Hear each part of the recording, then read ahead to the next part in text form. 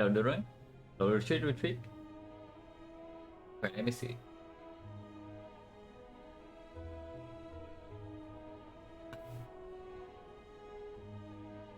So mid, Philostone, and back to collector.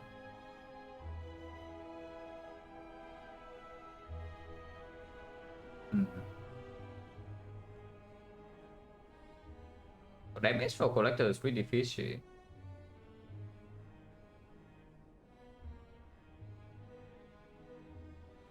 $500. It's not that bad, but it's not great.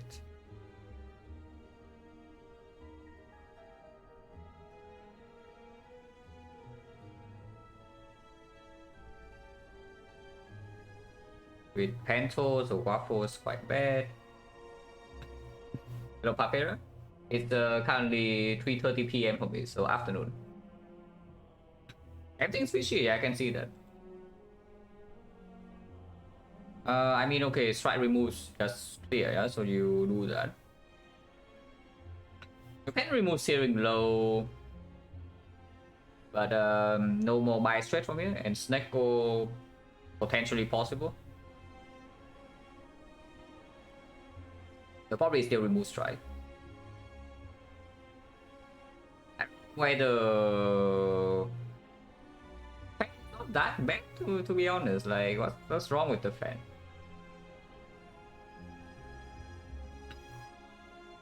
Hello ENR, hello Mike, hello WestDX. With a fine brand soon have any this time we do, yeah, okay, sure. Yeah, how bad is the fan really? I do have a pretty difficult time judging the collector fight though. Like if you are really scared of collector, I don't know whether you should be. But if you're actually scared of collector, then it may be a small consideration for panache, but I don't think it helps that much. It's maybe like 30 damage, 40 damage. So probably not. Honestly, you can even exchange the potions. Yeah, I don't actually mind buying something like liquid memories, for example. And yeah, fan is fine. Like, it's like sure it's expensive, but at least it's a good relic. It's somewhere around the hourglass for me, but better, you know. It does work. Because it also plays with the casting on deck as well, like with the Flash of Steel, with the Pommel Strike, with the, even with the Whirlwind sometimes.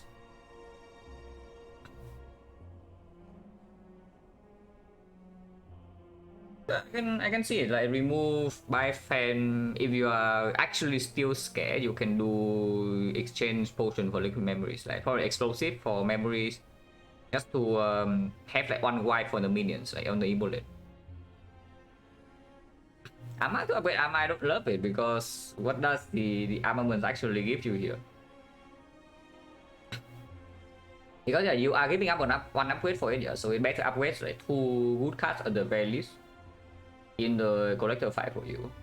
Here I only see Shockwave that honestly really matters. Like Pommel Strike, sure, is okay, but after Corruption Die Embrace is down, you don't actually need the Pommel Strike to be green. I don't really like it too much. The armaments into armaments upgrade. Considering that there's another flaw as well. Like what if the elite just gives you an armament for free? I don't even know whether you want an armament or not. This is the collector, not the champ, yeah. So yeah, if the collector is not the champ, so like armaments into the saving blow doesn't make too much sense. I would probably just take the fan, remove liquid memories, and then move on. Liquid memories or not depends on whether you are scared of scared of collector. But it also plays a little bit into the elites, depending on what it is. Like slavers, you can kill turn 1 if you say that you still take too much damage. You can always choose to kill turn 2 as well. So you will have basically full HP into collector always. Yeah, it's not that bad. It's not great for sure, but it's not that bad.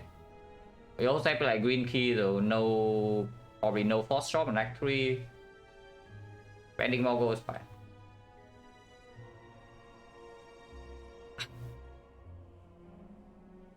With Force Collector, with this deck, with Permavound, probably can play, and Corruption Dark Embrace, probably can deal maybe like 200 damage before she debuffs, maybe on 50. And then afterwards, I do have enough HP to face tank her until she dies. And that can definitely kill 2 waves of minions at the very least. So you don't get overwhelmed by the both the debuff and the minions at the same time. It's not that bad.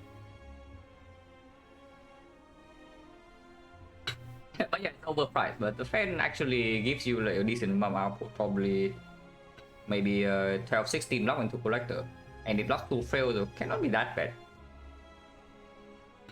Or maybe upper shockwave. I wouldn't buy the armament.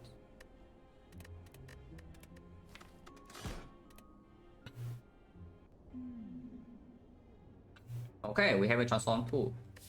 And it's probably a pretty clear transform tool though, which is up against not very good option. And yeah, there are good parts of the transform tool. If we want to get 3 elites out of this act, we need to go through a terrible path. Like here, completely forced floor 6 burning elite. And we don't even have 3 fights, no shop. Yeah, very much not interested in this garbage. I think the transform tool is, I don't know, like insane early game, but somehow falls off. Which I don't even know what that is, like Immolate plus what? Immolate doesn't deal with burning elite for you, yeah? You take Immolate, you run into floor 6 burning elite, it's max HP like a bullet, and you cry. No, it's as simple as that. You take the Immolate, you take the Immolate Souls Act 1, and then you see the 140 HP Lagavulin, and you wonder like what is... why do you do this to yourself, you know? Yeah, transform to... The realistic path that we're going into is like here. So probably we do go into a floor 4 shop. Because this path doesn't need to go to floor 4 shop. Like we go left, but it's floor 6 elite first of all. And then there's like 1 fire in the entire act super late. On the other hand, if we go for this floor 4 shop, we can have a fire before elite into second fire before second elite. So we get 1 fire, potentially lose half a floor because we need to go to like early shop, but that's like fine, no problem. With the shop to adjust, it may allow the transform 2 strikes here because we are fighting slime boss, so transforming 2 strike also makes a perfect strike, unpickable first of all, yeah. Make the flex way worse when we do have upgrades to spare. And it also means that we are more desperate to pick up like good damage cards. And this is transform, not remove. So transform 2 strikes into some garbage, and then you pick up some attacks. Your damage is still lower than usual. Because yeah, if you remove 2 strikes, and then first round you pick up any attack, immediately your damage is like going up from the starter deck compared to the unchained starter deck. But transform 2 is not the same because you add like 2 more garbage. And yeah, we are fighting slime boss, so I can see transforming 1-1. Transform 1-1, and from that I know where I want to go. But most likely it's like this 2 or 3 fights into shop here, into probably here advanced always or normal. And then elite number 1, elite number 2. A lot of question marks though, so maybe elite number 2 here. Yeah, elite number 2 here, 1 question mark only into 2 late fights. Yeah, let's do that. Transform 1-1. Chooser card is okay too, but there's no aggressive path that is like viable for this chooser card to be a thing. The Ferox in particular, let's transform 2 1-1.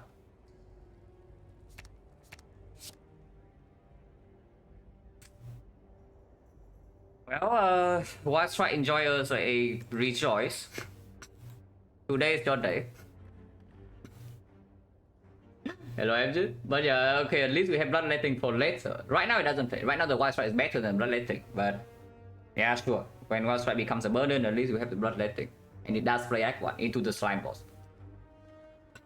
At the very least, it's the slime boss. Yeah, if it's the Hexaghost or the Guardian, I'm crying. But into slime boss, this card is Okay. And yes, exactly. We are fighting slime also evil with Pickable, even in that one. With this as well. Second win is Pickable. Even with the defense transform. Okay, so first question. Do we want advanced forwards or not? What do we think about this advanced forward? I think I want it. Now, what if we cannot use the advanced forward and then we go here? So we accept one empty node, yeah, and another question mark. So empty node number 1, empty node number 2. Here we only get one. Basically, we trade on advanced forward for a shot. So advanced forward for an empty node. If we take maybe 3 fights and things go badly, but then we are just trading like a short here for the question mark here, right? If we think about it like that. So if the question mark is an empty node in the first place, then it doesn't really matter. On the other hand, if we go to question mark and gives gold, great. And yes, one strike in our deck, so wing statue does give us gold. I shall try defend this early in the run. I don't think so. This brother thing will not play for a while, unless we see actually good cuts. Like I always say, in Act 2, like West bloodletting, every deck is bloodletting waiting room, but that's usually in Act 2. Act 1, this doesn't convert into so much output, and you usually cannot even use the energy. Because your deck has like no draw and not enough expensive card and too many base cards to line up with this consistently. Especially into slime boss as well. You play bloodletting, you exhaust 2 slimes. That's usually what happens.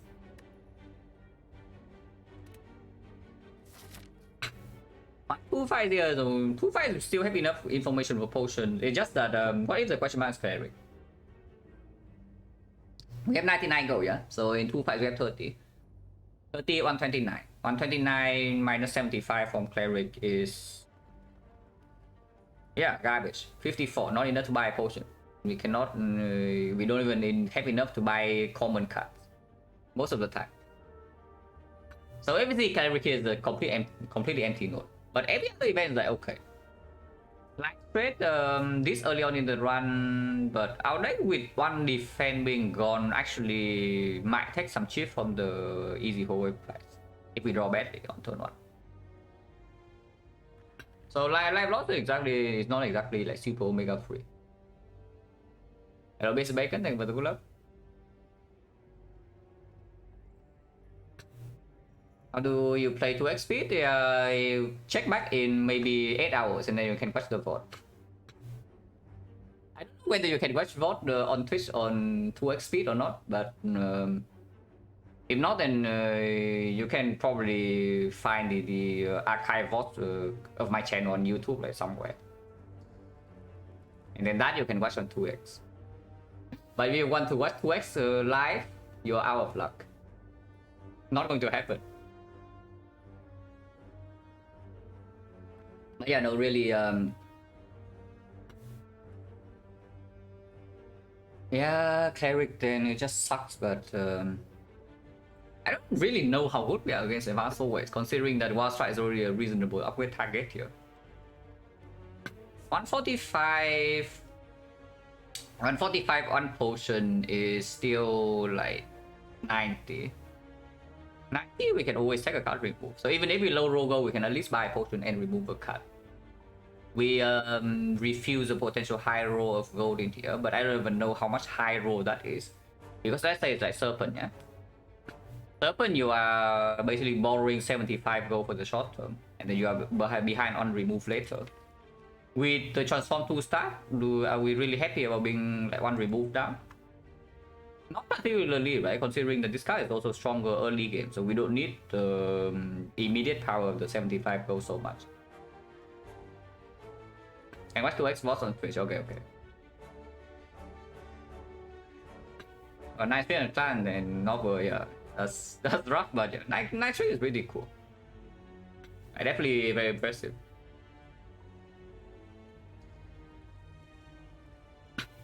Yeah, I don't think there are that many people who have like 9+ or 9+. That's like really, really good.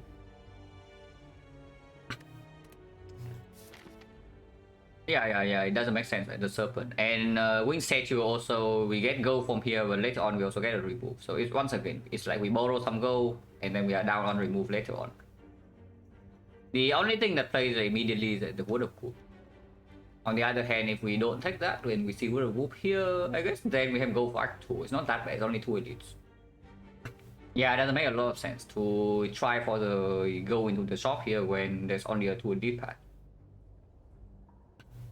So let's start here. Start here. Okay, there was strike. Am I playing it or not? No, serious question. Am I even playing the wild strike? Because it's 18. So it's like 18 here, it goes to 27. 27 means I don't kill, yeah? So next time I still need to block. And wild strike being here means I have on 2-3 bricks. So I can draw strike, bloodletting, Ascender's Bane, and then I cry. Exactly one hand, 1 of 21. On the other hand, if I play strike here next turn, I know that I bought to deck 1 card. So worst case scenario, I bought to make a strike. In that case, I'm short on damage, right? Because it's going to be defense strike. So I'm actually dealing 18, 27. 27 vulnerable runs out. So if I redraw 1 strike, that's 26. So that is the worst case because the chance of that happening is actually 1 out of 3. The other case is only 1 out of 21, which means that while playing 1 strike is still better.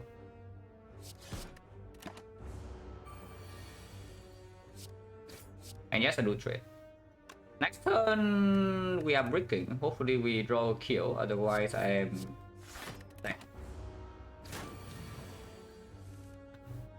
Okay, I'm not that sad. We don't draw a kill, but I'm not so sad.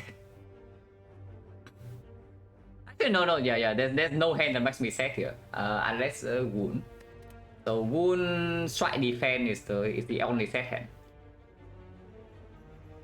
-1, whatever. We can take -6. That's why I also only want to kill it. Yeah, Neo bonus is transform 2 for max HP.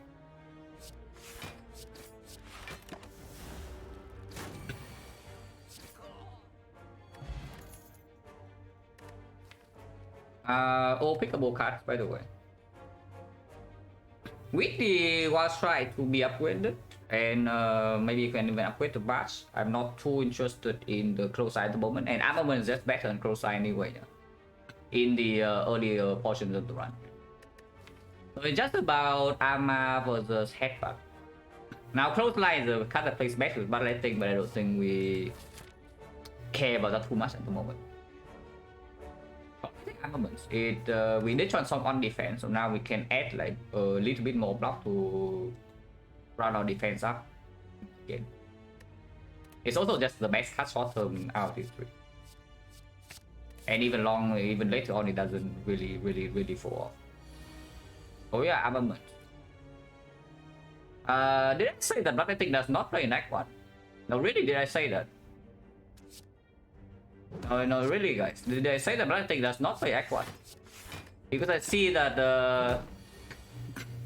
because I see the grid out of bloodletting in our hand just now, we got like completely wrecked by this fight. But on the other hand, we took 3 damage and killed one of them. Holy crap. I play this. If I play this right now, next turn is not actually very easy to draw lethal. And I have no slime in the deck. Because if I play it right now, yeah, I know that I only draw 2 cards and I need 5 damage. So if it's 1 strike, 1 defense, then I take 7 at most. 2 strike is a kill. Bloodletting is a brick though. If I don't play it here, then next turn I never have lethal, but I have a higher chance to block. Capacity in the deck is not that high. It really isn't, so I probably still play Wild Strike. And then worst case scenario, deck 12 next turn. It's possible, but not very likely. Yeah, look at this. Our deck doesn't... Block density of this deck, yeah, it's basically the base deck, but plus 1 bloodletting. So the base deck is already very low block density. And bloodletting is not a real card, but this on this turn. Boy, with our bloodletting armaments. Interesting. Blood for blood. With a bloodletting already in the deck. Normally, blood for blood into the slide boss is not exactly super omega premium, yeah. But what if we transform into bloodletting on floor 0? The other card is the Iron Wave. Now, because if we take the Iron Wave instead, for example, then we can upgrade armaments here instead of upgrading the blood for blood instead. But like, why would we do that, right? Hello, thank you for the good luck. Iron Wave get back transform. Yeah, it's true. We transform strike defense, and this is right here, strike defense in one card.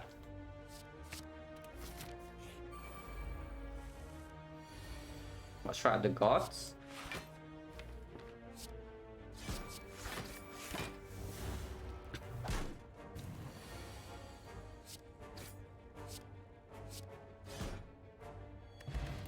Liquid memory is quite good with the big card like this.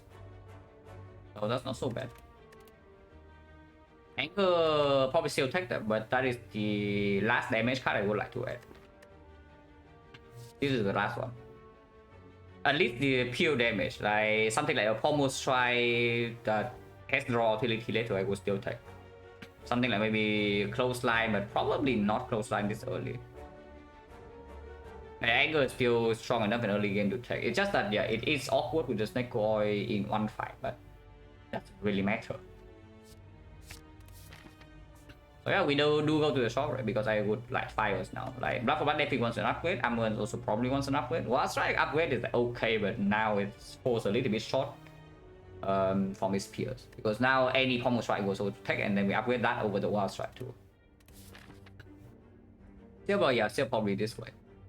Even if this shop is not very good, we have 2 potions, and we don't have enough gold to buy the relic, even if it's like super cheap. We can remove a strike. Don't hate removing too much. 4 gold for the potion bell, but we can take pommel strike remove. We can also take metallicize if we are really scared the short term. But metallicize into slime boss doesn't actually super mega perform, yeah. So yeah, it's probably a pretty clear pommel strike buy and then remove the strike. The upgrade in here is interesting. I have no idea what to upgrade, but we talk about it when we actually get here. But yes, I take the pommel strike and then remove.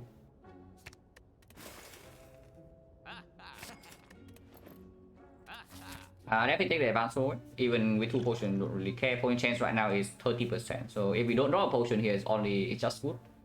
And I am not too interested in the second shot.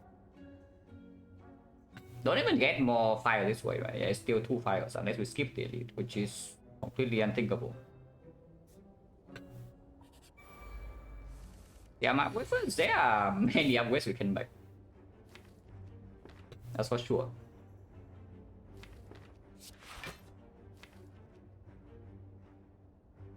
$22 plus another 6 plus another. Once I can break me next turn, but it also can give me lethal. And I need to draw 2 defense for this strike over wild strike to be good. I play wild strike.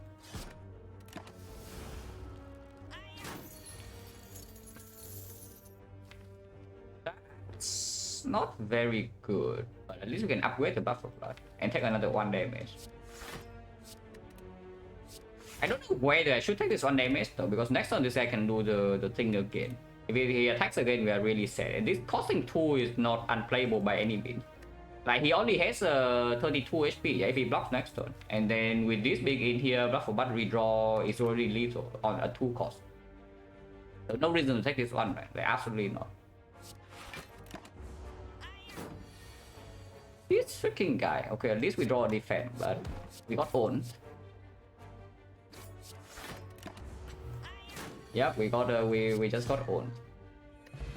We no potion at least, so point chance 40.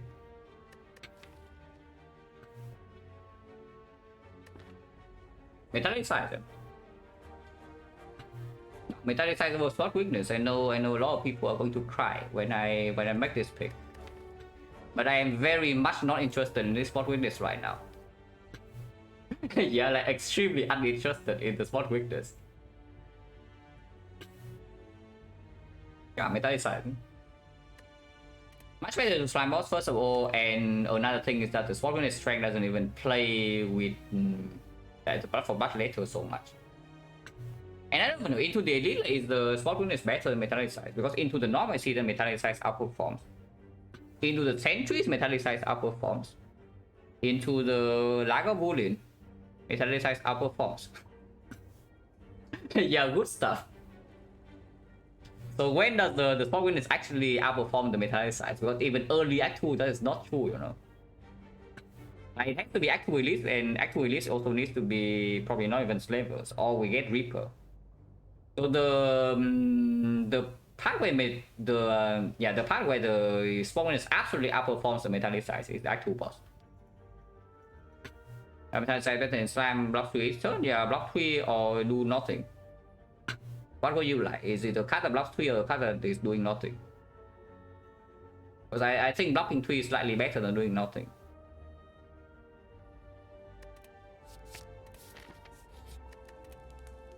Upgrade, I don't know. Are we playing defect or what?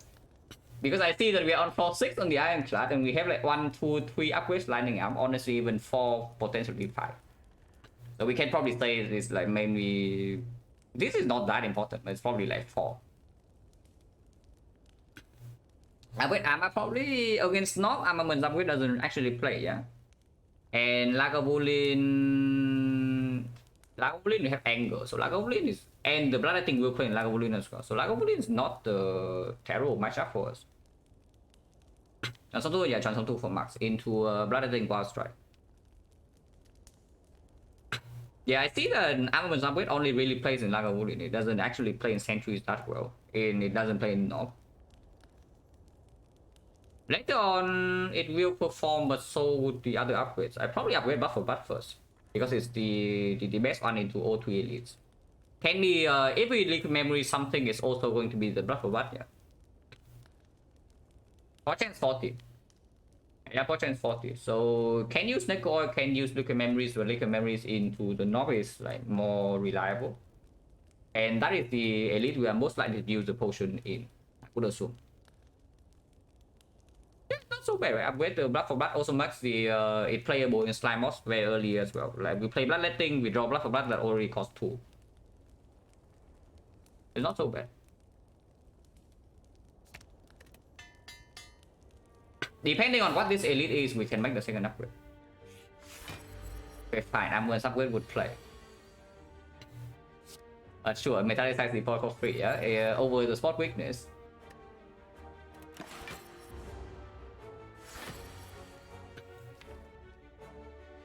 That's rude.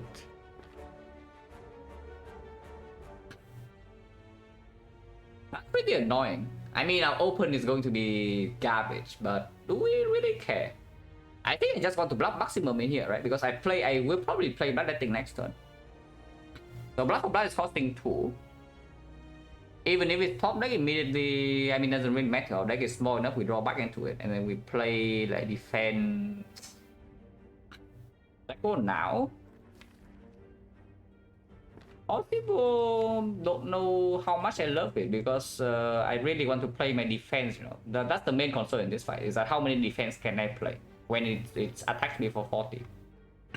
Damage is not a concern. Even if I open with 0 damage, I think I'm fine. I'm just like slightly sad because I cannot upgrade or defend with armaments or set up the pass. So next turn, I don't even think we are using Snake Oil before the open the room. We just open with like strike plus strike and then we see what we draw. But yeah, there is also a possibility we do armaments on Bloodletting into Snake Oil, but I would prefer to do that later. And yeah, so if we don't, we can do Bash, and I don't think we actually need the anger. Yeah, I don't think we actually need the anger duplicate. So probably playing Bash right now and then upgrade the strike next turn is stronger too. Yeah, if I say that I only want to draw defense, and why do I want to draw the anger? Is that true?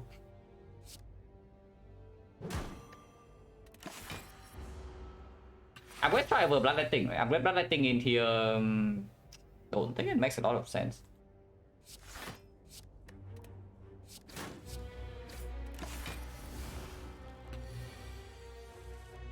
Oh yeah, exactly. I want to draw defense, guys. Really, I want to draw defense. You hear that I want to draw defense. Anger Snecko. Yeah, Anger Snecko, I see.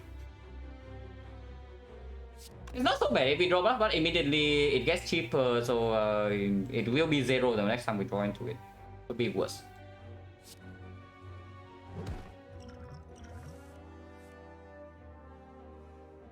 Yeah, a bit better, not so bad. Actually, not bad at all. We cannot play Bash ever, but it's fine. We don't even need the Bash to kill this thing.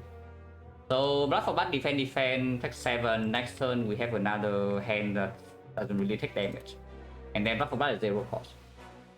Seems fine.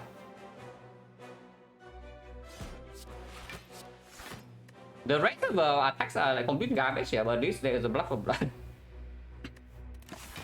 They can keep playing.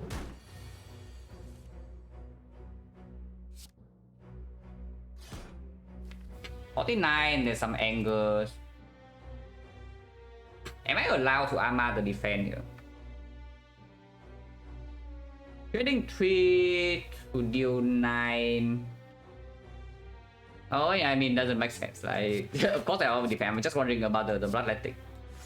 Do I play the bloodletting or not? Because right now, if I play this, I pay 3 HP to deal 9, so it goes to 40. Is 40 different from 49? Because if I draw Bash next turn, I think it's dead. Yeah, gotcha attacks and 2 angles, so it really just depends on whether I draw Bash next turn. If I don't draw Bash next turn from 49, let's say we draw one angle into like if we draw White Strike, it's also like not too bad. So probably the worst or some of the bad hand we can draw next turn, something like Anger, Pommel, Strike, and we can only play 15 damage. And then it goes to either 25 or 34. With 25, we cannot do Bash into Wild Strike. So turn after, we don't really kill. So no matter what, if the hand is terrible, we don't kill over 2 unless we redraw into a good thing here. But there's definitely threshold, right? With 40, let's say if we draw Bash next turn, and angle is and we draw one angle with the Bash. So next turn 17 go to 23, so go to 17, this is 15, and then this is killing. Yeah, they're definitely thresholds, and it's only 3 HP. It's 3 HP that potentially saves us. We block what? We block probably like 5, 3, 6, so it's 14. Yeah, it has to be better, right? Oh, if it's like this, then it's dead next turn, I think. This is 26, so it's 14, and what's right next turn is 15. So we do have a clean kill next turn, yeah, because I play the Strike Plus. Get that Wild Strike. Oh, look at it go, guys. Oh. Okay, if we draw a card that we cannot play here, would be nicer, but it's whatever. Still needed the 9 damage, by the way, because we overkill by 7 only. If I did not play the Bloodletting into a Strike Plus, we would have taken damage. Struck, sure, yeah, Struck. Oh, Perfected Strike. We removed 2 Strike, but now we have Pommel Strike and Wild Strike. But yeah, take the Struck.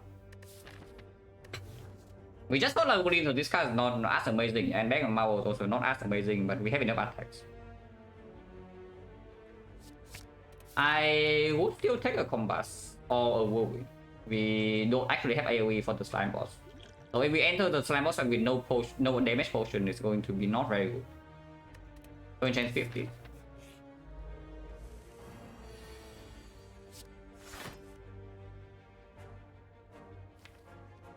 But it's in hand, so I don't know. If I just do Bash Strike and take 5, we are doing 21, so it's 27. 27 we probably have a kill next turn. And this thing attacks every turn. Either we have a kill next turn or we have full block. Yeah, blocking this 5 is a pretty stupid idea, right? Because then Bash is not deployed, the vulnerable is not down, it's at 39. This does not have 39 damage.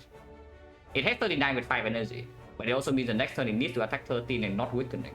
And this guy never stops attacking. Yeah, I would just trade.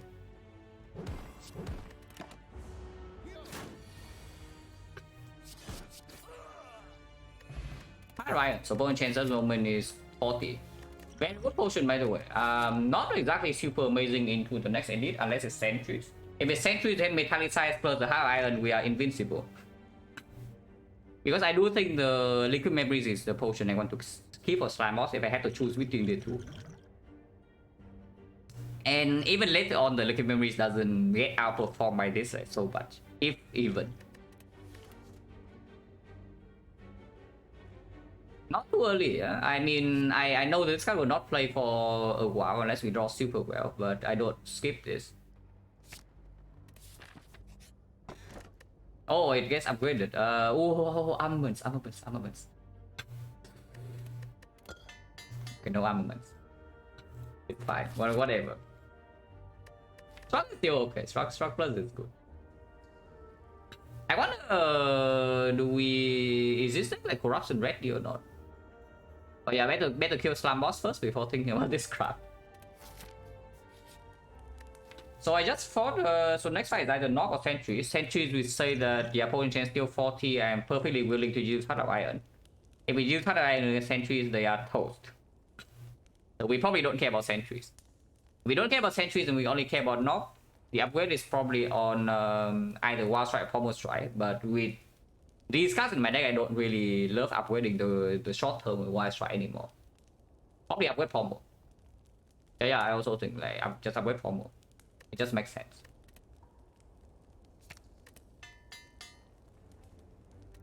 Elite right away or question mark? If we do question mark first, we get one more hallway fight. But heavy life loss events here, for example, scrap ult, whatever, is a little bit uncertain. I think scrap ult can click at least 3 times because the knock, even if we face fully damage with the knock, that we don't draw impervious and we fail to kill by turn 3, which both of which are easily unlikely. We take maximum 32, assuming we don't even play struck or impervious, yeah, which will not happen, but we can calculate simply 32, but then we play Heart of Iron, so that's minus 12. Which means that we only take 20. So I can click actually 4 times. 5 times is when it gets a little bit fishy, but 4 times at the very least if we see the trouble you can click. Now, of course, there's this fight here and we need HP against Slime Boss, but surely we can heal, right? Surely. Oh, we can heal. Take the remove.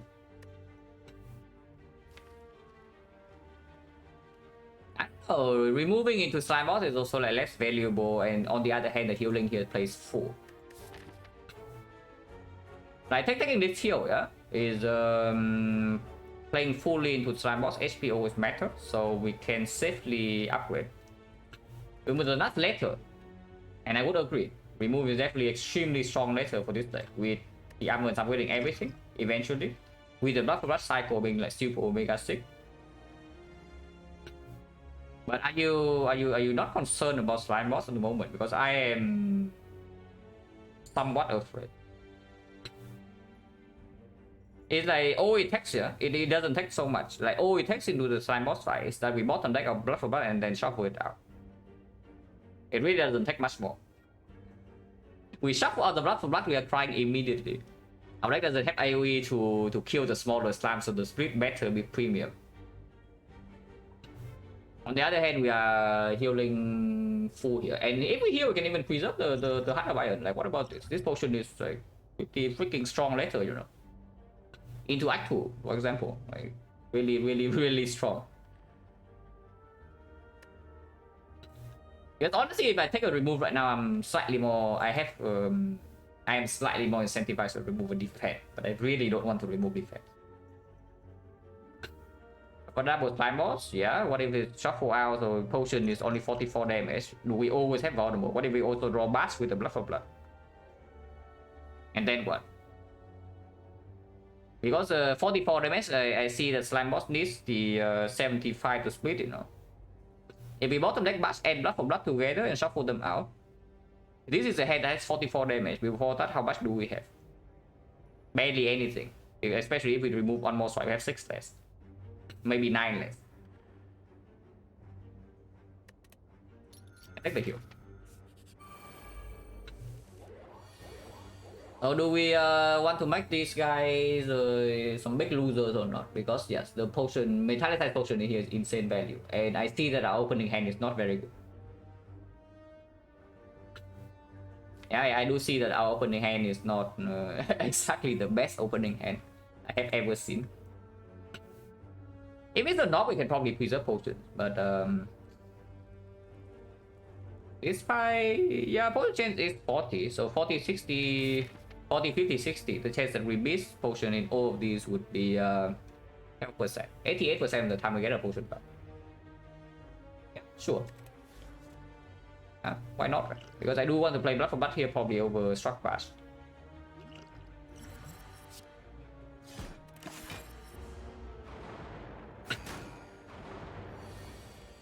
Yeah, these freaking losers. Last try go, guys. We are the defect now. We block 9 per turn. We passive block 9 per turn. We are doing anything. We are the defect. Which one do I kill next? Doesn't really matter. Because if I break, you are -1.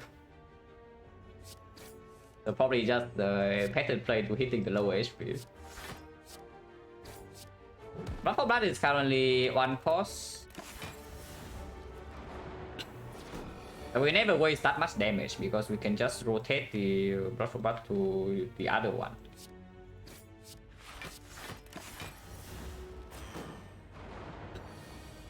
Lego, thank you very much for the raid. And I hope that your stream was good today. Thank you very much. And yeah, send 2 stacks with evasion. These guys are these guys are helpless basically. They cannot do anything, unfortunately for them. I mean, they can keep trying, but at most they can only deal 1 damage. So I am allowed to break 1 more time, which is here. I break this time, I go to 62, and 62 heal back to full. I think the how do I add this fight is like maybe for turn 1 it was 6. Turn 2 it was also 6, so that's already 12. Turn 3 we did not need. But it's still blocked. No, metallized plus defense plus is full block. Another turn we have 1 defense, so it's like plus 2, plus 14. This turn plus 6, plus 20. Runs I thought this is the first run. I only two runs, but this one so far is looking not so bad. Yeah, thank you very much. But yeah, plus 20 could be worse, right? Yeah, they are definitely worse potions to use.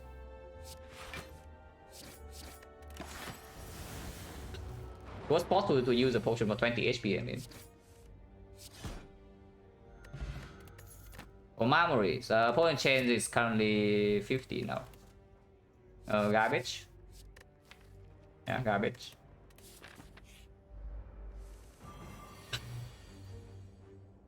While try going in, we can kill this. Should I? We have 15, 18, 33, and then we can still deal 9 cultists. That seems pretty clean, right? Oh, I can also play double strike here, not deal 9 damage but don't have a wound. 9 damage for a wound. Because normally you pay 12 damage to a wound, you know, and you still feel bad. And here we are paying, we are only getting 9 damage out of it. So is that really little thing? Probably fine. Probably fine. We are, because we are full HP. So we can take 1 full hit from this or take 2 times a chip and we are okay.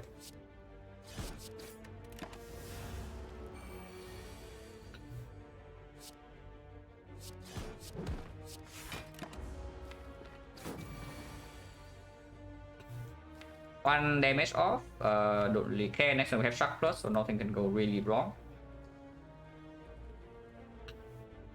What is the best line here? Taking 0 or what? Because I can also see like armaments on the metallized, play metallized take 2.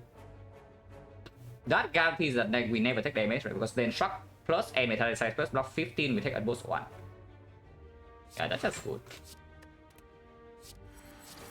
So we take 2 here, we go to 63. Next turn, at most we take 1. So we go down to, if we don't have a kill somehow. Don't even know if there is a hand that doesn't kill and also take damage. Probably is not. Okay, potion back. And this potion is better for Slime Boss anyway. So we would have been pretty torn if there's still the Heart of Iron here and minus 20 HP. Because yeah, minus 20 HP also means that you need potion support for Slime Boss even more. Second win. Oh. That is very greedy, but it does play with Wall Strike. It does play with the slimes. Not that playing with the slime is a good thing, yeah, because it means that we skip an entire turn and we draw all the second wind and the slimes. But I think we're allowed to take this with the Power Strike Plus as well. Yeah, I think we're allowed to take this because Power Through definitely also would like to add to this deck, and the deck is relatively small, and if we cannot deal with the wounds, like deck is small, damage is not that fast, but we cannot deal with the wounds from Power Through, it also like becomes slightly weird. And this is the spot where I think we are allowed to create this second wave. Especially with like no more of this coming up. I'll just deal 33 and move on because it's 23 does not split. Don't need to play this Blood for Blood, right? This guy will do the job for us to discount the Blood for Blood I need.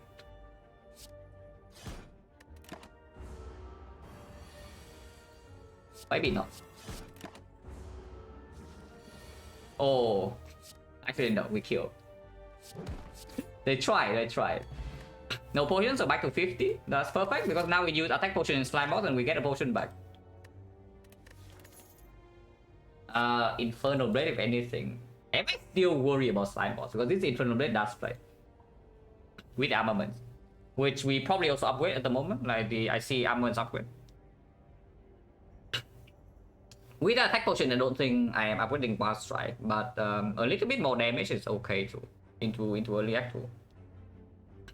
And yeah, Infernal Blade actually plays better with both the Infernal Blade, with the armaments and the second wind, because if we not 2 HP attack, no, not the slime boss, but early act 2, don't you think this might maybe appreciate like a cut the Infernal Blade? Because it doesn't, it's a thing that doesn't really break us later, you know. At least in super long fights. Like if we don't need the Infernal Blade, we just second wind it away. That's what it has over the other attacks. Then you pick up something like Bludgeon, for example, you cannot just play second wind and it vanishes. It stays in your freaking deck. So yeah, it has synergy with armaments, it has synergy with so much synergy with second wind, and at the moment I do think that we want a little bit more front load damage. Cannot be that bad, right? The Infernal Blade.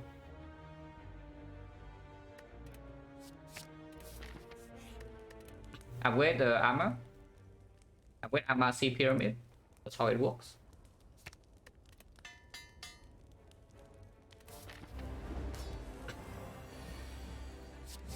Okay, there Infernal Blade. Minus 9 damage by the way. It's a good redraw. But yeah, minus 9 damage. Oh yeah, again, their second win. Okay, next time maybe Impervious. But I do play this Bloodletting. I definitely play this Bloodletting for sure. Because next turn, yeah, and you say that Slime Boss cannot actually go badly. I don't want to redraw defense, right? So that's exhausted. Okay, no Impervious for us. Oh yeah, you are not worried about the slime boss. I hear that. Hello, Pungot. We do have a split immediately. Like 33, 51, 60. So we split it at 69. Yeah, okay, perfect. You're not worried? Yeah. If we take this hit, then it's different, right? So we have to split now. And if we split now, then probably attack potion over liquid memories. We shuffle in another attack as well. If it's bludgeon, it dies immediately. I mean, it doesn't die, but it splits on 6. Yeah, 30 damage potion. How bad is it?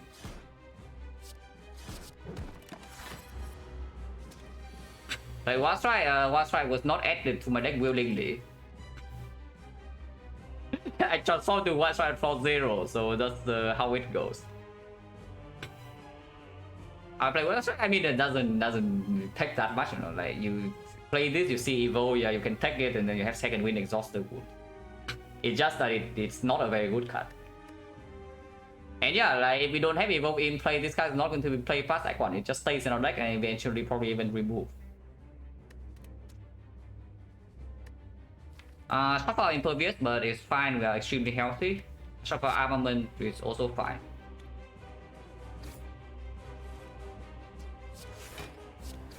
Pet is perfect, yeah. And yeah, that's why we play Bloodletting before, guys. You wonder why we played Bloodletting when there was nothing happening? That's why. I 85, of course. If we use the potion, we know that the fight is probably not very problematic. Will win draw? Play full HP. No potion back, unfortunately. So potion chance go to 60, but then it's reset. Defeat. Or brutality without armaments, brutality without blood for blood, brutality with the deck that has 1 card drop. Okay, 2 card 1.5. But I mean, it's fit with freaking armaments, right? So we take the fit. Also, we already have metallicize to store, already have struck plus to store, already have the impervious to store. So even if the brutality is very, very, very, very good here, it probably does not outperform this fit. But a lot, yeah, exactly. The brutality has a ton of synergies with this. Like a ton. Like second wind synergy, armament synergy, blood for blood synergy, and the fact that we don't really bloodletting already in here, yeah. So the rupture is pickable, but not only one rupture. It doesn't matter that much. Pyramid incoming, interesting. I don't see pyramid, but I see free energy instead, so we take free energy. Okay, pyramid after Act 2. Pyramid after Act 2, surely.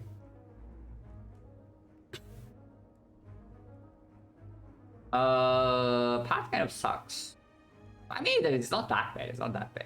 But we cannot go to early shock. We cannot go to late shock either, by the way. Yeah. Say at least in the second half, this act is extinct. Like there are only 2 connected here. The rest of the map has no elites. So it's a pretty forcing part, but I guess value-wise it's not so bad. And if we know that there's no shock in this act, we can take we can take the offer from Cleric. Do I want fights or do I want question mark? Like question mark with Omamori gets better, but fights also get better with feet. Because I am definitely looking at this here. And if I want to enter this fight, I need 2 potions.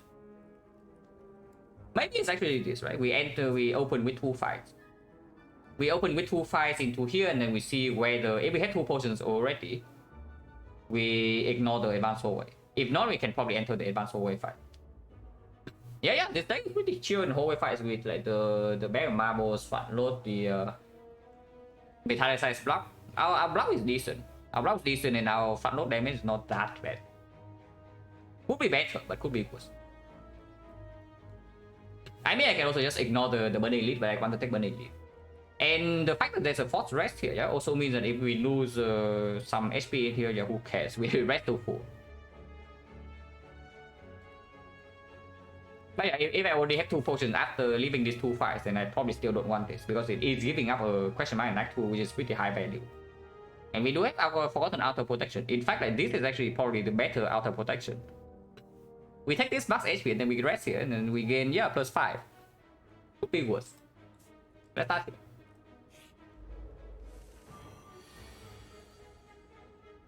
I kind of want to play Bash. I guess we open with Inferno Blade and see what it is. Boomerang, yeah, it's quite bad.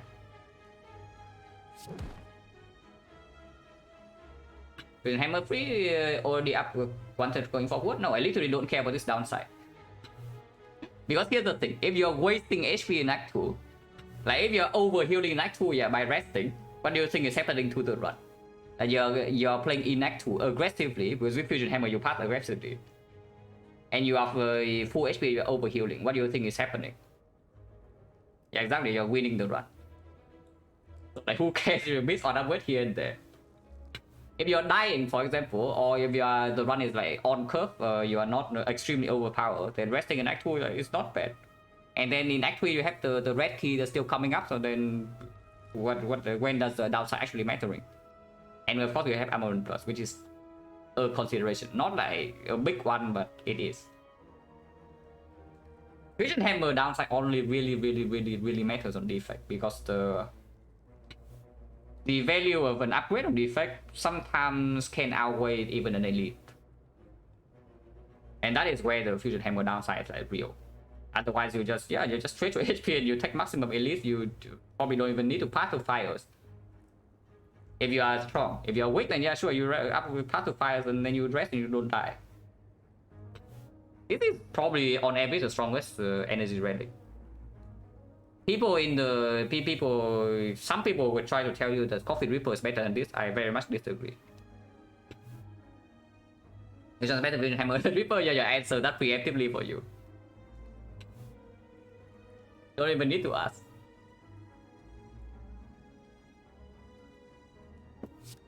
This is so much damage though. Like vulnerable here.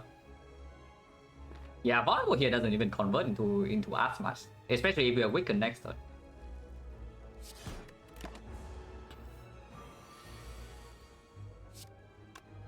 Playing Wild Strike 22, so weaken is 7-7. Yeah, 7-7-4 is 18, but armaments can make this better. So I guess Wild Strike does need a small threshold. Put Ripper as next best. I mean, if Ripper does not kill you in Act 2, then it's free. Plain and simple. But the reason I say this is better because Ripper kills you in Act 2 maybe like 5 to 10% under attack. Hammer's in line scale the armament? No. Fusion Hammer is completely free on silent. Like, if you have seen my stats with boss relics on silent, Fusion Hammer is the highest win rate energy relic by a long shot. And I pick it basically almost every time I see it, you know.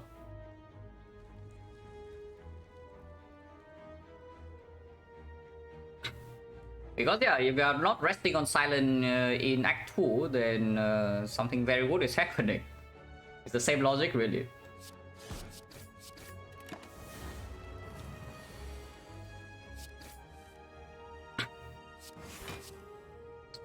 This is not quite lethal. We are 4 damage off. But we are not taking damage, so... Probably wait, right? We are full HP.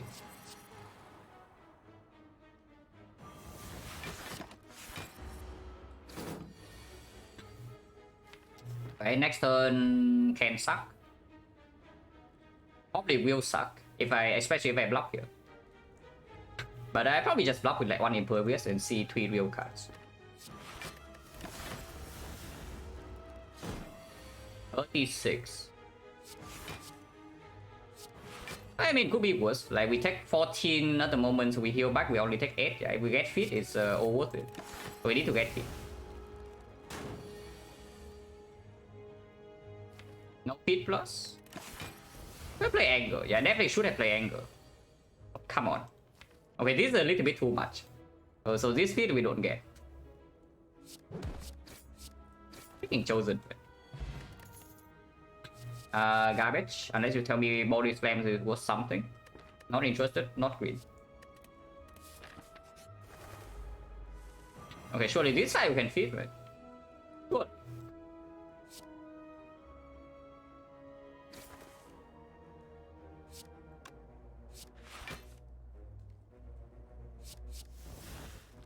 Exactly.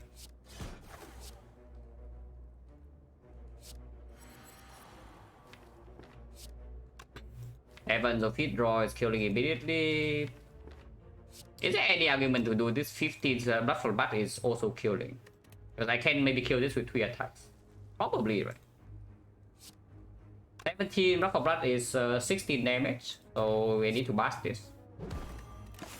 And do a Beta Size Plus.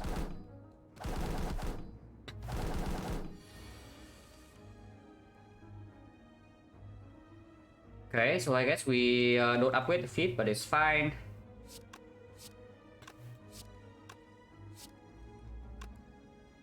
There's 4, 7, so 4, 4, 7 is perfect, and then we play defense full block this. Next turn, 22 is still perfectly killing this without vulnerable.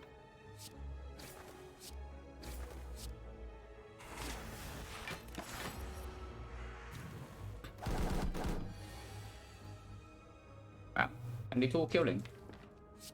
Perfect, yeah.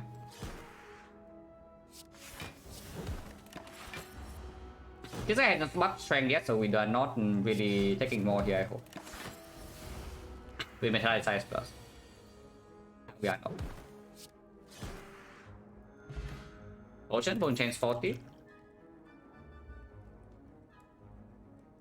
These are all pickable but mediocre, which I don't really love. If anything, maybe Hibokinesis, because you can also see that our front damage actually is like still lacking.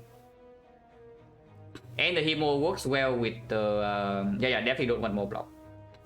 Himo good front load damage. Upgraded is quite sad though, but armament sometimes can upgrade it. And it discounts the block for buffers if the enemy is not attacking. It's okay, man. Especially in a fight like Collector. We still don't have AoE in the Collector, yeah? And you have seen this movie like many times before.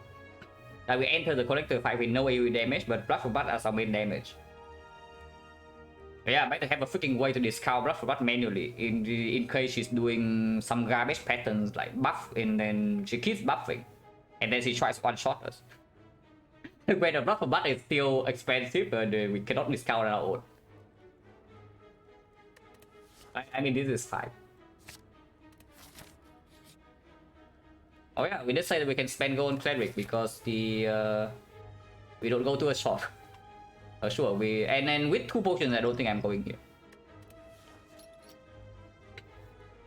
Remove Wild Strike. I'm not even kidding. Like, is it really Wild Strike remove? Evolve is not exactly really a thing into the Collector, yeah. It's only power 2 and then evolve. If we see power 2 and then evolve, it works. So the Wild Strike being in our deck is just giving us a chance to pick up the evolve first. Because I don't even think the Wild Strike is outperforming the Strike in the Elites. And maybe upgrade all base cards are coming up next. We are not taking Bite Straight. But we are going into like 2 more question marks. So yeah, Ancient Writing for example, and then you don't remove this Wild Strike, you are crying. This is definitely not playable into Collector unless we have Evolve. Like our deck really doesn't have enough draw to line up the wound with second wind consistently. And that fight is fast. Yeah, we just get rid of this garbage. Please get out.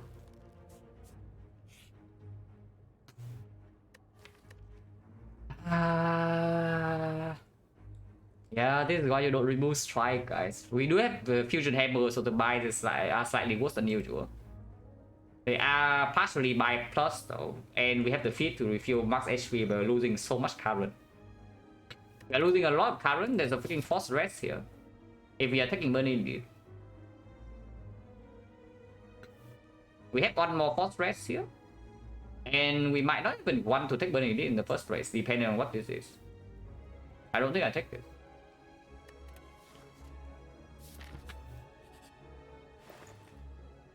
We got owned, guys, by the cleric once again. Oh, we got destroyed so freaking hard by the cleric. Imagine ever taking cleric.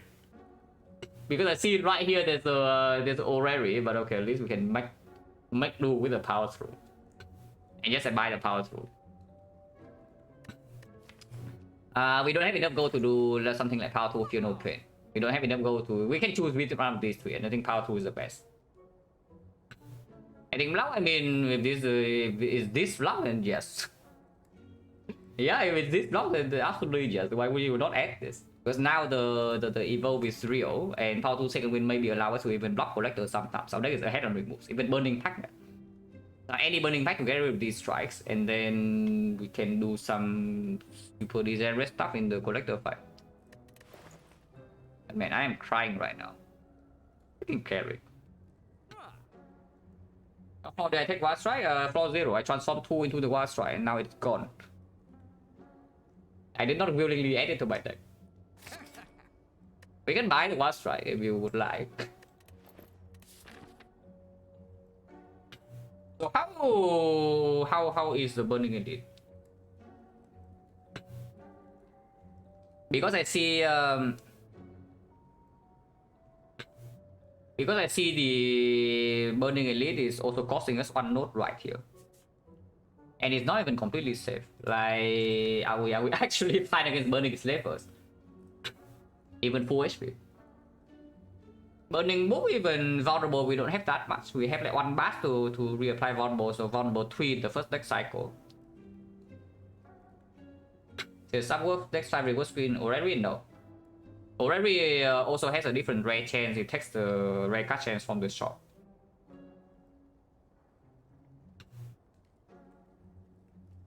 Top 5 in Slime Stormer could play with and 2. It did not cost me HP in Act 1. I left Act 1 with full HP. They actually left Act 1 with full HP. They don't lose a single point.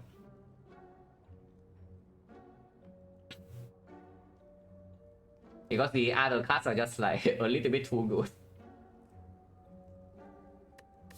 We gain free passing for Act 3, but we lose 1 note, so that's already compensated, yeah, by the 1 note that we miss. And this fight is not risk free either. Honestly, I don't actually like this. Because our deck have not gotten so much stronger in the past floors. Yeah, just like the normal elite. Because normally we basically trade advanced void for the fire, but fire is healing 5 HP. Or we get the red kit, which is doing nothing right now. Yeah, let's just go here. Well, good thing is normal slavers are not burning. I will still use the potion. Potion chance at the moment is 40. And we have 1, 2, 3 fights before the next elite. So once again, 88% chance that we get the potion refill.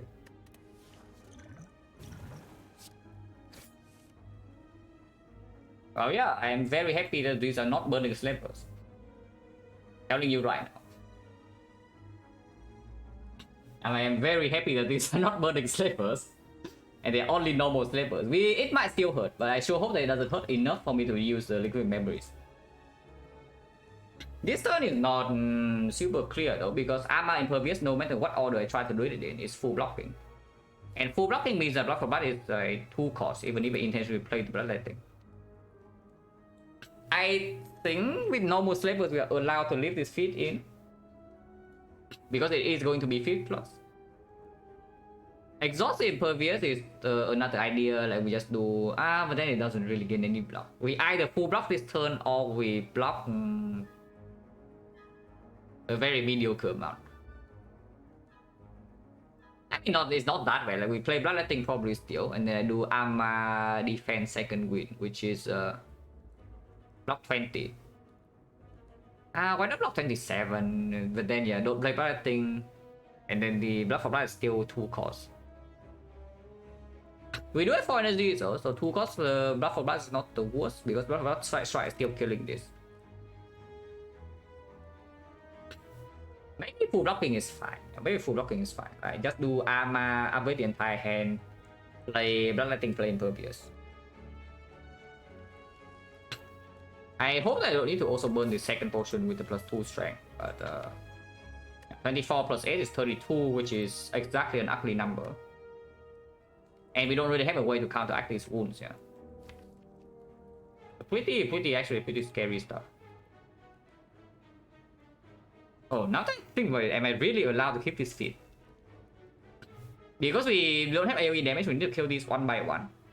Blood for blood cycle was not happening, Rod was not happening, we don't have shockwave. We are going to be flooded by wounds. If this is shuffle out, which happens 3 out of 14, slightly higher, because sometimes we don't draw struck. What damage do we even have in the deck? Maybe I'm not allowed to keep this feat. Yeah, this turn one when marbles goes wrong, maybe let's not be too greedy. Because I really don't like what is coming up in a few turns, when Blood Blood is also 2 cost. Yeah, actually Desperate Feat. 21 damage.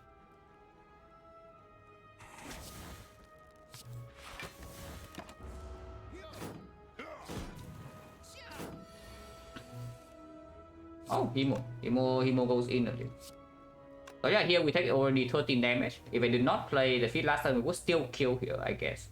But then we are wasting quite a bit of damage compared to being able to put 24 on another guy.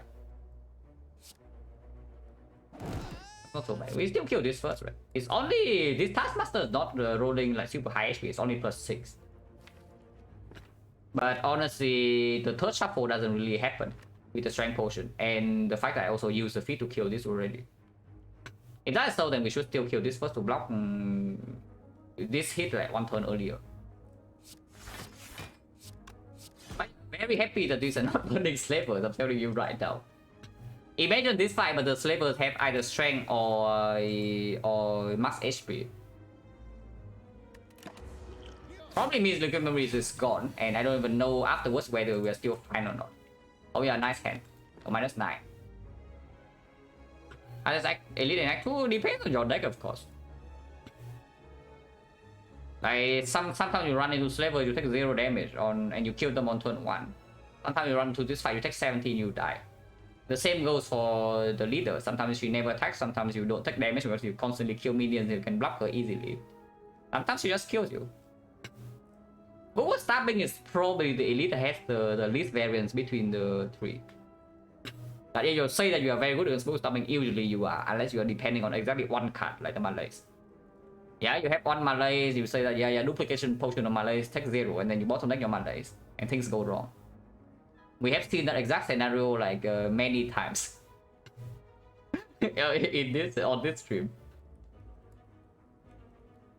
Don't have a kill here, right? It's only 46. We still kill the right. We will still kill the.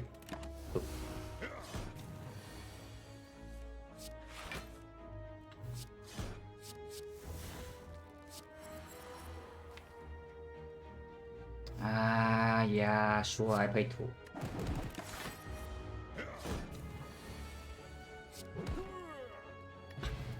Oscar. Well, this is before the chest. No potion, so potion is 50. Are you freaking kidding me? Well, this is where we choose our path, guys. No, seriously, this is where we choose our path. Is our path the path tool is our path of corruption. This is where we decide where to put our skill points in. Because at the moment I see that corruption is not terrible, but it's not great.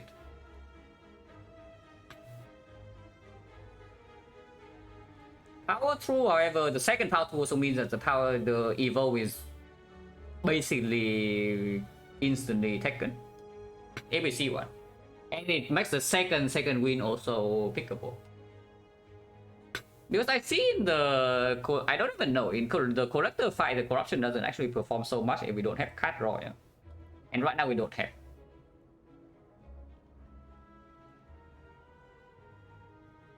But our damage is not fast enough with the instant corruption.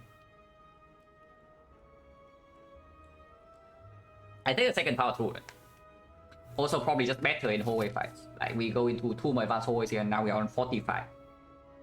Yeah, we were full HP and now we are on 45.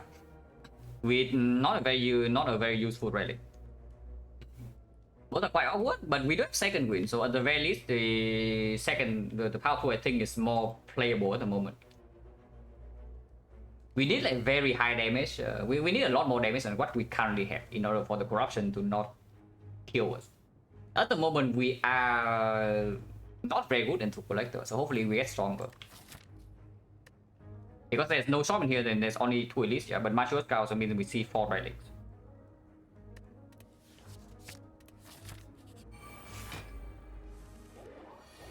Oh yeah, nice power tool. Immediately rewarded, guys. At least we have Metallicize plus. And hopefully we don't pick Impervious when this guy swings on turn 3.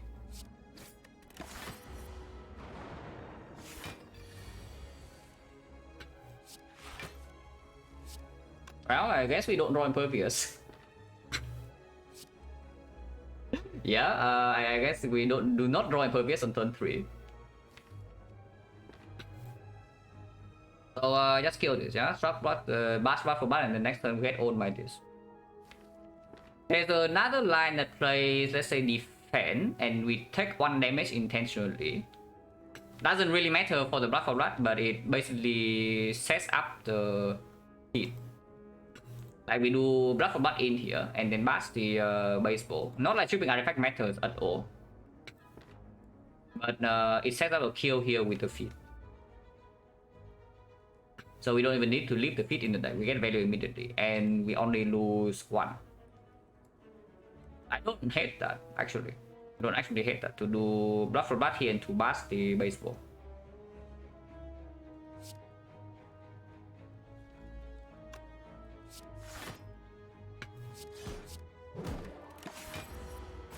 That also distributes damage cleaner, yeah.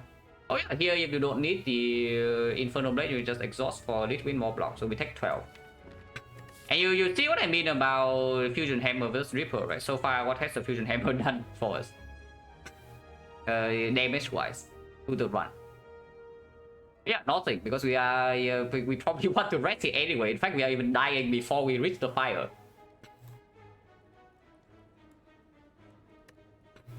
And you see my point about like why this is free energy, right? If you don't take damage in Act 2, you are overpowered. And look how it's our run going so far. We are getting only in Act 2, so the usual really. Oh, I wish that we don't need to actually avoid this portion, man, because then it's like, really bad. We don't even have to go for this shop anymore. But yeah, like you say hallways are comfy, but apparently if you don't have your output relics on turn 1 and your draw is inconsistent, and hallways are not actually very comfy. I still leave this guy alive, right? Three days is... But then I get 2 feet. And in the next draw I can play Power Through plus full block. And the wounds does not matter then. Or do I play Inferno Blade right now, which costs me 3 HP, but again on attack? Not really, right? I just block. Ow. And yes, I don't think I'm killing this sentry. Yeah, we are actually just dying like to Act 2 here. Like another one. This Hemo does not meet any lethal thresholds. I don't think I play it.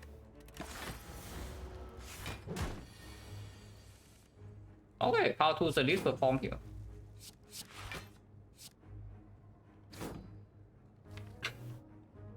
Damage index 65 to 80. 80 but no vulnerable. We still cannot kill it in this deck cycle. Is our damage really that bad? I guess it is. Even if I put this here 74, we don't have enough. This is only yeah, 37, 37, 49, 49, 57, 63. So even with the Hemo play last turn, we would still not have it in this deck cycle. Holy crap, man. Because I can potion, I don't want to, because we need to get through this indeed. Wasn't meant to... Oh, come on, not that. Oh man, now I'm thinking about it and I don't know, like, I probably already made a critical misplay in this run. But yeah, you know what I'm talking about, yeah? The bites. Was I really meant to click the bites on 3 strike with Fusion Hammer? Because right now I see that I would definitely appreciate some bite plus here in my deck. Because yeah, apparently we are dying every floor, even with the potion into the elite. And now the normal advanced always, like we are dying in 2 floors.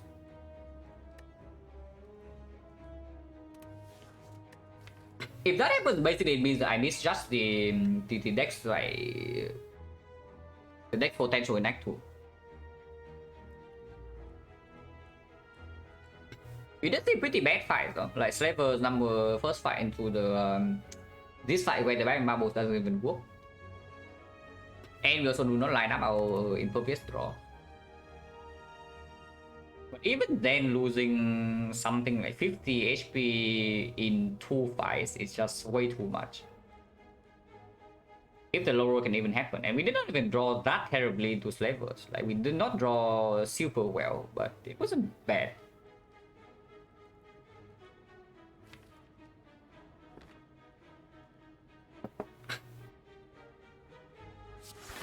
But yeah, not much we can do. Like, we just accept that this thing miss. This thing hits us in the face.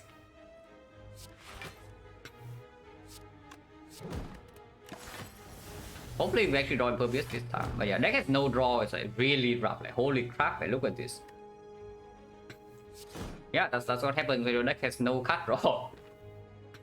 And you once again you see why I hate Impervious in early game. How often has this card played? One time in Slavers. That's all it has. So I can take 18 here, or I can pull back the power through block 15, so I liquid memories for 15 HP. Can I potion here? Yeah, we can. The problem with that is that even if we potion, the fight is not over. Liquid memories on the blood for blood does not kill this. So I probably liquid memories for block cards, either the struck or the power through. The struck has the struck looks better for future cycle because we need to still go one more deck cycle here. It is also possible to get back the Pommel Strike, but Pommel Strike might not save any HP and then I just throw away the potion. If I lose 18, and I am still going to play the Himo, yeah, I'm losing 20, go to 11, go to 17. 17, then we have another advanced void before the AD, but plus 2 relics plus 1 question mark. But that is advanced void, 17, 2 relics.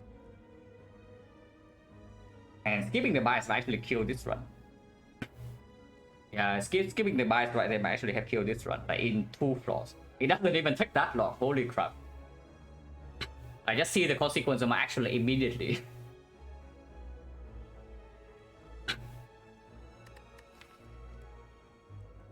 But yeah, low damage into Act 2, this just happens. Parity over feed would also probably not lead to this. So the fact that this is happening at all means that I like severely misjudged our power level in Act 2. That's all it is. And Himo is a good pick. I definitely do not mind this Himo Kinesis so far. But even with this, it's not enough.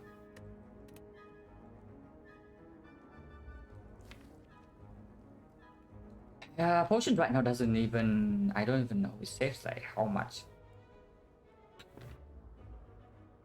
But potion into boost stabbing 33 damage can do a lot. In leader, we are probably getting owned unless the relics here are good. And then the boss is still freaking collector at the end. Yeah, that's always just happens when you don't go to actual shop. Like, you don't go to actual shop, that destroys inconsistent, you get destroyed. Yes, I know. We have a shop here, but there's also a cleric that owns us.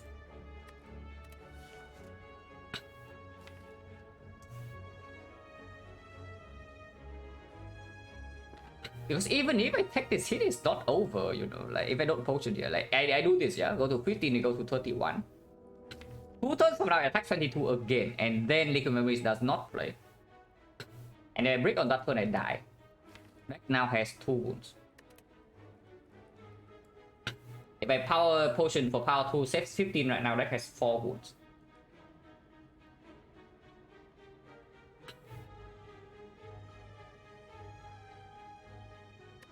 I am seriously considering dodging 2 edits. If we do, how do we not die to collector, first of all, and how do we not fall so far behind from here? Because we know second elite cannot be slavers, but third elite can be. And the rest in here is only feeling like 20. 22. Maybe with the feet 23, 24. Probably closer to, probably 23.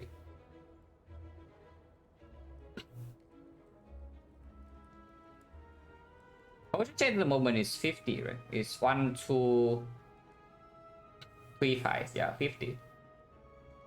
So 50, 60.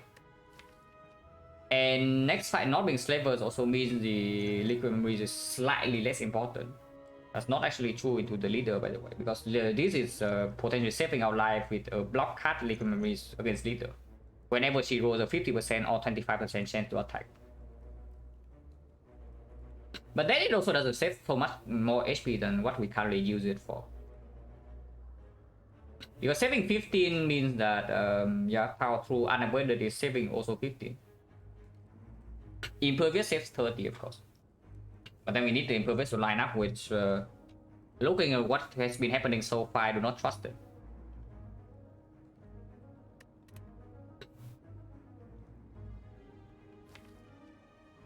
I can see it. It's just that the fight is not even over. And it's just extremely bad. There is an argument to get back the struck instead over the power tool, so we block for 7 less. But we do not shuffle out any of these.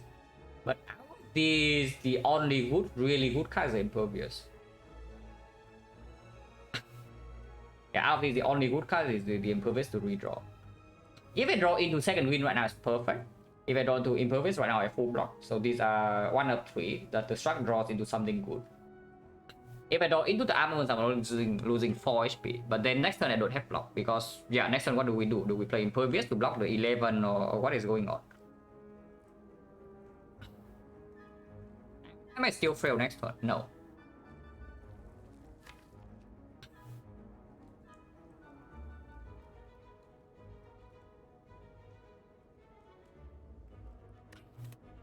Yeah, I would prefer to memory splash, but we just kill, but this doesn't happen.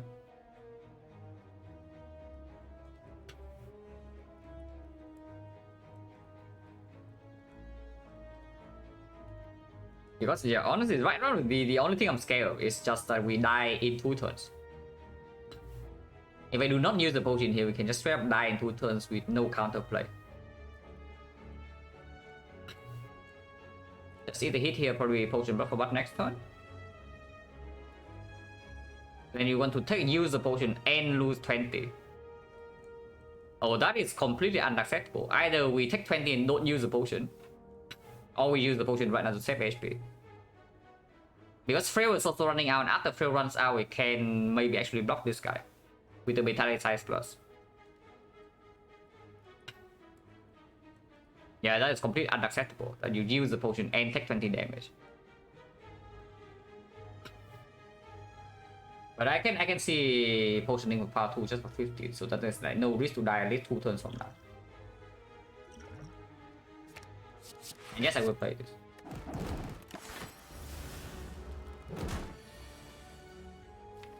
Yeah? Because right here I don't see next turn we have block. Take another tool, right? I do not exhaust the Impervious. Exhausting Bloodletting is quite good though. Bloodletting will not perform. But we have we have 2 4 wounds. Oh yeah, that's pretty bad.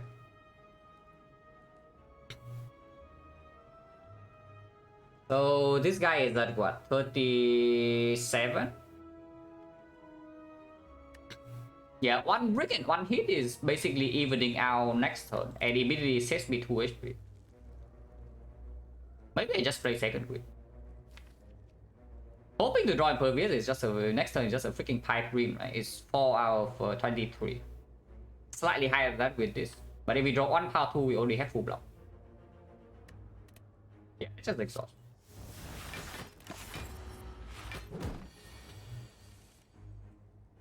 I think we have a kill here. At least that's good. We can full block this turn actually. And then I don't need to take this 2 damage from Timo, so let's full block instead.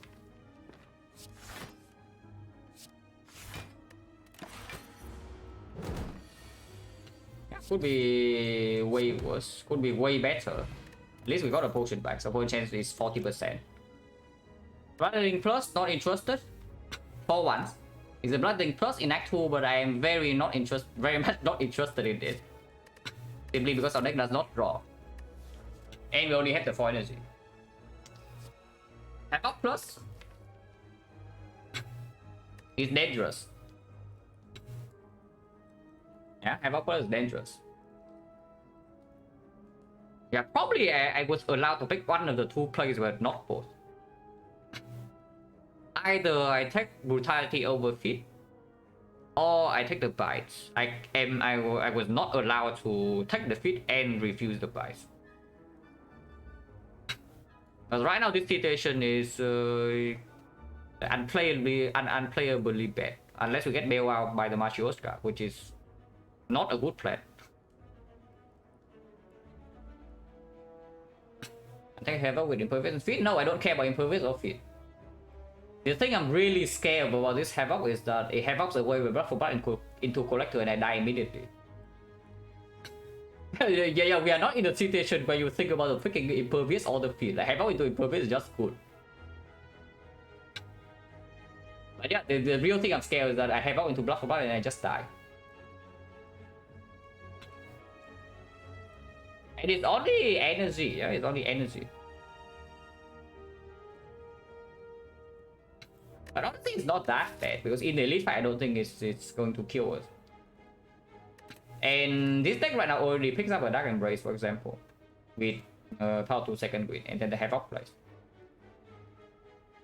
Now, combo is pretty terrible, yeah, in long fights, right? But that's what I'm saying. In Collector, it's probably really annoying. But in the elite fight and in the hallway fight, I don't mind it that much.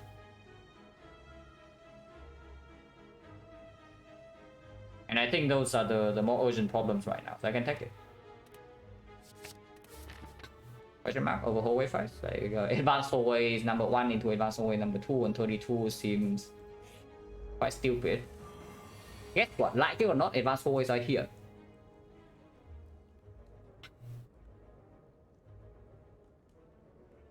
Yeah, like it or not, advanced hallways are here, guys. And once again, Impervious is going in like a champion, as expected. Yeah, every single time, yeah, every single time somebody tries to tell me how good of a card this is, I just I don't even know what to say, you know. I mean, it's yes, it's good, but when is it good? I mean, not in this portion of the run, because your draw is just way too inconsistent. Like, for example, here I would definitely prefer to have a struck in my hand, you know, like 2 energy cost is too much.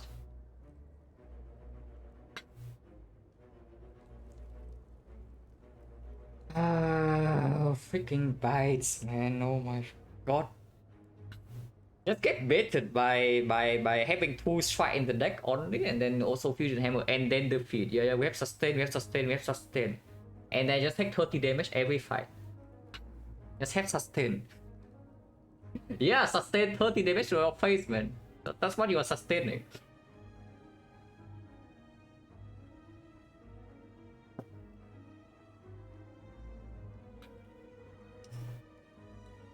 Is this still Blood for Blood defense? Because if I do not play Blood for Blood next turn, she's buffing strength, and I have a feeling that we need to stay in this fight for a while with 1 vulnerable source, no shockwave, and inconsistent damage. We are going to be frail, and I pay 4 HP immediately. But if she doesn't buff next turn, and turn 3 she also doesn't really attack, which is probably good for us. And if she attacks again, it's only for 9. And let's do Blood for Blood defense.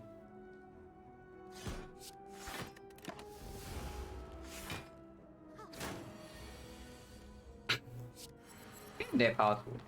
I will play this so that she heals 1 more time. She heals now, and next turn she still heals. Yeah. We have time to block this garbage.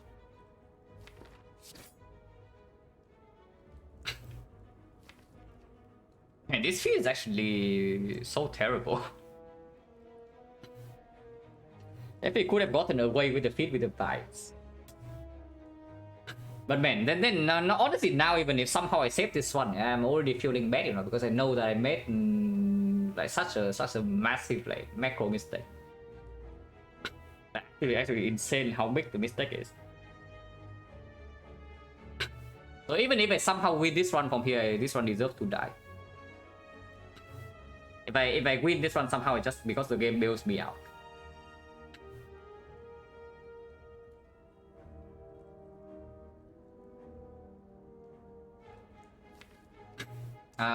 Powerful probably still. Next turn she can attack, but we also no longer frail. And there's a struck plus in here.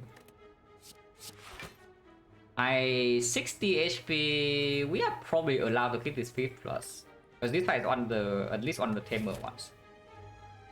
And this also heals for 4. So if it costs us 4 HP and then it heals for 4 later, it's worth it.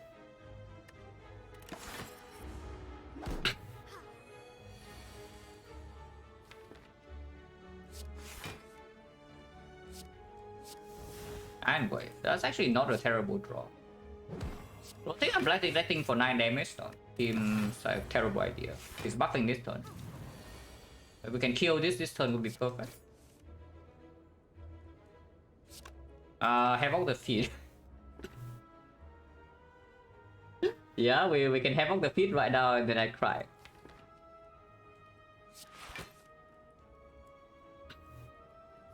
Oh yeah, Impervious capsule going in by the way, in case you guys are wondering. Impervious is absolutely insane this turn.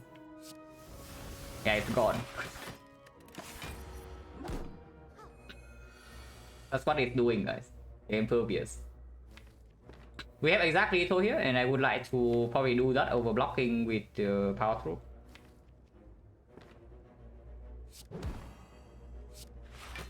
It cost me 2 HP. And this guy is vulnerable, so even if she heals 44, maybe there's a kill with the feet in the deck. Like what plus feet is already a kill. Feet is 18, and if we kill this right now and we draw the feet, we also need to wait another cycle. Yeah. So there is an argument to not kill this turn. Doubling in 2 wounds, we have metallic size. And the deck is also getting smaller, we have one more block card. Maybe I'm allowed to wait. Maybe I'm allowed to wait. They're also not fail, so these are full block.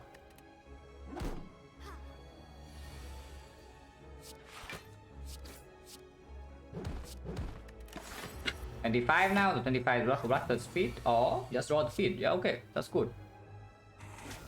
That's good. We get the feed out of the deck and also gain 4 HP. If we don't get owned by the Mystic, but here we always have power to draw, so we cannot take damage this turn. So at least this fight is good. And at least this fight went very well so far.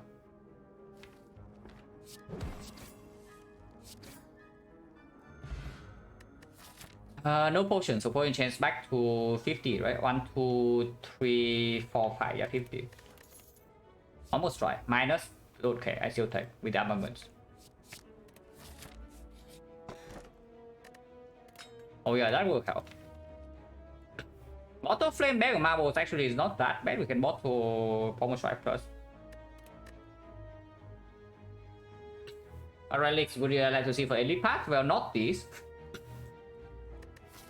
Not these, but we are probably running into the elite anyway. Because these relics also do not kill collector for us, and they're not even strong late game. And yes, I don't kill this. I bottle my Pommel Strike plus. It's also an argument to maybe bottle hero, but it's hero minus. The bottle hero to discount block for what is actually real. But Suno plus 4. And yes, we are running into the elite. If we die, could be it. Because otherwise we are dead to collector at the moment. Oh yeah, exactly the fight I want to see, guys. Really, this is exactly the fight I want to see in this spot. Okay, in previous, it's finally your time to shine, yeah? Like you have waited the entire act. You have not done anything in this act, that is like super useful. But here's your one chance for redemption. Yeah, one chance. We can kill we can feed on this thing right now, but then we face plus 10 from this. It's only good if I draw into Impervious, but then I can still bloodletting into Impervious, kill this with combo plus feed is killing this already. This 15 plus 13. So if I draw into Impervious, I can play it. And then full block this. Oh, Impervious. We actually have Impervious in hand, guys. It just comes with a small price, 4 goons. But just Impervious is in our hand. So we feed, yeah? Yeah, we feed.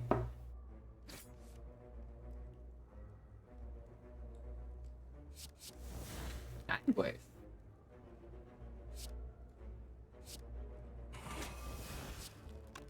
Now IFA means I don't take damage this turn, which may or may not be bad because Blood for Blood is costing 2. For some reason, though, I have a feeling that taking damage next turn is not going to be a big problem. Because we are vulnerable and frail. So let's deal this 7 damage, actually it's 8 damage, actually it's way more. It's probably closer to like 10 damage.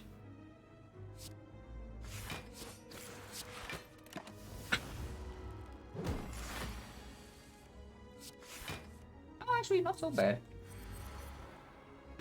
But yeah, Blood for Blood not being on cost in here is costing us some damage. I think we are allowed to maximum block here. But to shine? Yeah, no kidding. Where is it? Still not here, by the way. And we are facing the garbage pattern. Yeah, we are facing the garbage pattern, and Impervious is still not here. At least it's here next turn. We know the next turn Impervious will play. And yeah, Arma is just a good card to play. So we do Arma Bash into defense. Defense blocks more than second wind. -9. Okay, then Impervious. Win Anger. Havoc now into second wind would be a very sad story. So I do Impervious first into Havoc. Yeah? Good. Okay, fine. I do trade this. I don't want to stay in this fight.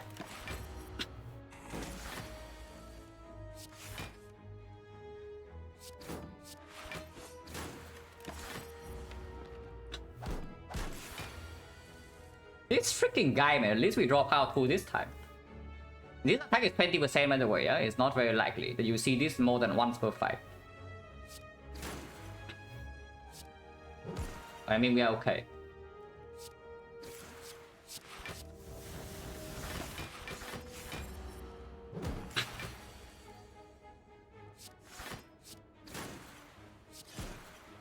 Would be way worse. No potion, no? So bone chance is 60, but we enter the elite fight with 32 HP. Okay, now it's really like pissing me off because I cannot take this power through. Yeah, I see a freaking Blood for Blood in here that probably makes us not die to Collector. On the other hand, the power through plus I am not allowed to take. So yeah, I take the Blood for Blood. And I cry. I cry quite hard, but we already have 2 copies.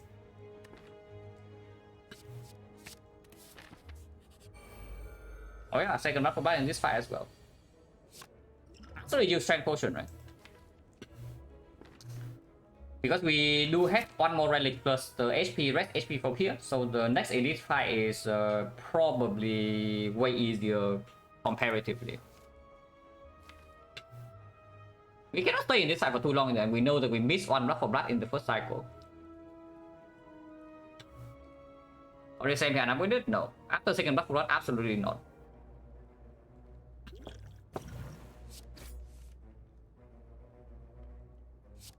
I would play that. Okay, there's Strength Potion. So that's not so bad. Could have taken damage from the second one, but I have a feeling that we don't have problems with taking damage in this fight. No, really, we really don't. So we take 16, 18, go to 11. But we open up a potential feed next turn, and Blood for Blood is 0 cost. It's only 24 next turn, so either we draw maybe a kill or we draw a full block. So I am allowed to play this Himo. In fact, not playing this Himo probably kills me more often than playing it. Peter, thank you very much for the sub and the 16 buzz. And we are currently dying because I refuse to take bites with Tweet Strikes. Honestly, that is all it is. That I refuse to take the bites with Tweet Strikes, and now I am dying. That's I don't even know how this one ends up, but that already makes me feel like terrible. Because with the bias now, yeah, we are -2 removes, but we are also probably full HP. And who cares about 2 remove because buy plus is how bad is the buy plus? Freaking hell, man. Oh, feed now, come on.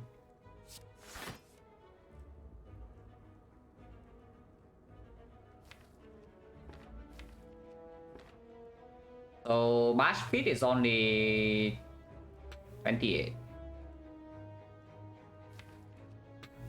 Havoc into second win here is not so bad, so Havoc is just good to play. Yeah. If it hits the Blood for Blood, we have a kill. If it hits the pommel strike without the bash, I don't kill though. But if I bash first and then I have up into the blood for blood, it dies. But in skip buys, at the time I had full HP. Like I had 66 out of 71. And the deck only had 3 strikes. So basically, yeah, it all came back to me like just severely misjudging how bad Act 2 goes. Because after the first 2 fights, we go into 2 easy hallway fights. Yeah, no potion use, we are full HP. Super Omega chill, and then we lost 50 HP in 2 fights. Yeah, that's just how it goes in Act 2. When your deck doesn't draw that well. So we are from full HP and now we are like this. After this is the 4th fight. From full HP. And we are dying. I can see playing the Havoc first. So no feat in this fight, but we are also not taking damage. So let's test that. No feat though.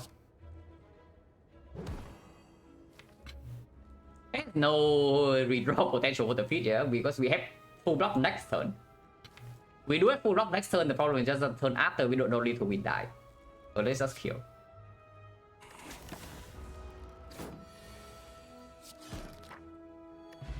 Bronze skill, yeah, that will kill Collector for us. Dark attack.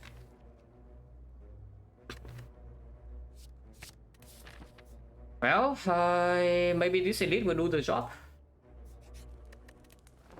I mean, not the job of killing Collector, but killing us, I mean. Because whatever this fight is, we are not going to be good against it. Like the leader or the slavers, that has no AoE. And our damage is slow. I will make Remedy. This is perfectly to on this, so we probably just do that.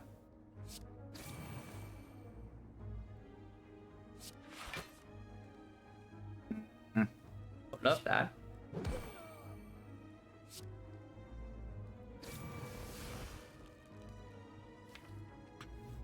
Oh, you're getting there impervious. You're getting there impervious, as always. Oh, you're so freaking good, man, this impervious. We are only facing 45 next turn. Maximum. So, I don't think it's time to panic energy pot yet. Potion now, you want to die in this fight. I mean, no matter what we do, we can die in this fight, yeah? But potion now is probably the line that has the chance to die the most. R2 also doing nothing though. Yeah, sure. Sure, it's true.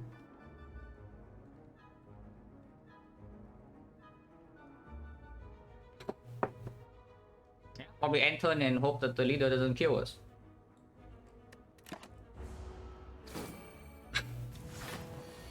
It really does attack, but this hand is at least good to cover for the attack. Yeah, this hand is okay. Oh, this hand is absolutely okay. So this might be the energy potion turn. Because after the blood for blood becomes 0 cost, I don't think we need the energy potion so much. Would we go here? Yeah, exactly. And that's the exact problem with the freaking impervious, is that how often do you draw it on the right turn in Act 2? Apparently never. Yeah, just it. Apparently never. And because it costs 2 energy, also it's very awkward to deal damage when we want to play it. So like, for example, like the Centurion Mystic fight, yeah, we are facing 9 damage on turn 1, and we have blood for blood plus the impervious in hand. If we play impervious, we can no longer play blood for blood, and then suddenly that's minus 30 damage. And the block is 4, so we get 4 block by and we lose 30 damage. It just doesn't happen. Is that a weird accent? Yes.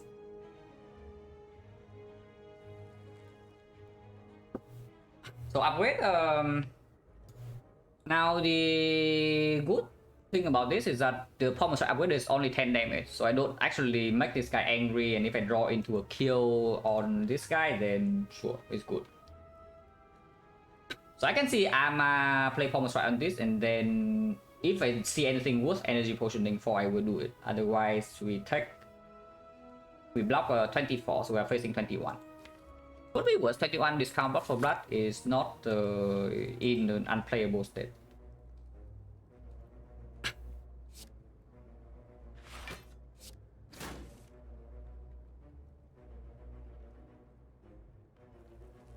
So no vulnerable on the leader, yeah.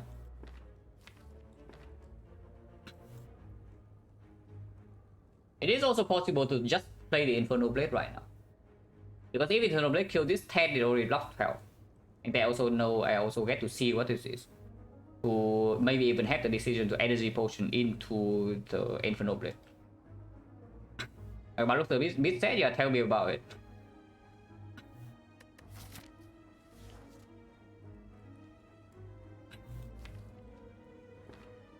And that's what happens when you cannot buy relics in Act 2 shop. On scale, yeah, on scale is doing a lot of work. I don't think I play this Infernal Blade over the defense because the fight needs to advance somehow. If vulnerable is not on the leader, we are also never getting out of here.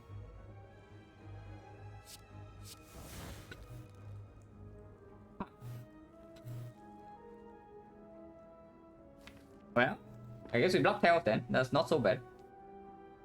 And we take only 17. Maybe we can block one more attack. And our block for blood is going to cost 0. 16 for 2 is not super great, but work. Collector will bail us out. Yes, it's true. Collector will get us into the defect run. We're saying we didn't trade for bites. Yeah, this would deal 6 less damage if we have bites right now. In exchange for maybe 30 HP. Surely that's a worthy trade. There's no way energy point to bash right now is good, right? Because it's not even bash plus. But honestly, the main problem I have with this deck right now, draw inconsistency of course is there, but that just always happens. The biggest problem this deck has at the one is just that bash is the only vulnerable source. So we just don't have damage. Our damage is simply just way too slow, and we don't have AoE. But yeah, potioning this turn is just complete nonsense. Should we summon so we die next turn? Yes, very cool. No, I'm not kidding. We are actually dead next turn. If she attacks, like we have no counterplay.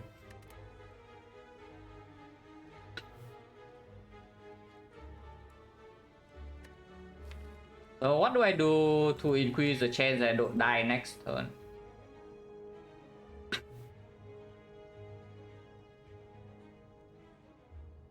Is it playing bloodletting is complete nonsense, right? Because energy potion already here, so redraw bloodletting probably never plays. And we can already discount the second buff to 1 with the Hemo in here, and we are probably playing Hemo on the minion next turn. So this is definitely second win on the bloodletting. And I am very much not interested in redrawing this feat. So we play the feat.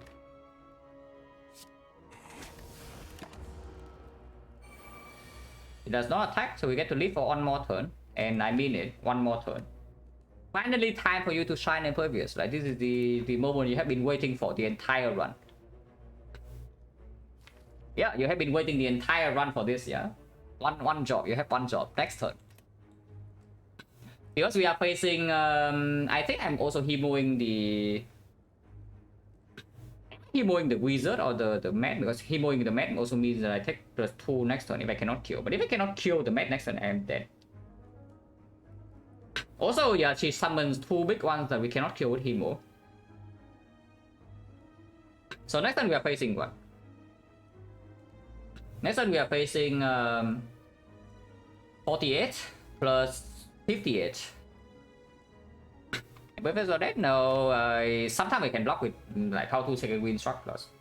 Sometimes. But yeah, impervious would be the cleanness. Even after that, yeah, fight is not nearly close to solved yet. I think I need to hemo the Mad Gremlin here. We are playing like defense metallicize hemo the Mad Gremlin, take 2 damage, and the next time we can kill it at block 10. And we can spend infinite energy for 1 turn.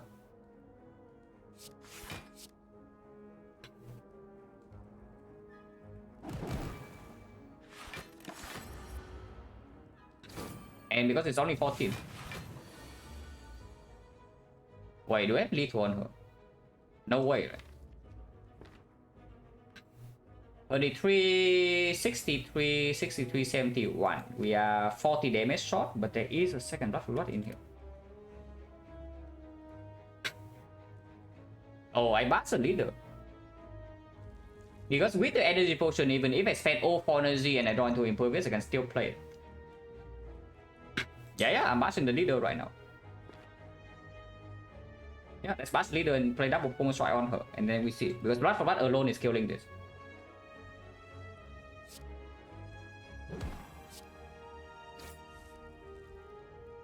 This lives. We are already alive. And this is where I need to make another decision. I think it's still another Pomo Strike on the leader. Yeah, we do another Pomo Strike on the leader. So basically we commit on a kill next turn. But the wizard is also going in. But she can never attack next turn. So if we draw into Blood for Blood plus anger, it's already a kill. Is there anything bad to Havoc? No. So I'm even allowed to play Havoc first. Because this is already blocking 25, yeah? 25, 28, we are taking only 20 damage. We can never die this turn. 15, 33, 48. So if this is 27, 27, 60. And 60, 60, 75. 75, we did 19. So the our energy though. So we need to draw into strike plus an angle. Peace strike plus, yeah, please say Blood for Blood doesn't go. We actually need to draw into like Blood for Blood plus. No, we had never have lethal on her this turn. Actually, have never had lethal on the leader this turn. And reason actually no. There's no reason not to have out first. So let's have out first. Because sometimes it also change our line, like we can Pomo Strike the match for example, and then Blood for Blood on the leader.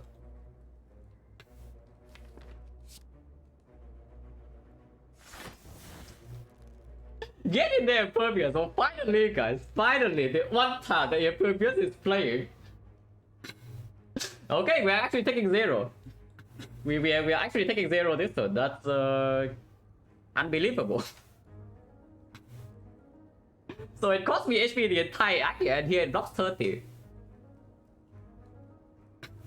Oh, by the way, any Havoc doubters? Because I see that Havoc is plus 2 energy. I just see that Havoc is plus 2 energy, which also probably saves us the entire fight.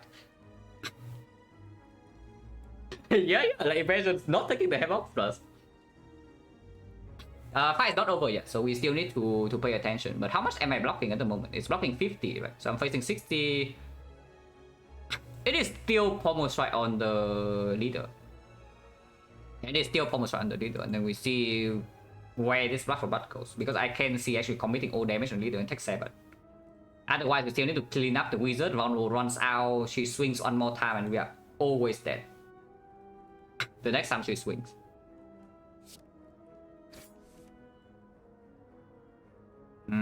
Not a huge fan of this. Actually, it's fine, it's fine. Energy pot into double Blood for Blood on leader. Or 1 Blood for Blood in here and then single power 2 is full block. So she's at 47. She's still vulnerable next turn. Actually, minus 9. And we do have enough damage in the deck to kill. Okay, let's do that. So Blood for Blood plus on the leader for sure.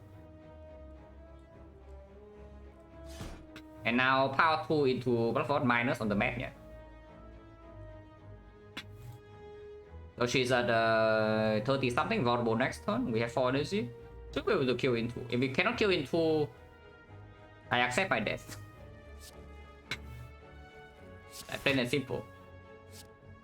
Now the guaranteed way to win this fight is that I block for butt here.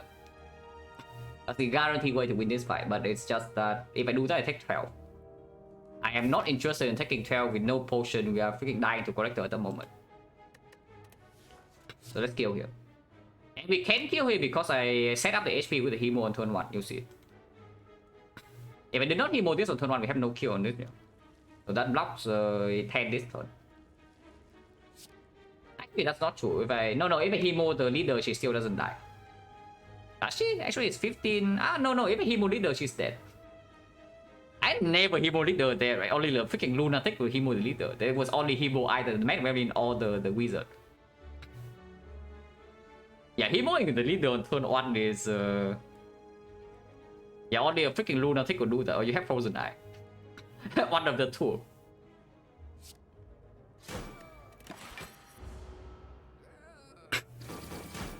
Wait, it's already wizard's already attacking. I did not know that. I thought we have one more turn, guys. Oh no, not like this, guys. Not like this. I mean, we are not dead, yeah. We are never dead this turn, but I thought we had one more turn.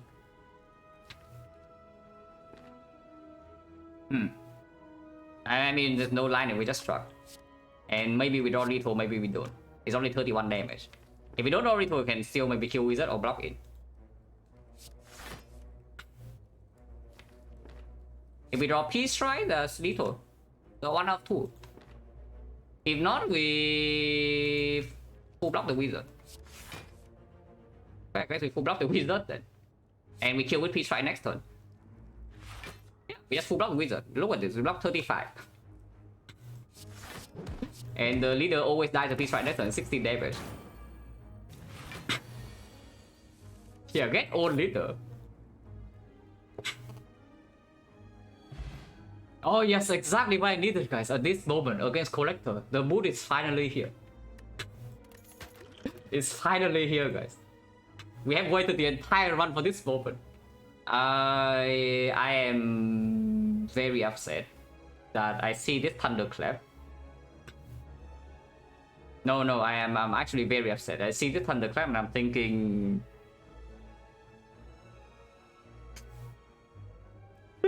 I'm thinking in place. After my entire, I don't know, like how much time did I spend trust talking thunderclap last last stream? Yeah, how much time did I spend trust talking this thunderclap last stream? And here I am, and back to probably about to take the thunderclap minus.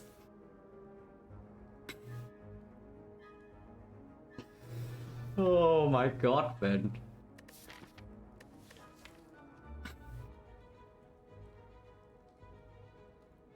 And yeah, I take it. And well, no, I don't really care about AoE farm. It's just that Vow is in my hand for the Blood for Blood. It's just Vow in my hand for Blood for Blood. And it is dealing 5 AoE damage.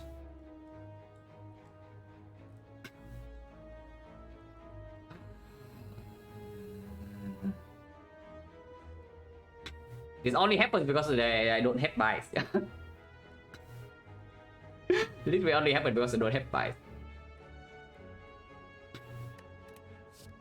But I think taking 10 attack took buys? Probably not. Unless we are low HP right now.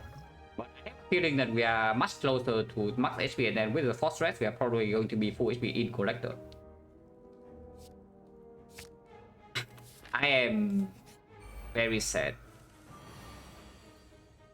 No, really, guys, I am very sad. Oh, by the way, we can just die here, yeah? Just in case you are wondering. It is very possible to die in this fight from 32.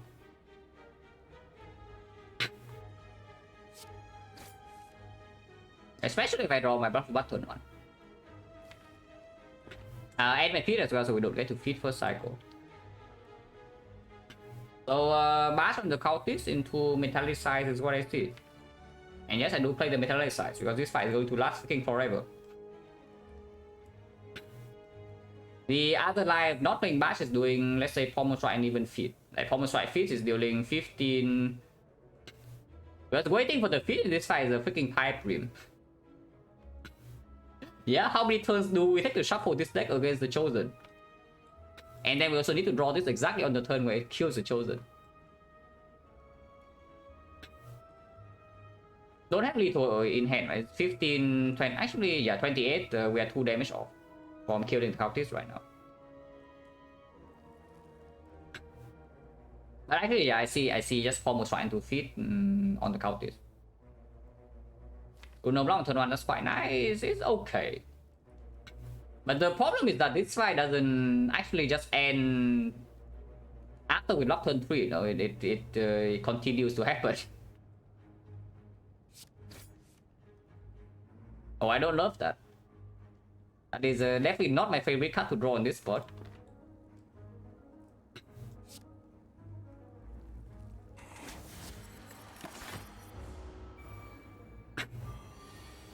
So we are vulnerable next turn, but yeah, clean kill here. Thunderclap, play Thunderclap, play Strike on the Cultist. So we deal 7 extra damage bonus to Chosen, and then probably don't play the Havoc and play Defend Plus.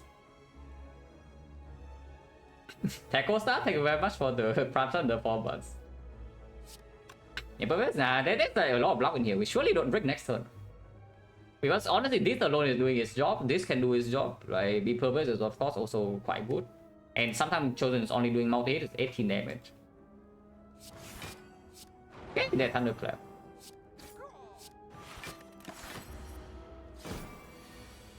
Okay, damn Pervious. But yeah, do I play it? Or if I can full block with Struck, let's say Struck Power Through, I don't play Power Through, right? Okay, damn Pervious.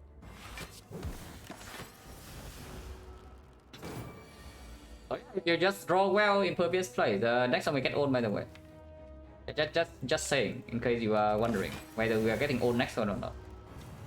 Maybe not that hard, because yeah, we are not vulnerable. I do play this. Oh, Headbutt is great. Oh, Headbutt is great.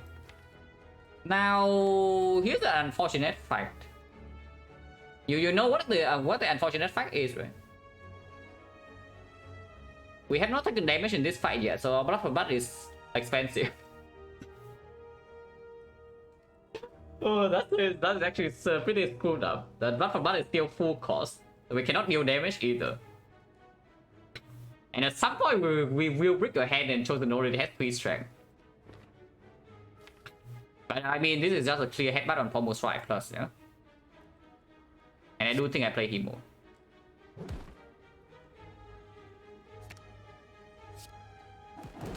Whether I play this defend or not is debatable, because that also makes my next turn way worse.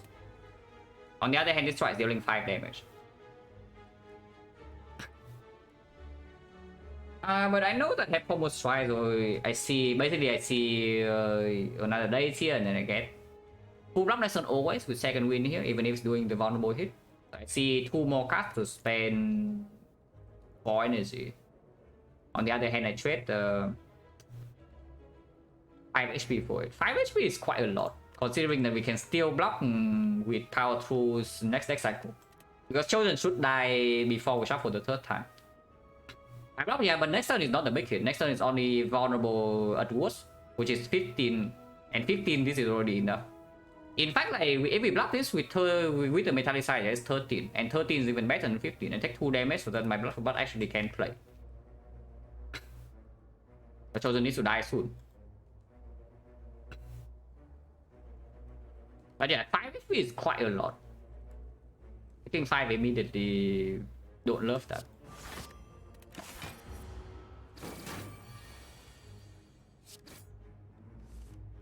Oh, Bash is great. Do I play the Havoc or not? I think I do. No reason not to. The Havoc.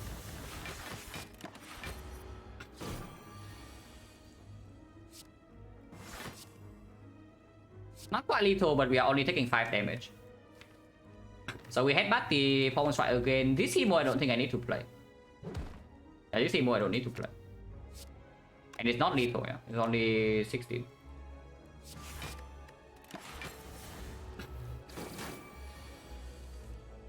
Okay, so that's not so bad. We took 11 damage in this fight in total. That could have been way worse.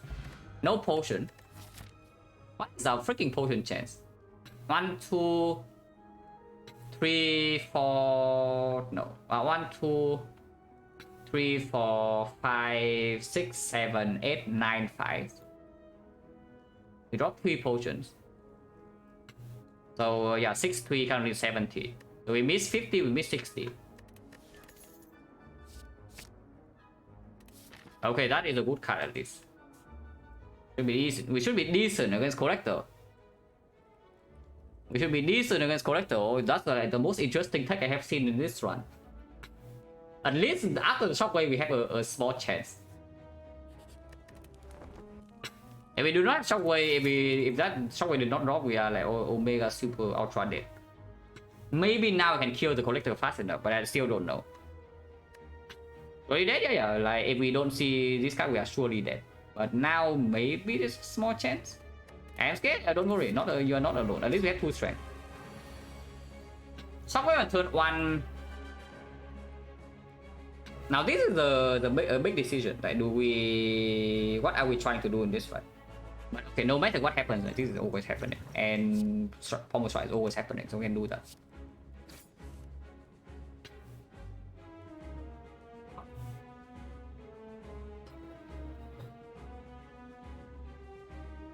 That's a weird hand. Major decision, yeah, absolutely. Do we because we do have 53 HP. So do we try to rush the Collector down? Or do we try to control minions and then block with weakness during the debuff turns? Because if I do not play the Shockwave immediately, I also get to open the Inferno Blade, which is quite a bit of damage as well, potentially. These are very good blocks, so we know that these blocks are not going to land in the first few turns, yeah? But it doesn't really mean anything.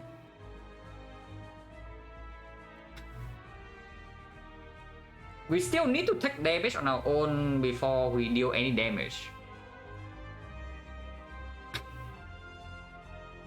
This is damage for the whole fight. It's not as simple as that because it depends so much more on the Collector's pattern too.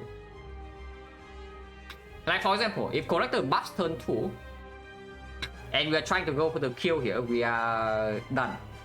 And honestly, because of that alone, I think I played the Metalis. I think I played the Inferno Blade. Yeah, if we play the Shockwave right now and Collector buffs turn 2, we are dead. Like plain and simple.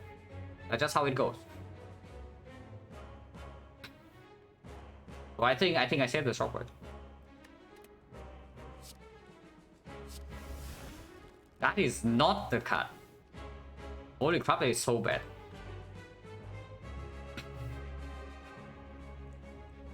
Is there any change of plan?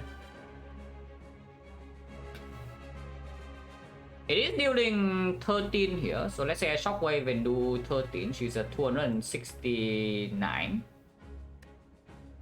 But we are also missing the Blood for Blood first cycle. Pommel Strike is already here. No way we to clean the minions. Evoke way or evoke way?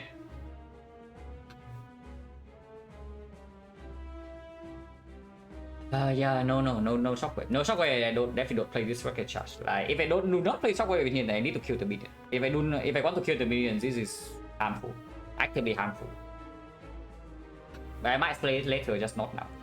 But I play the Metallic side and just hope for the best.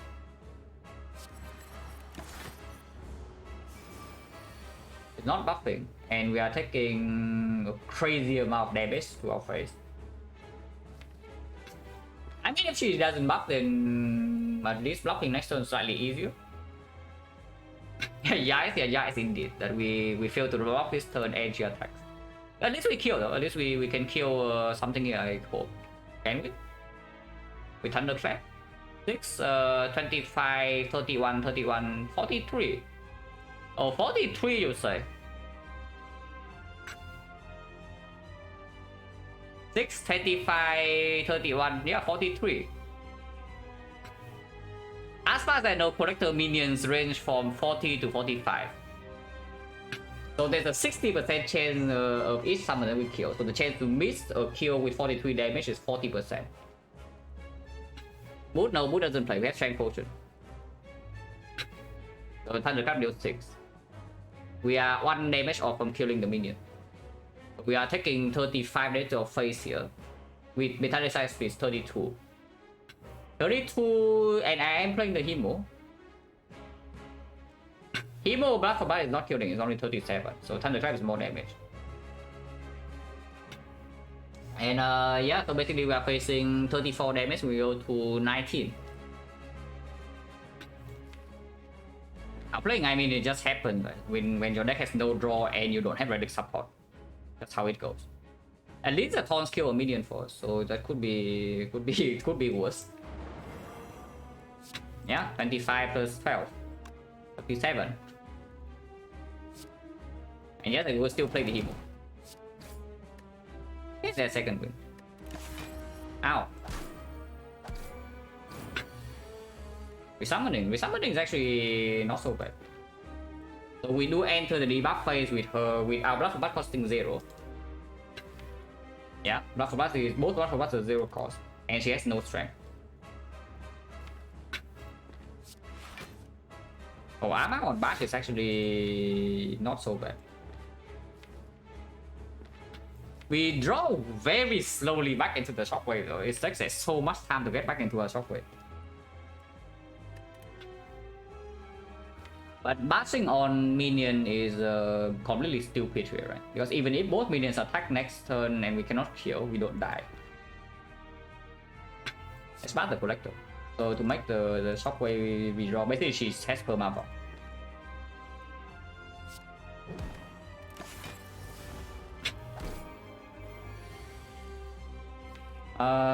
These are not good cards to have up. But I think I do it anyway. Yeah, these are actually quite bad cards to have out, like especially the power tool. We lose 1 very good block card and also gains 2 hoods. The only card that is good to have out in here is the strike. But I will still do it. Like we are having 28 damage in our hand only, so we don't kill any minion and we're taking 6. Probably just that, looking at the first opening turns. Probably just like Omega dead. With second, we're not trimming down any card at all, so we have like base defense and like other nonsense in the redraw. And damage is not here yet. Okay, at least we got the best Havoc target on the correct target as well. So there's something there, and of course we play the feat, yeah. Yes, I kill 1 minion right now, so double strike feat. Very high chance we just die next turn, by the way. A very, very high chance we just die next turn, or the turn after.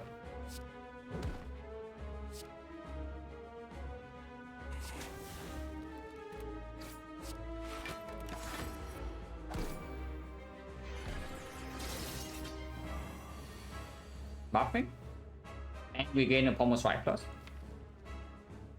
which is only really mattering if we get to shuffle this somehow. But I see Arma to pommel strike the minion, and yes, we still need to pommel strike the minion because she buffs now. Because if she buffs now and then she attacks next turn, this thing needs to die.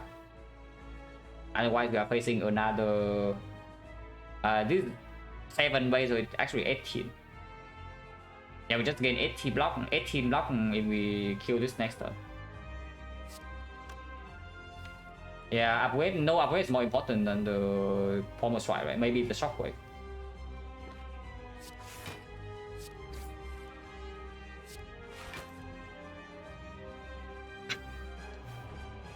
Oh, this Himo is... Hello, health from phone Hormone. This we went from 100% chance to die in this fight to maybe 95% chance now. So after the shockwave drop, so could be worse. That was the reason not feeding. We play feed no. No, we play feed. What do you mean? Unless you tell me we want to keep the feed in this fight.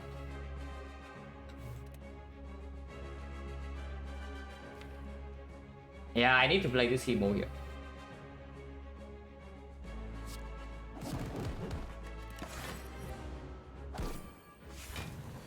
We attacked. Yeah, at least we can kill this. But if we don't draw premium blocks right now, we are dead on the spot.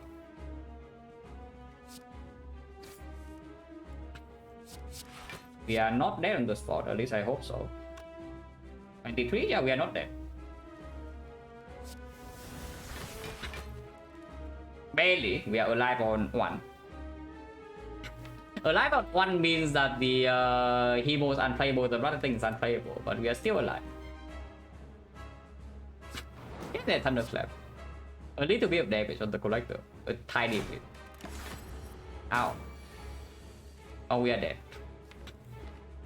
I see her resummoning and know we are toast. Yeah, if she summons down, like there's no shot. We are done, guys.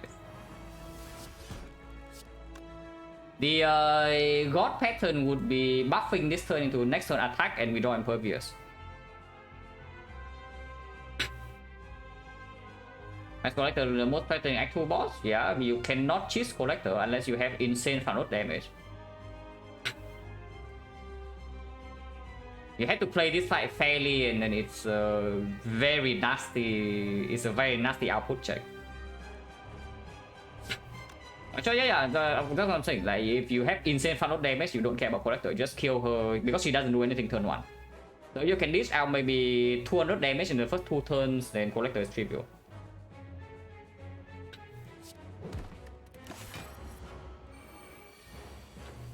He attacks this turn, so we are toast. Impervious is only blocking 22. There's no way to kill both minions. We block 8, block 11, 22 is 33. So it's still short. And we cannot play random things, so there's no way to get out of this. Yeah, there's no draws to survive. Yeah, there's actually no draw that survives here. Because we cannot play Blood Thing. If we can play Blood Thing, there may be things to live. Ron hits Southern Collector. Ron's Automaton hits you for 58 on turn 6. You see how much damage this is. It is with Collector being weakened. And don't forget, you're also frail. In the Automaton fight, you are not frail. So blocking 58, how difficult is it? The only problem with Automaton is that you cannot debuff it, so you don't kill it that fast. With no vulnerable now, and weakness doesn't get to be deployed. But Collector hits you as fast as Automaton when she's weakened, and she also resummons the 80 HP that you need to deal with. Try to have our Impervious into Pommel Strike and 2 power 2 second wind. Is that not enough? I don't think so. It's only 8, so 22, 30. 30 power 2, 11 is for 41. 41 and then second wind is just 6.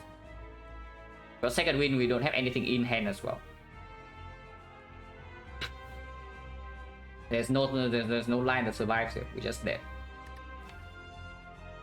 Now to be fair though, honestly, to be very fair, we did not make any compensations, yeah, for skipping the buys. Like the path we go into is still the most aggressive one.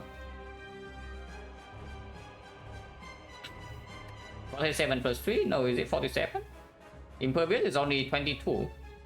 22 plus this is 30. 30 with the power 2 is 41. 41. Actually, yeah, it's 47. Oh, it's actually true. 47, this is 50, so we are still alive. With Brutality, I don't know where the Brutality would win this fight, but it would do better. We have fed what, like twice in this act?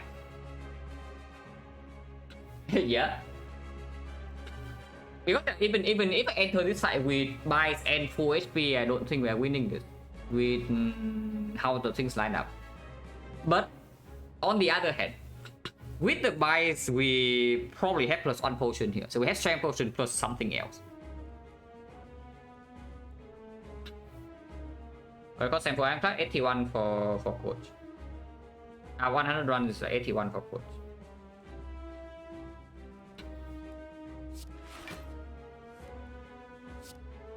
Yeah, we are dead. It tried, like the power tool really tried, but does not live. What happened Act 2? We just got to destroy. When you don't have any relics that play and your damage is slow, Act 2 runs you down. That's how it goes. Yeah, like this relic plays, but it doesn't play so much because our follow damage is low, and then the other relics are useless. So you don't have any additional output from this, and the output in your deck is actually low. Having murder run, not even wrong. It's actually true. We die simply because we accept the cleric right here. That is actually true.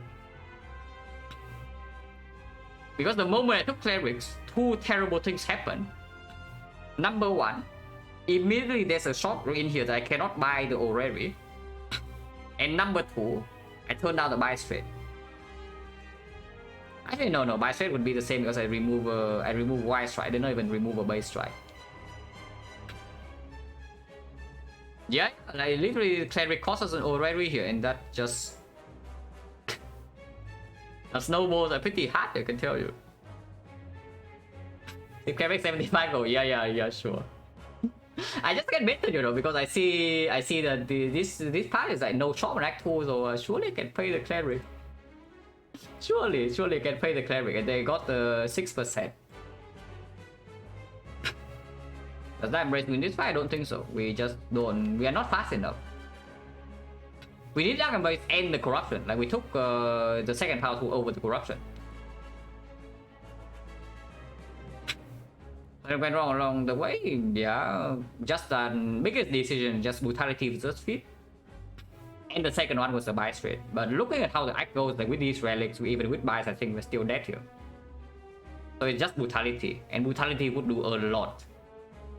Like, brutality would be infinitely better than this garbage feat. I think we get on with the buys in this fight, yes. I think we are fine for the whole act, and then into this fight we enter with full HP and then we die. That is probably how it goes with the buys.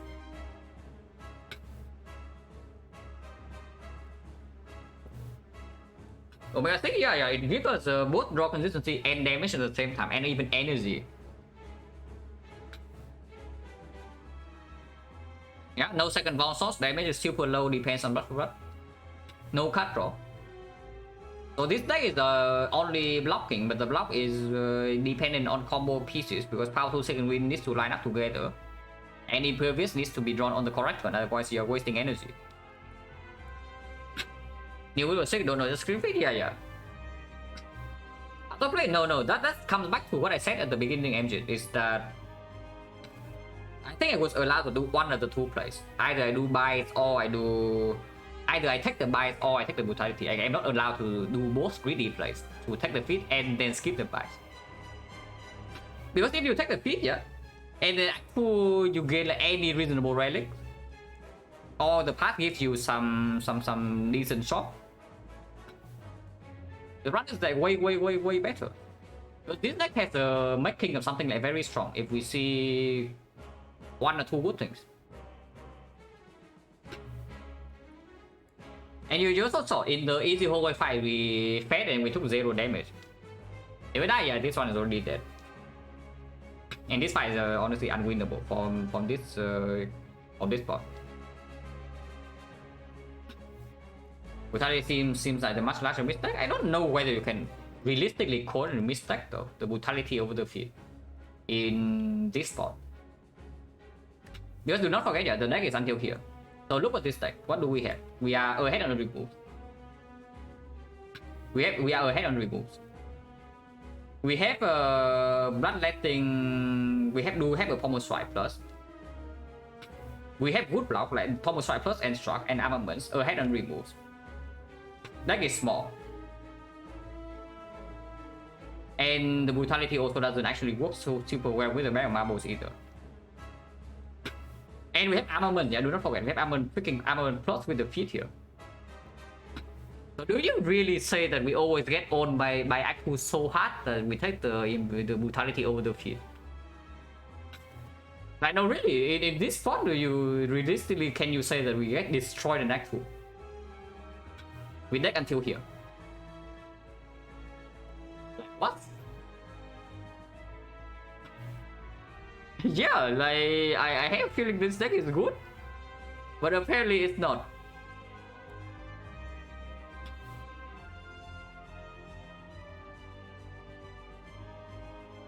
Yeah, it's only that we get no relics at play. Like no output relics. Icon relics? Nah, Icon relics and actual relics.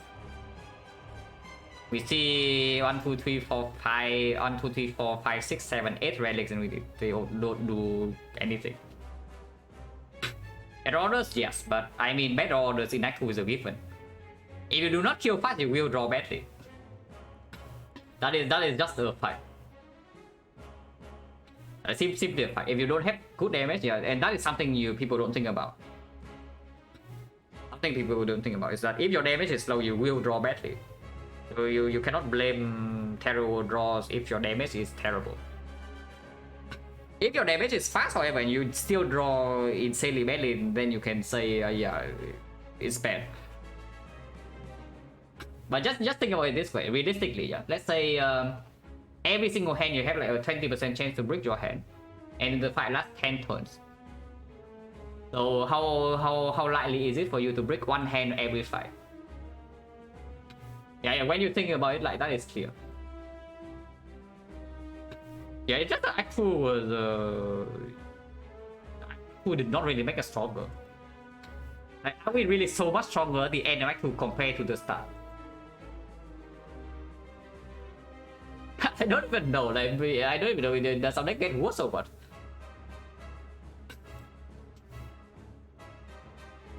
No, it's actually true, right? Does our deck actually get worse after the entire Act 2 compared to what is in Act 1? And still no output relic.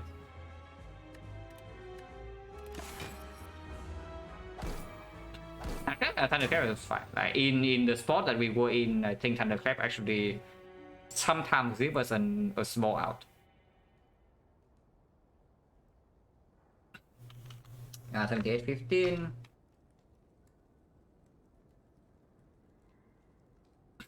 Let's see, last tempo Ironclad, 81.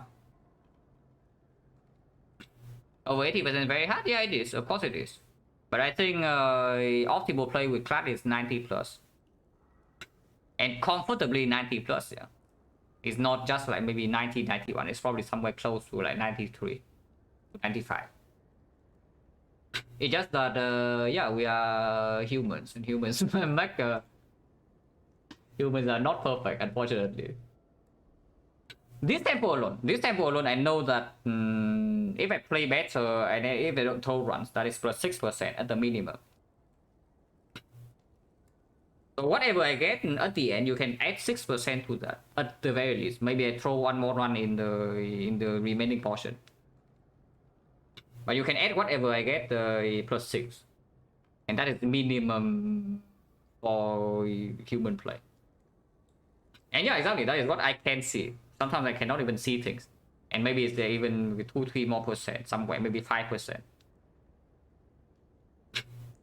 And where better than 5 for now? I don't know. Like, you tell me, because I have yet to play my next silent sample, so I don't know where my silent is at the moment and where silent can go. I know silent can go minimum 85, but where the silent can get to 90 plus, so like Clad, unclear.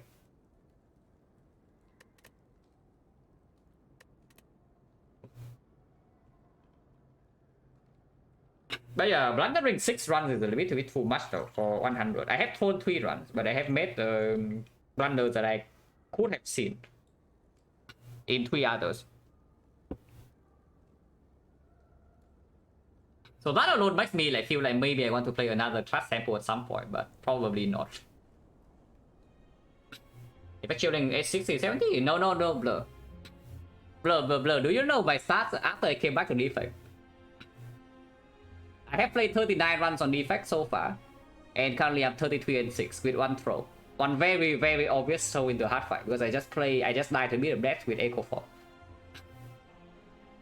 So optimal play with defect with at least, yeah, is 34 and 5 with the 39 runs I have had after I came back. So you cannot say defect is 60 or 70, it's like very far above that. Your 33 and 6 is already 84%, you know.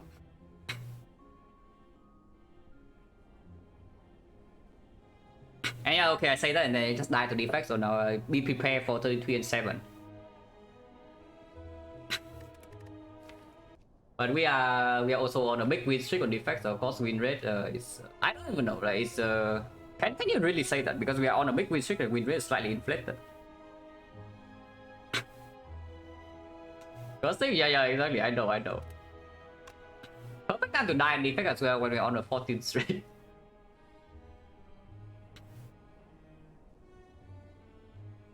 Do I think win rate, defect win rate improve by boss swap? I have no idea, which is why I'm doing what I'm doing. Is that I do not swap at all.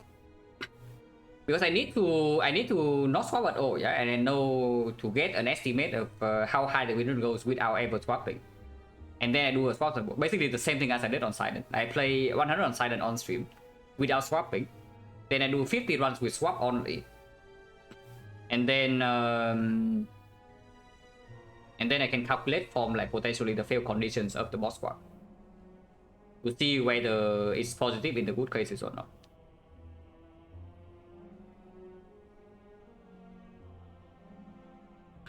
And class 4, no, that's fake news. Class 0. But yeah, I take a short break and then wait, I change stream title first before I forget.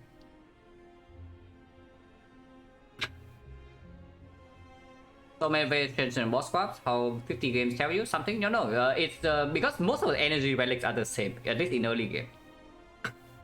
So 50 runs definitely not enough for the unconventional boss swap. For example, like Calling Bell, you need probably like, I don't know, like 2000 runs or something to have accurate data on the Calling Bell. But generic energy relics are most of the cases, and playing a lot of runs on those can definitely tell you like certain things. For example, on Silent, it's just very clear. You swap, you get way worse against Knob. So you see Knob first elite and you are not prepared, you die. Plain and simple, which is why the condition to swap on Silent is at the minimum you're not forced into an early elite. So that you don't get the Knob like 33% of the time.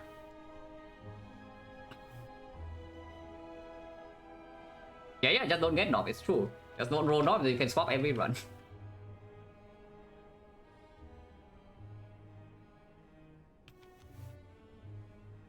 But yeah, take a short break and then defect time, yeah? So be right back.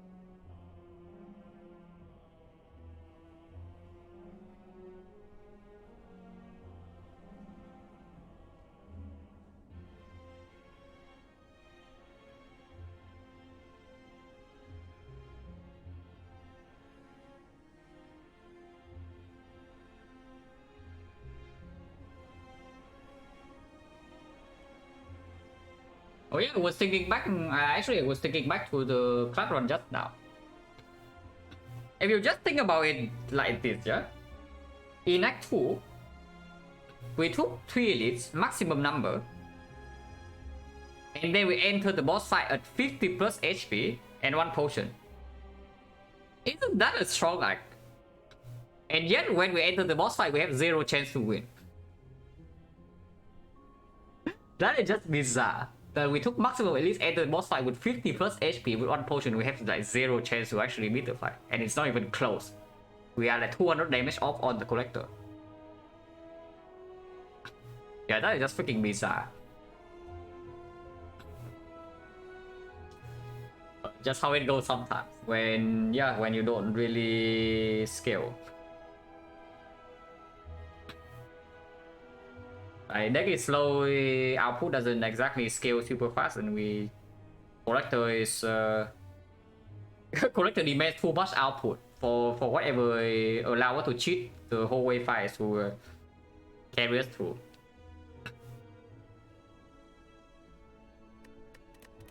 Title change.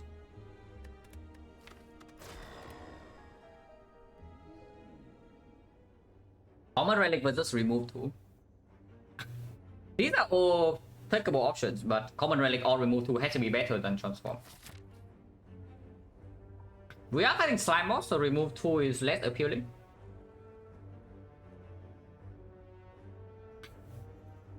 Shockwave plus 2 strong, yeah, it's true. Like we're actually being shockwave. We are being shockwave with an added debuff.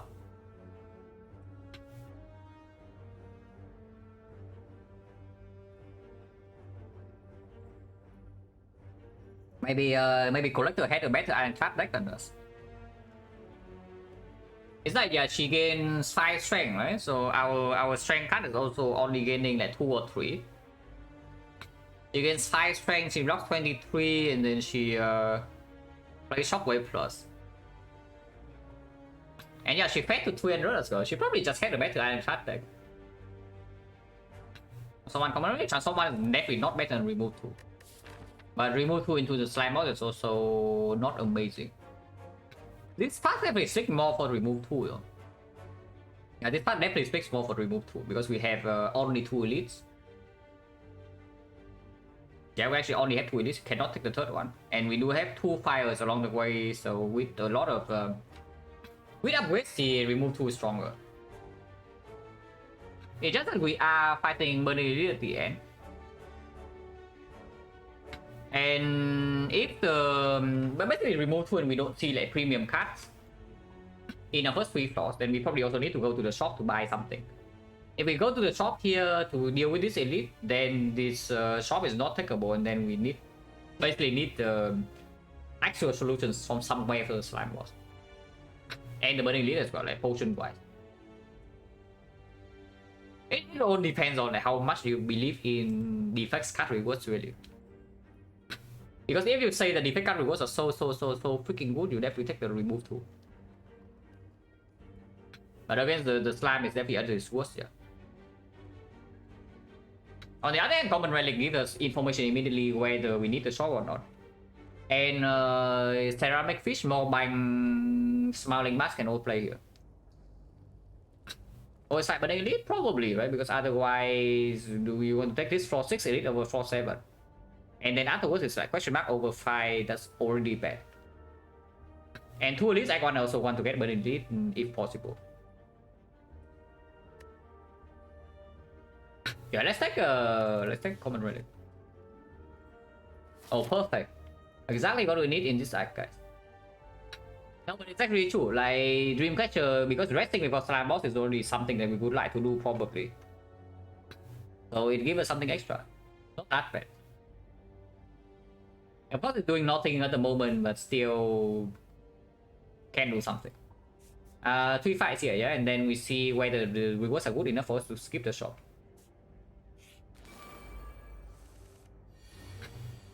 Okay, skill check. Oh, easy, guys.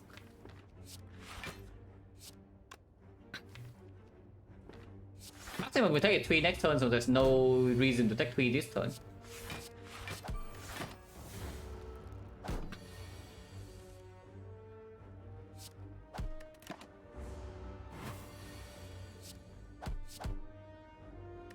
18 gold, no potion. Compound driver versus the steam barrier is never the loop here. First card pick into slime boss, I would probably take compound over steam barrier, even if steam barrier plays better in hallway fights. Is the effect the best? Depends on who you ask. Yeah, depends on who you ask. And what your definition of best is. If you ask me what my favorite characters to play is, the order is like Silent, Defect, Ironclad, and then Watcher. Are you asking about top level win rate? At the moment, Watcher is clearly ahead, and I think Ironclad is comfortably second. But whether Defect is above Silent or not is unclear.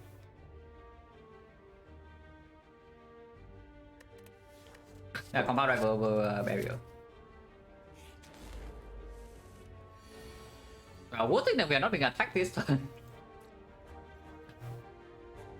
Just saying, good thing that we are not being attacked this turn. Yeah? 15 we never have lethal next turn, which actually means I just keep my lightning off.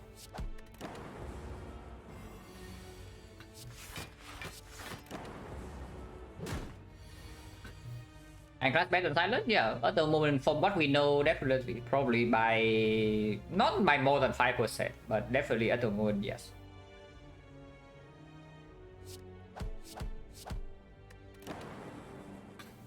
I have no potion. FTL is clear. Nothing in 7, like cheating? Any cheaters?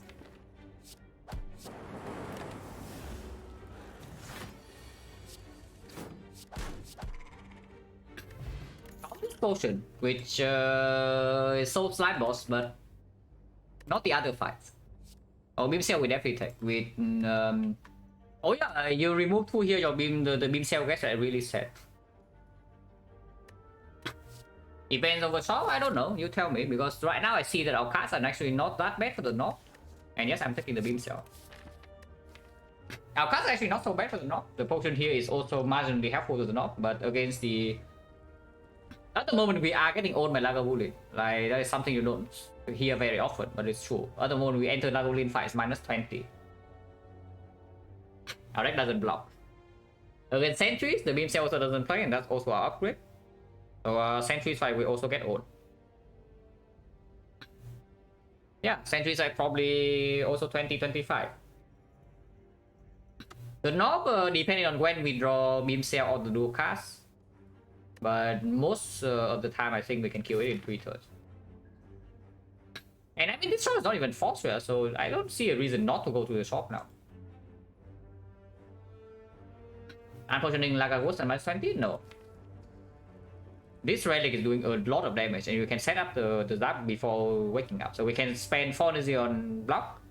Because taking 20 means that we're spending 4 energy on block, yeah. And then we have what? 3 energy on the opening turn. Another 3 energy, another 2 energy on the turns where it attacks, and then another 3 energy on the off turn, which is 8 energy, and then 3 more energy after the debuff.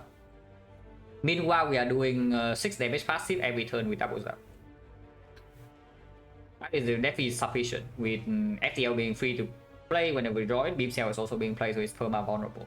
Not permanent, but you know, like most of the turns. The effect usually does not lack damage against Lagavulin unless you intentionally play slow fights with Frost Orbs.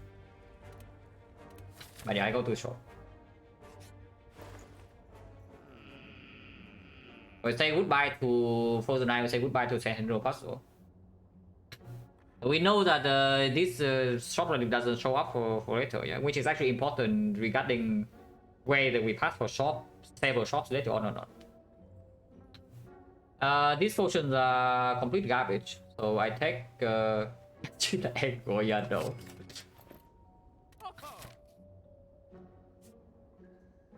Calculator was close? No, it was not even close. The moment we stepped into the fight, we were dead. From 50 plus HP and a strength potion. It was crazy.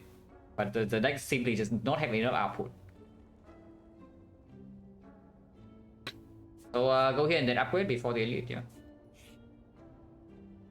Oh, here you are again. Oh, hello, Cleric. Hello again. You got me last run, so do you have me this run or not? Because I do see that the HP probably plays. Once again, I do see the HP probably plays, and if we don't take this, yeah. And we go here to 79, 79, 94, 94, 100. This shop is still empty. I heal 10. No, Cleric Act 1 is better than Cleric Act 2 because at least you can gain value. You know that this is value. And the win 70 is not even close to defect's top potential. I think at the moment, from what I have seen, defect is at least 80 plus. I don't know whether defect is consistently 85 or not. I'm going to beam cell. Well, with the discovery, we are worried about Lagavulin or sentries, but don't think so, especially at full HP. Oh yeah, get in there, beam cell. I don't think we are using Cultist Spawn in this fight. Because if we don't actually see a slime boss solution, yeah, this might even be the thing that we save for slime boss.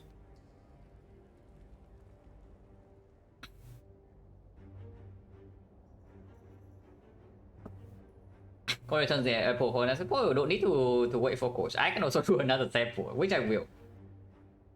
At some point, defect probably middle of silent sample, I would do another 100. And probably my goal for the next 100 defect is 75. And that's the aim. Orange chance at the moment is 50, so 2-5, which is 50, 60. If we drop 2 potions, it will be 15 to 40. So 20% of the time we throw away a potion. Yeah, no reason, right, to use the Cultist Spawn, at least before I see what is in the discovery. In there, beam cell. Oh, when the lightning orbs. Well, we are probably not potioning, unless you tell me sweeping beam over the Hello World.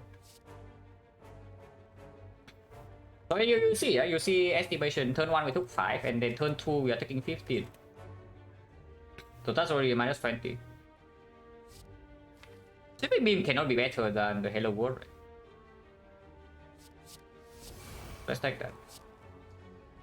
And yeah, after playing Hello World, of course, potion doesn't happen.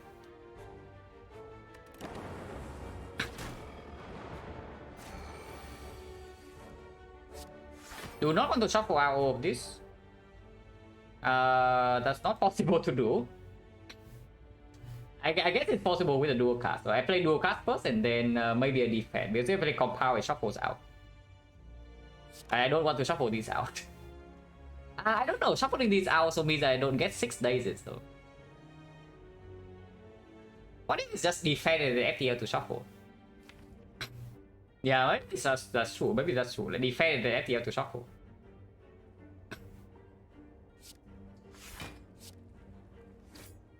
And if I play it like that, then of course I play compound here, yeah, over the dual cast.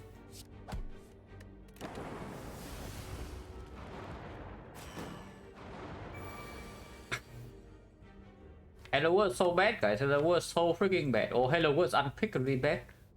Because it clogs your entire deck. Okay, what do we do here? Because I can see yeah,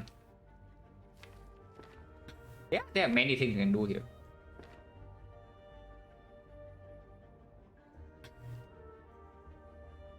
So to begin with, I should have even take 2 damage. Because I can also just do defend, hollow defend, and then play beam cell strike on the left guy. Take 0. That doesn't really advance the fight, but we do have decent block in here, and the Hello World is in play.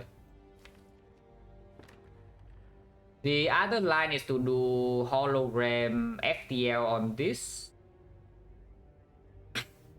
See one more card and then observe.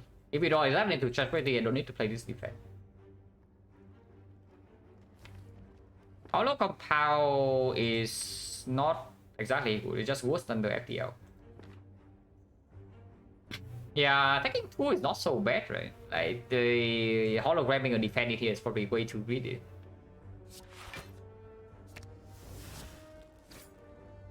Yeah, if we draw to defense, we just play a defense instead. Then we just gain extra damage for free. Like, how bad is that? I think I play Zap over Strike. Tripping artifact, it doesn't really matter unless the Hello would give us a go for the eyes next turn, which can happen. Not very likely. Maybe I do take this to deal 6 damage in case the Hello would give Streamline next turn. Yeah, deal 6 damage in here, and we are it's 24 with this. If we get a Streamline or Barrage, actually, yeah, that's probably good. That's probably good. So how much do I value one the artifact strip? Is it worth 2 damage or not? Let's say I just do the beam cell. And yeah, let's say I just do the beam cell. Next turn the artifact strip doesn't play. Yeah. Do I miss lethal on this? It's 26. 26 with the lightning off, so you can probably expect like 3 of them in total to hit this next turn. So it's go to 17. 17 barrage is 12, streamline is 15. 15 is exactly this though. Yeah, if we do strike in here with streamline 3 lightning hits, it's exactly 30.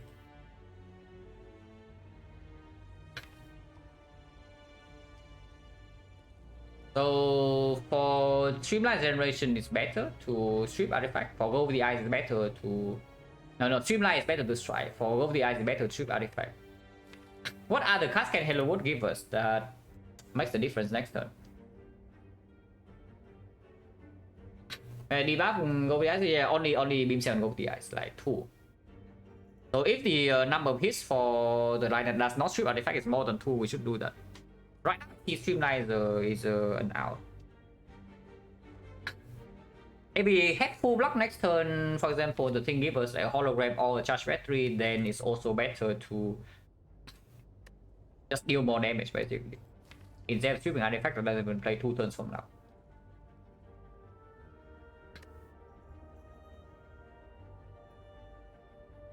Yeah, then it's like charge battery is a hit, hologram is a hit, leap is a hit. Yeah, probably just play beam cell here and then strike here then. Surely we don't get punished, right? And yes, I will still strike here. Because there is a chance we can kill it next turn, even with just triple strike draw.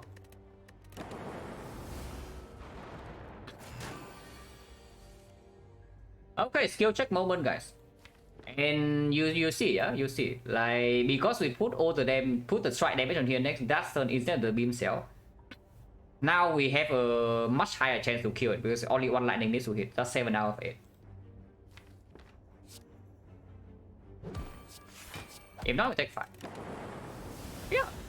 So simply plus 5 HP.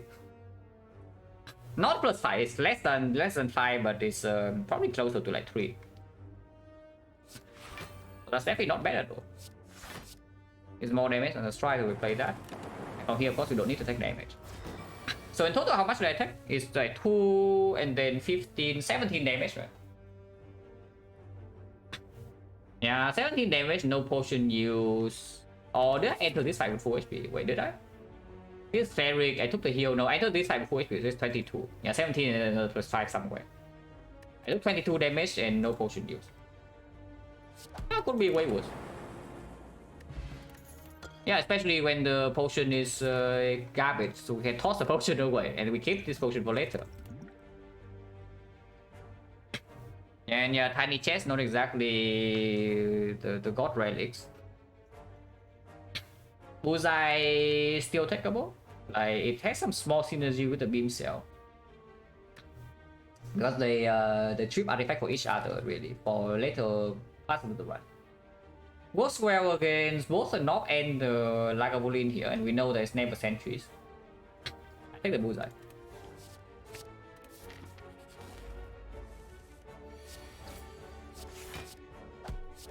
Common chance is 40. I think kind of own. Anybody else getting kind of own? We've got your goddess, guys. And Tempest good, not an Act 1, that's for sure, because you have 3 base energy with no way to create more. So yeah, definitely not in Act 1. Unless you have a Chemex first shot or something.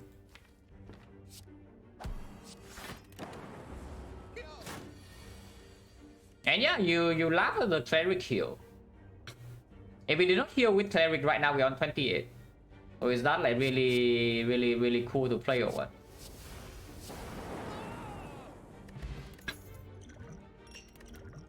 Sequence, absolutely. Makes the knock fight slightly worse, makes the Lagavulin fight better, makes hallway fight way better, and we are probably resting. We use Dreamcatcher. Don't attack, I don't keep it, yeah. It plays with, even with the boost sequence. It is an output rally. And we are resting, right? The upgrade goes on, probably right now is the bullseye. Discovery upgrade doesn't matter until like way later. It's okay against Lagavulin, but Lagavulin... Yes, we still want to keep this potion, right? For the cultist boss, for the slime boss. Potion chance is 40. 1, 2, 3, 4, 5, yeah. No, 5 fights. 5 fights, 3 potions, 30%.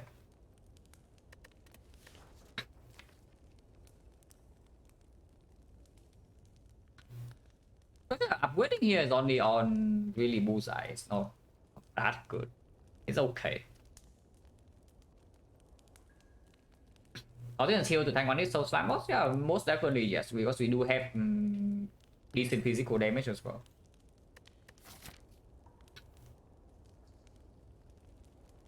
We definitely don't die here even if I upgrade. But I'm wondering whether there's any scenario where we need to rest twice.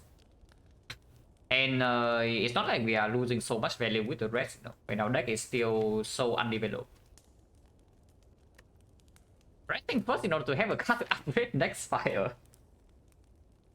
Normally, you always hear people say, oh, upgrade first, because you upgrade first, you save more HP, and then you don't need to rest afterwards. But what if we rest now and in order to add a card to upgrade next fire? What about that? Just ready attack.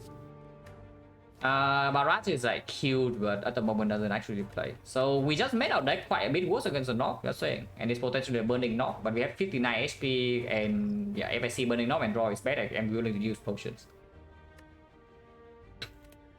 I guess I take this.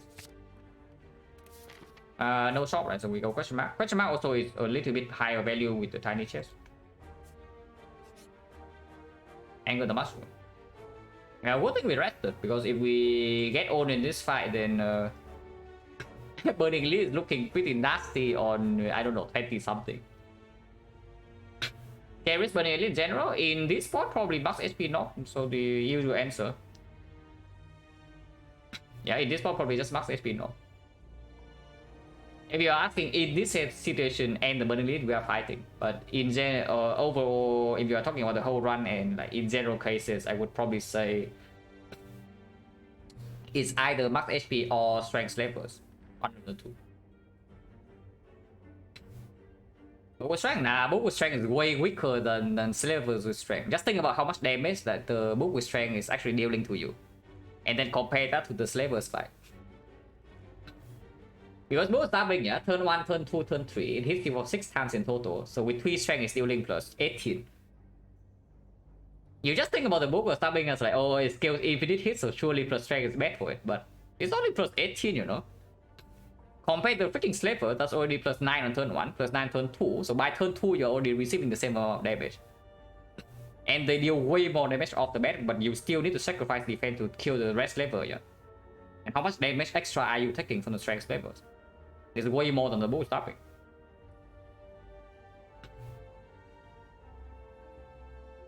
Yeah, we anger. How much I don't really care too much because it's go in a relic and also not a curse. Boost sequence going popping off right now. They see the boost sequence that are doing this. I am willing to explosive pot.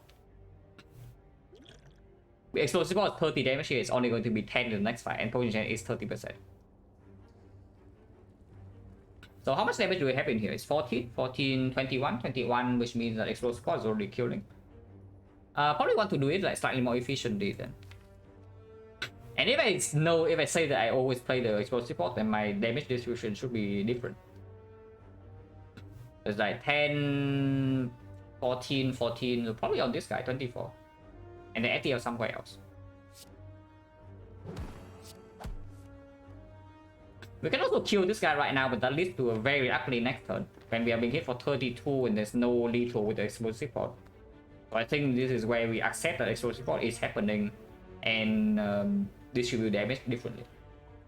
So this is 11, 11. If we draw another strike, that's 17, so that's quite good. And if we use explosive pod, better use it right now, yeah. Otherwise, the lightning hit this is wasted damage. Yeah, definitely just use it then.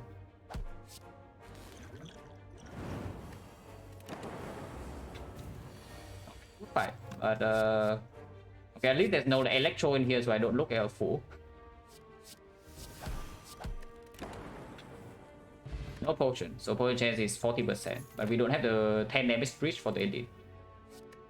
For lightning, nasty, but I still take it.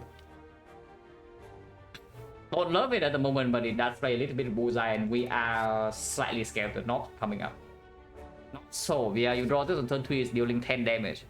Solved. It's not even knock. But yes, I do respect the knock. Yeah, strength like a Bullion, probably one of the tamest burning lead out there. It deals 4 more damage to you compared to a normal Lagavulin. I don't love playing ATL right now. Like, playing ATL is fine, yeah? It doesn't wake it up. But if I draw into the Zap, then like, like why? No reason to, right? It is possible to play Beam Cell though. Playing Beam Cell is good. Yeah, playing Beam Cell is good.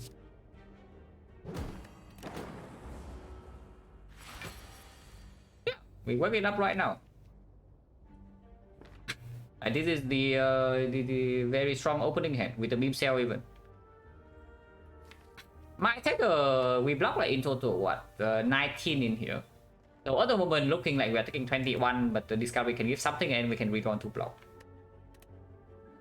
This is way too much damage, not open, right? Actually no, it's 25 because of the strength modifier.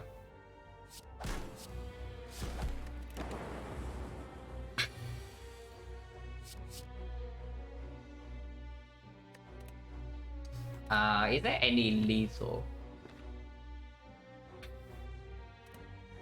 Next turn we have what? Bullseye debuff runs out, yeah? So it's only 16 damage here. I guess no matter what, Thunder is just the most damage. Because this is only 12, this is 24, so we just take the Thunder.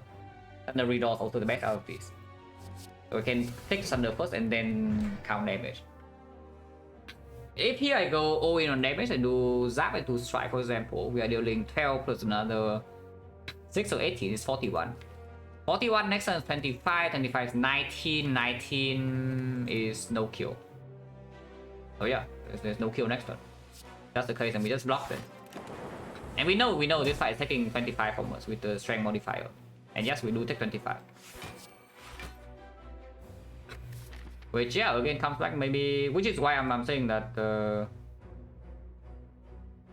from 38 we don't really die here. You see, we take 25, but if we also take damage extra from question mark, then maybe it's different. Maybe we need like even double rest HP to slime boss because this is a bad hole.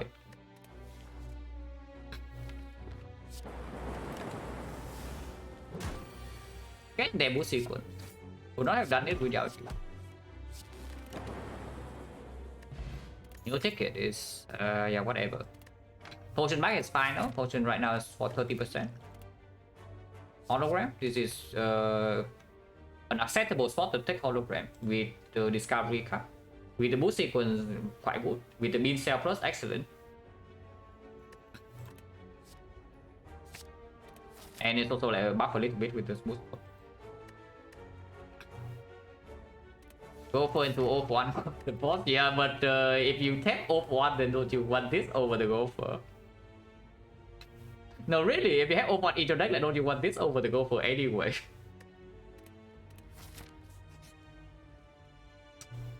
Well, we rested, so now we are guaranteed to upgrade unless you tell me we take max HP now. Advance over here can still be something with head boost sequence, so it's not going to be so bad. And this max HP will matter in Act 4, yeah, because we are full healing when we enter the Act 4 shop.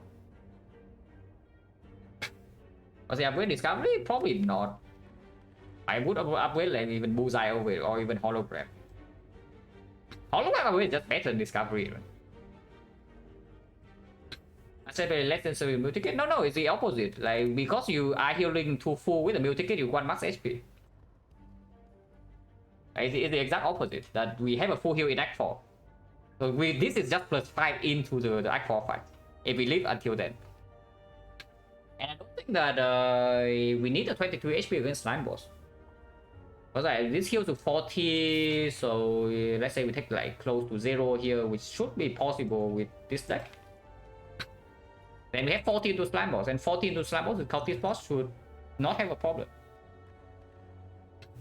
And we guess have a Slime Hole to upgrade? Maybe not, but then we just rest then. Like, what upgrades in here is even so crucial that we absolutely must make them. Yeah, exactly, like we have Reap Catcher.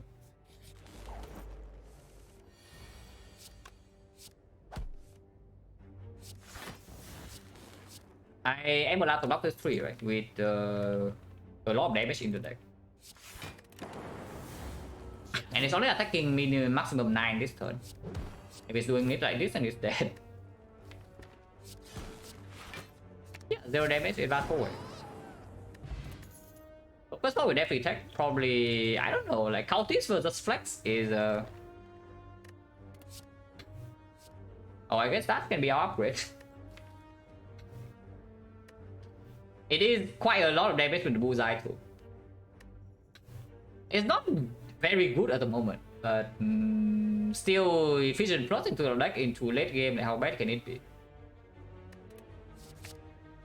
Especially with the focus spot, yeah. Now that with the vision, focus spot value also goes up. Really wondering about the Flex versus the Cultist into Slime Boss. It's like the Cultist is way better. We have to play with a bad split, but just for splitting, the Cultist is stronger. Get the pot? No, focus spot is never used unless we are actually dying. But yeah, probably just means that I use the Cultist for third one. Yeah, it's also inconsistent whether beam cell lands on the correct turn or not, and then sometimes like we are forced to split with orbs. And then the Flex potion doesn't even do anything.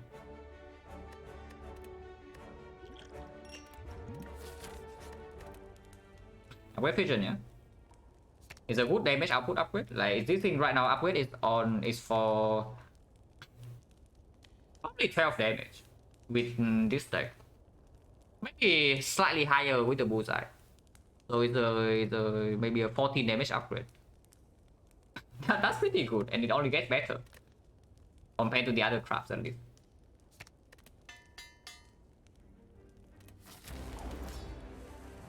Okay, the boost sequence. I mean, at least we have 40 HP, right? So we know that turn 3 we never die. This is not enough for me to focus spot, yeah? It's only 3 damage, 2 damage at the moment. And if we can line up like hologram boost sequence turn 3, we don't even take that much.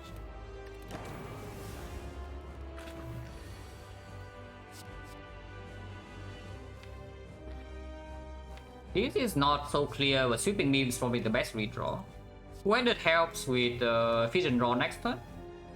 Who-handed helps with the Compound Driver redraw if we don't play Fission. And Who-handed is also 2 block for next turn. I think yeah, with the Fission and the Compound Driver, and maybe next turn we probably are blocking next turn. So I'm probably, yeah, I probably have more reason to stick with it. Oh, okay. No hologram boost sequence next turn. I see. Can still Fission though. Can still Fission to block 5. So I can maximum defensive plays to hologram the Two-Headed. I can also just Compound Driver draw 2. It looks interesting. Recommend it? Absolutely yes. My opinion is of course biased because I have played this game for like almost 5,000 hours at this point, but it's very well made. By insane amount of depth, balance. Like it's actually amazing how. Yeah, it's actually amazing how the characters actually keep up with each other. That is so, and the game feels like it rewards your wood place. So I mean, if you are into like card games, you're into like strategy games that has a lot of depth, and this definitely can be for you. If you like min-maxing in general, you can min-max this game for several thousand of hours and not get bored.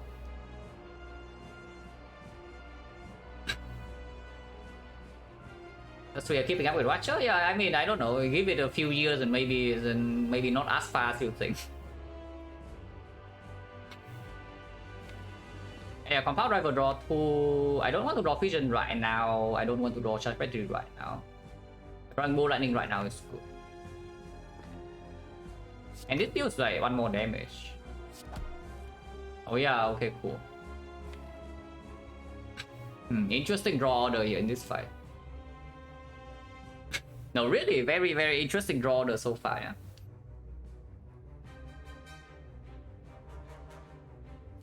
Is there any argument to bullseye into Fission now? I tried Diablo 4 open beta thing today lasting this weekend? No. I might play it when it actually comes out, but I'm not interested in like betas and whatnot. 5,000 hour numerous content. The content is created by the user. It's a roguelike. If you have never played a roguelike before, you might be a little bit disappointed at the beginning at how quote-unquote little content the game gives you. But every single time you play the game is different. But yeah, is there any argument to bullseye into Vision immediately? Gain 2 draw 2 energy, we are dealing 9 damage rather than 12. So 21. 21 is go to 100 and we can draw to Beam Cell next turn with the Cultist spot. The split is going to be terrible, but then we have Quartered in the deck and Focus Potion can still be used. Yeah, let's be aggressive. Let's be aggressive. I really don't want to face tank next turn now with the... Oh, my block is already out of the freaking pool. I would probably prefer to split around like 760 something over taking the hit next turn. Or 30. Oh, better focus on this turn and up it? Not yet, right? Not before I see what comes from the Fission, because once again, it's 2 damage. Oh yeah, Bullseye Fission probably happens. Okay, Bolt Lightning is fine. With the Bullseye debuff as well. So Bolt Lightning into Strike, we have 15 damage. 15 is another 4, yeah? So it's actually 19. 19 is 93. 93 next turn, we always run to Beam Cell. And we have 2 strength. So this is going to be 6. We always get Beam Cell Strike. So 2 strength is 6, this is 12, this is 18. 18 plus 7, 25 minimum. 25 into Zap Dual Cast. 25 into another 24, so 49. 49 plus another 4 is 53. Yeah, it's not even a terrible split, honestly. It is not even a terrible split.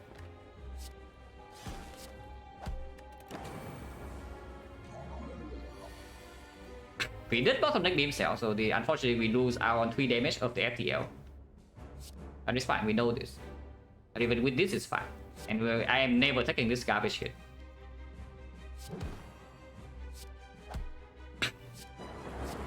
Yeah, speed is not 40.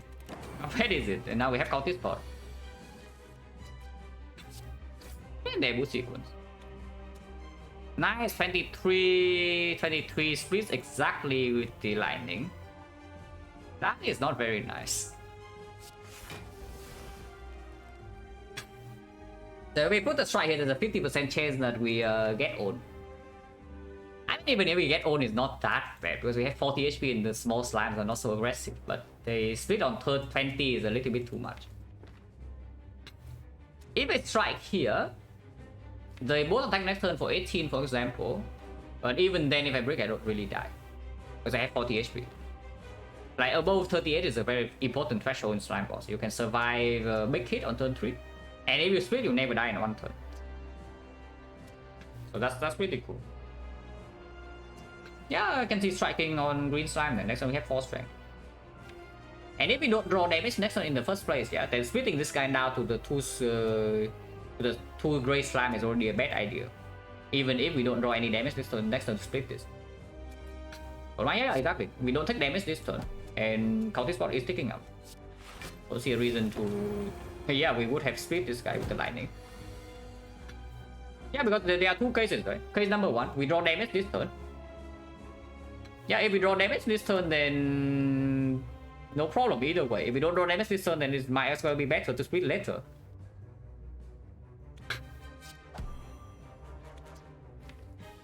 Do I believe in the dual cast, or do I just play strike? Because playing strike also gives me the keep the lightning off for later. I can split both right now, but splitting both actually gives me a small chance to die, right? So maybe not. Yeah, if I split both, I actually have a small chance to die. Is it 40? So it needs to be 29% into another. Both attack but higher than 20. Very unlikely to die in one turn. And I need to completely brick my draw. So how many bricks are in here even? 1, 2, 3. Yeah, and then it stops that. Oh, maybe they just play dual cast. 25? No, it did the 25. It just did the good 25, not the bad one. And also, even if it double hits here, it doesn't matter. It doesn't matter. If it's doing the double hit here and just strike here, then it's fine. We draw any attack, we kill, and then we maximum take 30.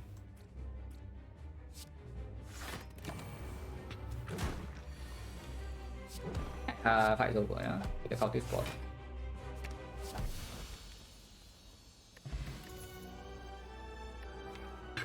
Second vision with no observation, not interested. On the other hand, there's a core search. Like, yeah, Thunder Strike without Zap, Bolt Lightning, Crack Core, interesting. This is not free energy for defect. But we do have the Dreamcatcher. Dome is very far away from free energy. Dome on defect is awful. Especially when we don't even know how we are blocking yet.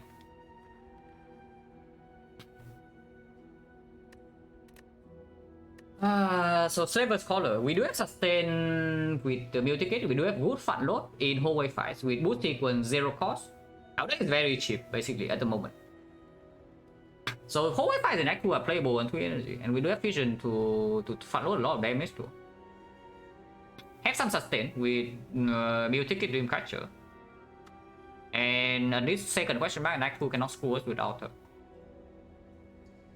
We take Collar, yeah? Yeah, we take Collar.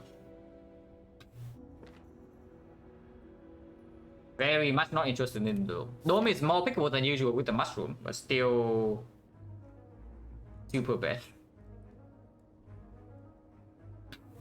Once again, it's a max 2 release in Act 2, and there's no easy shot to go to. I mean, I guess we can do this shot, but then no fire. I mean, 1 fire here, 2 fire is not that bad. 3 fires here, that shot is optional, collector again. We do have causes to block weakness in the collector fight this time though.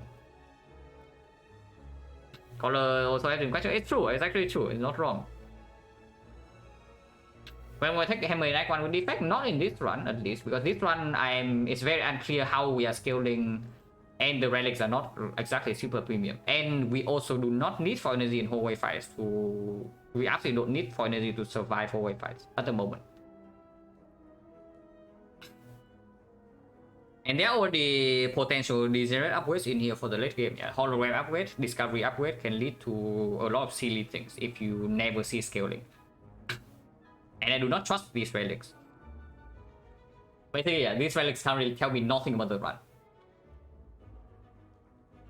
And on defect, like not being able to upgrade is a real downside. So how scared are we? Because if we are scared of advanced force and 3 energy, we should not start right side, and we should just start here into shop second floor. I think right side means that 1 advanced forward, but still 1 fire, 2 fires. The amount of fire is the same. Into still late question mark, like the path at the end is the same. It's just that we do have the shop open for collector, which is good. Because if we go here, we gain 15 heal. The HP will play in collector, and we also have the most amount of gold. The cost of that is, of course, we do not get to spend all until the end of Act 2. So we run around with Slaver Scholar. This fight probably potentially own us, and then we run to Elites with no guaranteed front load potions.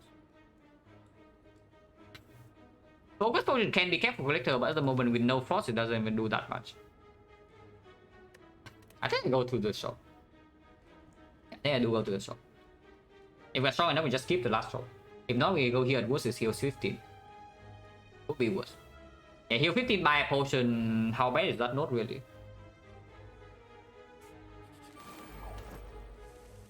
Damn boost sequence. But honestly though, Act 2 or 3 energy is where boost sequence like absolutely shines. So I expect it to perform insanely well. Probably Discovery is just better than the base card. Yeah, Discovery is definitely better than the base card. Doom and Gloom or Chill is actually not that clear. Next time we have 4 energy, but both are giving compoundable draw. And it's unclear what is better with Vision. The Doom and Gloom is also 10 AoE damage. Probably Doom is fine. Should I take this 3 damage to deal 6? No way, right? Because there's no... I don't even know where the next turn I draw into lethal or not. I might take a big hit next turn, but we do heal 50 next floor.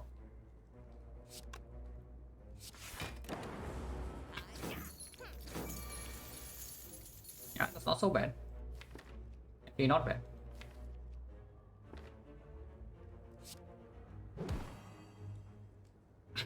So Hollow Doom and Gloom Bullseye doesn't quite kill, but Bullseye, Hollow, Bullseye, Strike is killing, and then we take 7. The other lines to Hollow charge battery and then play defect. In that case, we take 4 only and have another 4 energy turn next turn with the compound rival, which seems like the best.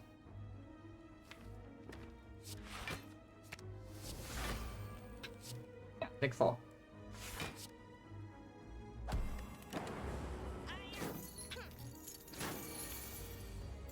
Only -4 against the thief is a pretty sick outcome.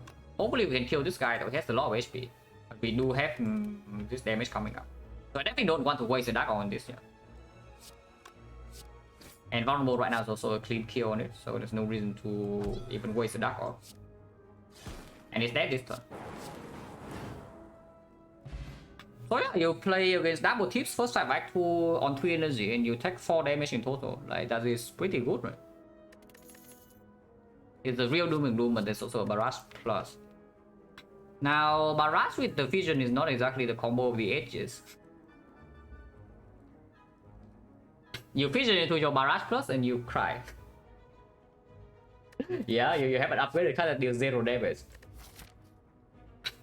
Doom and Gloom, first AoE and in the Elite and boss fight we have 4 energy. Also, first source of Dark Orb works well with Bullseye, works well with Vision, works well with Compound Rival. So probably I don't get baited by green in this spot. Large Beam Cell though, how many orbs are we generating? Just look at our deck.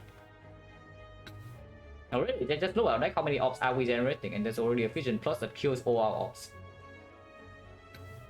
How much damage do you expect the Barrage to do? You take it not wasted? Should have waited for the shop, guys. Once again, we are too poor. Just as usual, we are way too poor. But we are barely rich enough to do souvenir self repair, which I don't hate. Even with the even with the cost touch already in our deck, souvenir is still fine. Because now we block 2 debuffs against collector, we're not even vulnerable. Like we are only frail in the collector fight. We are not weakened, not vulnerable. That seems like pretty good. And I cannot do potion bell cell repair. I can only do souvenir cell repair or only total cell repair, in which way I would probably take the souvenir. The souvenir also means that even if I see bias core, I can still block vulnerable in the hard fight and then use the bias core with the core surge. Also, yeah, chosen and such, of course. Let's take souvenir cell repair and then leave, yeah. I guess cell repair over remove definitely,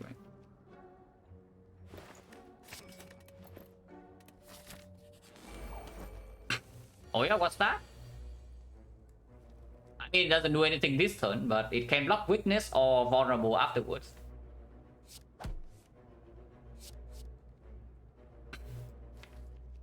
These guys are not exactly the best. Guess worded is fine. Yeah, we are not hexed. Equi is pretty good too, but not this turn. And we don't actually redraw to the Equi Dark Pass.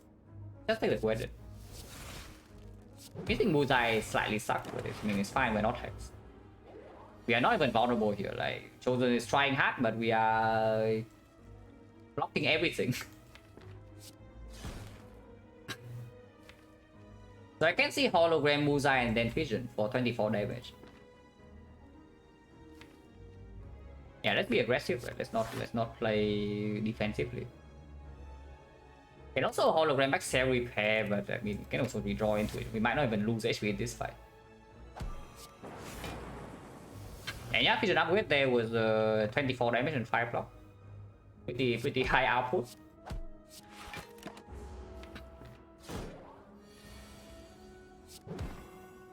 And we have lethal, exactly lethal here. We'll take 0 against Chosen.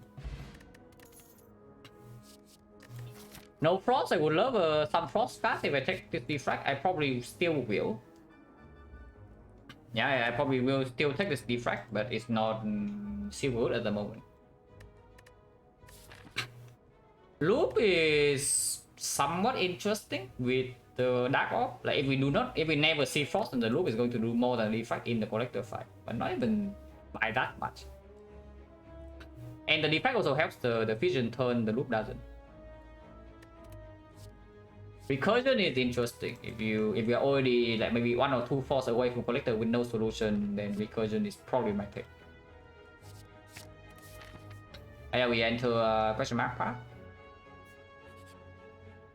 Ivory is very good.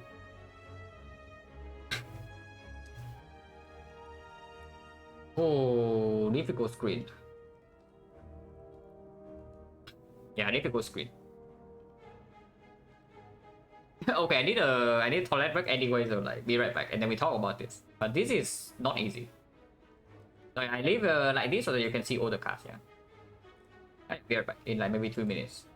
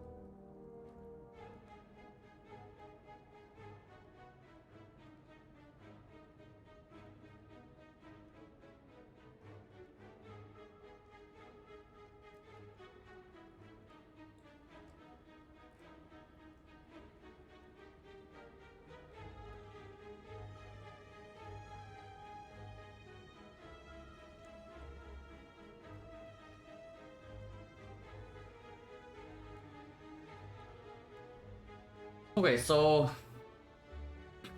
I would probably say the greediest pick possible to make here is the co-edit. Like we have compound driver, but no frost off, so the moment it adds another off type.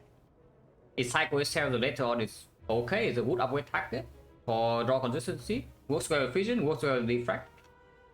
And this is our first frost off basically. I don't think we are I don't know whether we are allowed to take the co-edit though. Because right next floor I see this is always tiny chest, yeah, so we know that it's a chest. It doesn't actually give us potion or anything. So we are entering this elite fight with one focus potion and that's it. How's our elite matchup? Against the bull stabbing, we're probably fine. Turn 1 block good. We have vulnerable, we have bullseye damage. Fusion front also very good against the bull. Slavers and the leader are the bigger concerns. Way bigger. It's, in particular, the leader fight is awful. As usual, you know, like the story of the defect versus Gremlin leader, which really makes me think that I should take this. And we also know that we are fighting collector and we are not going to be weakened with 2 artifact charges. So the Thunder will also perform massively in the collector fight. Now, of course, the annoying problem of the Thunder is that, yeah, it needs to be upgraded.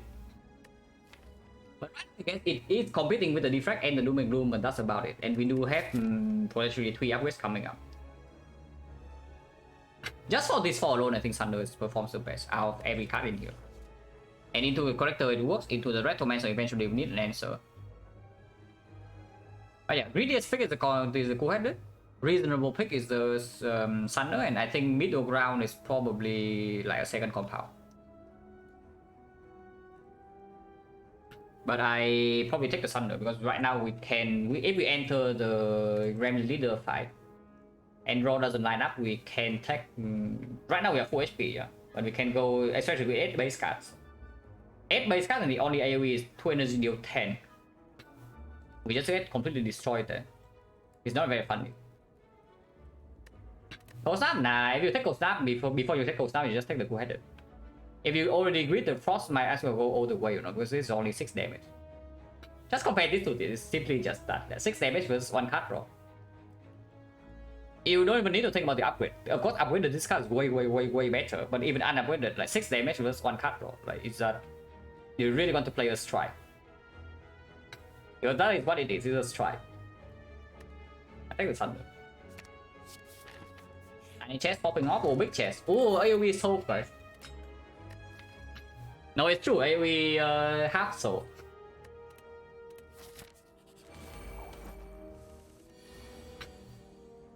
$24. Yeah, my friend, you are doing your thing again. Okay, so I was saying that move stabbing probably no problem, yeah, but if it's doing 24 on turn 1, then maybe it's a little bit of a problem. Well, do you want Hello World or do you want a random power? Because I think Hello World is better than a random power. Like random power is what is better than Hello World. Like suddenly charge in this fight, but not even. Hello World is definitely better than Defrag. Hello World is better than Loop. Hello World is way better than Capacitor. Hello World is probably better than Electro. Buffer this turn doesn't even play so much. Because we are not full blocking yet, so we are losing the buffer stack anyway. So if we block normally with boost sequence defense, we block 11 plus 6, so 17, we block 7 with the buffer. So yeah, the only power that's actually better than Hello World is Echo Form in this board. I think the Hello World. We already proc Letter Opener this turn. With the Cell Repair, it was the best, yeah, it's true. It's actually true. When you don't have to waste a draw on it, the effect is very underestimated. The effect is good. Playing this dual card is slightly better because it makes the compound driver, which can also come from the Hello World, yeah, and the vision both like slightly worse. And I don't even know whether this gains damage or not. It gains 13 this turn, but next turn, and yeah, there's also defect bullseye. I don't dual cast. Just like 7. Focus potion probably not needed yet. We see what's happening in the next few turns, and then we evaluate whether this is needed. Potion chain is 60 though. First 2 fights no potion, so potion chain is 60.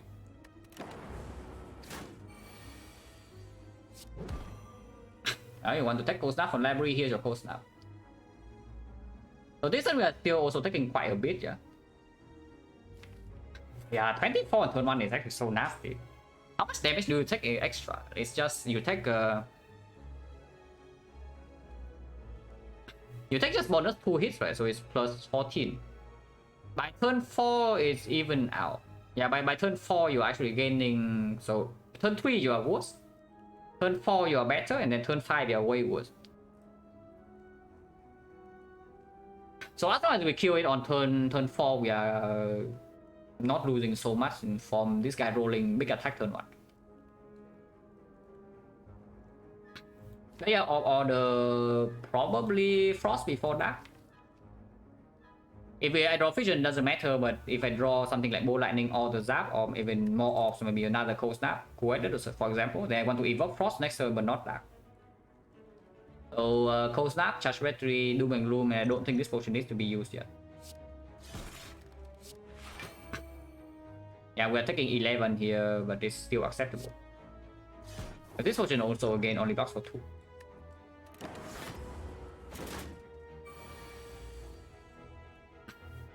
Wait, we're actually rolling a 2.25% pattern. So that is just bad then. Yeah, if you roll a 2.25% pattern that is doing big hit turn 1 and turn 3, then straight up you're just taking 40 damage extra for no reason. You don't even gain anything on turn 4 or turn 5. Interesting. Yeah, sometimes you roll 2.25% load roll. Like, what can you do? And for 2 times, yes. It's just 15% chance to do multi every turn, but it cannot do it 2 turns in a row. So turn 1 in multi is turn 1 in make it, turn 2 it cannot do that, and turn 3 it can roll 15% again for this. So in order to see multi attack twice in first 3 turns, you need to roll 15% into another 15%, so 2.25. Compare first and 6, 5 draws 3.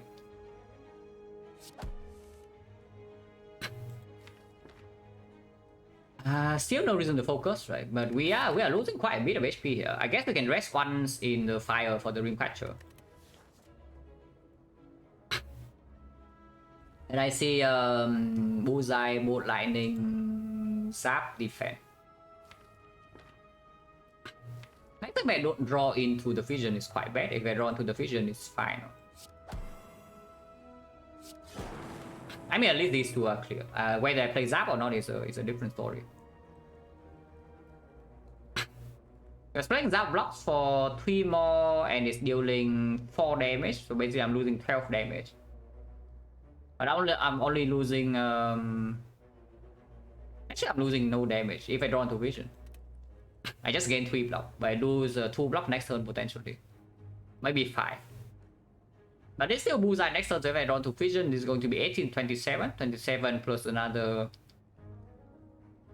Yeah, 27 plus another 24 is 51. 51 plus another 8 is 59. 59 is a 30. 30 is quite a lot. But if I draw into vision, I know that I have everything in here. So I can pull back a hologram beam cell into... So 4 is 22, 22, 7, 29, 29 left opener, it will die. If I draw into vision, next one is dead.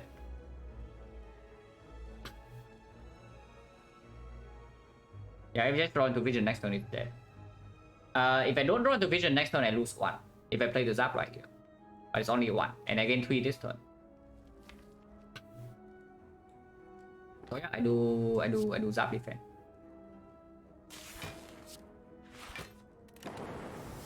Never die this turn, yeah? Even if I don't draw anything. But vision is here, so it's dead. Never play defect first. Draw exactly 3 cards I don't shuffle, so hologram can pull back the beam cell.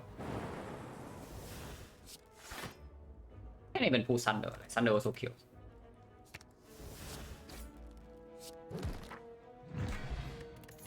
Smoke bomb, yes, exactly the potion I want, guys. Potion chance 50. Shuriken pretty decent with FTL, good with beam cell as well, and we are not going to be weakened in collector, yeah. So this really can play. Oh, green. This green is such a big battle because we are not even going to any fight. You're actually not going to any fight, so like how much does this green actually give us? One elite fight here, that's it. If we see red mask or fight in the question mark, maybe it's 2 fights. So enter collector is on energy block 7. Of course, when we enter the end game, it's going to block way more. But as of now, this is not doing anything. On the other hand, there's an aggregate right next to it, which also doesn't really play at the moment. It can play later, but they are both speculative picks, basically. To be using Watcher the most, you probably should play whatever you enjoy the most. Like, because it relative strength between the characters does not actually matter until you are very, very, very good at the game. And even then, you should probably still play the character that you enjoy the most.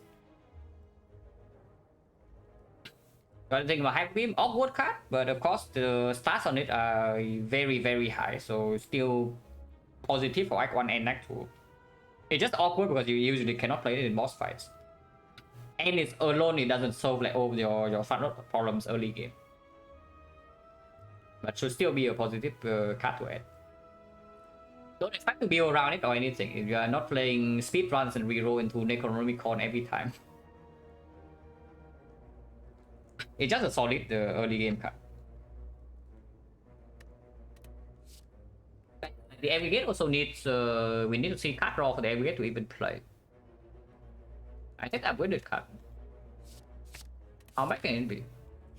Algorithm plus, stop. Okay, stopping. So there is a shop in here, which means I probably take this face, I take the golden.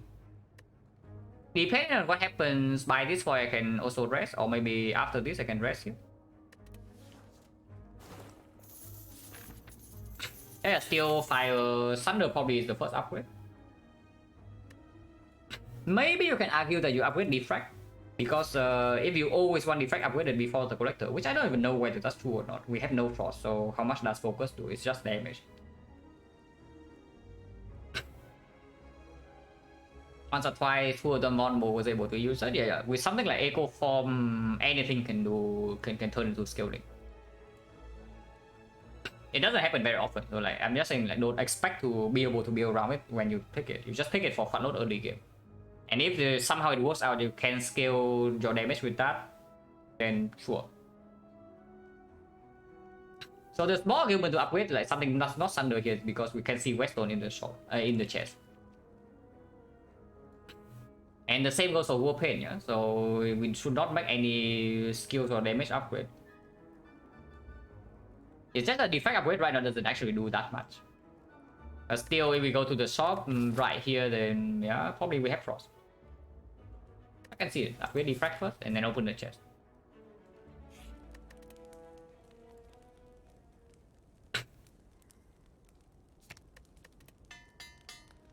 Depending on what happens in the next few stores, we might need to upgrade Discovery for the collector fight.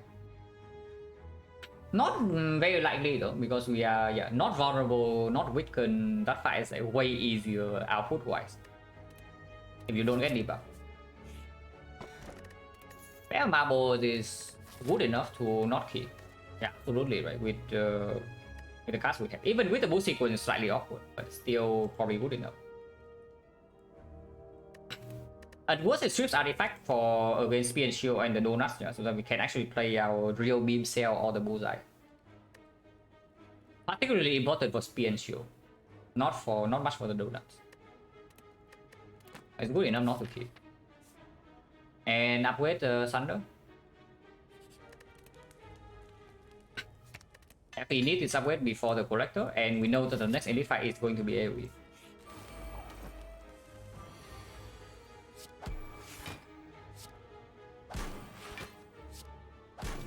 Well, hopefully we don't get destroyed here. We do block this trail though. But also again, drawing into the hologram is not exactly the best. Get the item 2 block. Holy crap, man.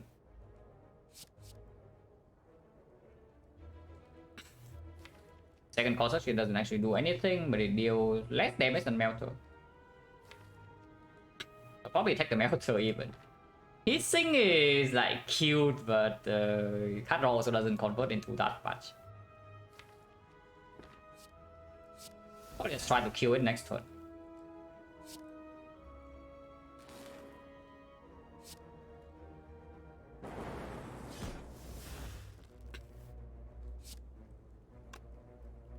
Lucas is in here, and Bullseye debuff is out though. I cannot kill this turn. In order to block maximum, I cannot play Doom and Gloom, and I have to do like Core Search Melter, which is doing 17 damage, so it's not so bad. We already deal 10 next turn while weakened, but sometimes we can block with 1 strength. Smoke? What? What you mean smoke? We heal 15 here. And we can even rest with Dreamcatcher. What do you mean smoke? We are only taking, I mean, I guess we're taking 18, so it's not a small number, but again, we can just rest here. It's not super urgent to upgrade things. And we can heal 7 back, you know, with the Cell Repair.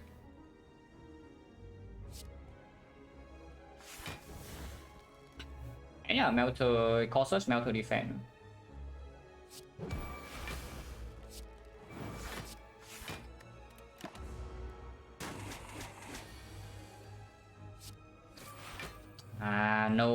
No Cell Repair, but taking this is just worse than just accepting. We just kill. No potion, so potion chance is 60. Reinforced Body I don't hate. I don't love either, but with the Lethal Opener, it does like. We do have 4 energy in the Elite and Boss fight, yeah? This is such a weird spot because our this deck right now has a critical problem. Of course, it's that it cannot really block in Collector. That's the biggest problem. We are not vulnerable and we can kill the minions repeatedly, but we still cannot block. Maybe that can change, and I think the reinforce is better than skill. Are we allowed to upgrade on 29? Because Slavers turn 1 never kill us, but what about turn 2? And the leader fight can always go wrong, yeah? Of course, we can always smoke bomb out. Really don't want to though, and gaining Dreamcatcher value, how bad is it? Upgrading here is not even so important, like, I guess the upgrade goes on like what, Doom and Gloom? Maybe Hologram? Probably Hologram with Lethal Opener, but yeah, not really playing in the elite fight. Let's use the Dreamcatcher. Oh, block cards. Cold Snap over Gopher with Defect Plus. And 4 energy from basically every fight from here. Yeah, Cold Snap over Gopher. Because we only have 1 hologram and upgraded, no 0 for 1, the Go for the Eye is not even going to play so much in the Collector fight.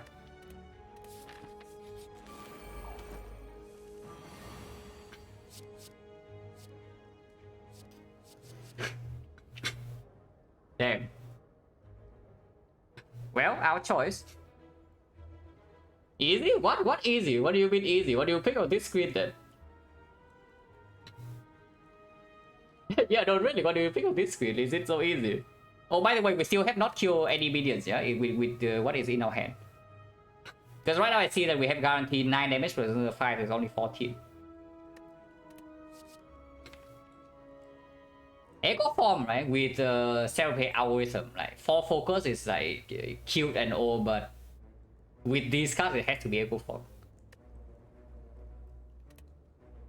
Things got back here, is it? It's still 4 focus, permanent. We have artifact.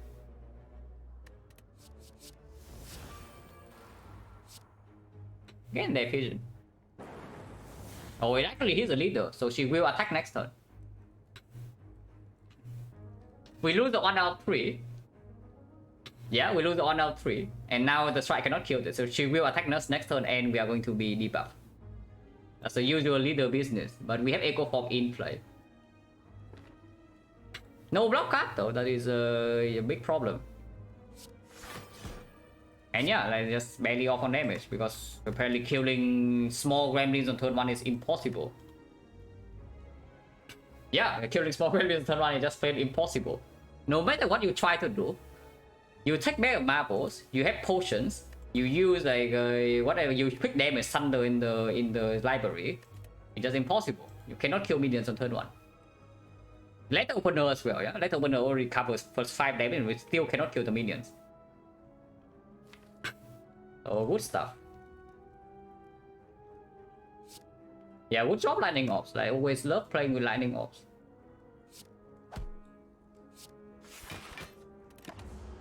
I mean, we can never die here, so it's like not that bad, but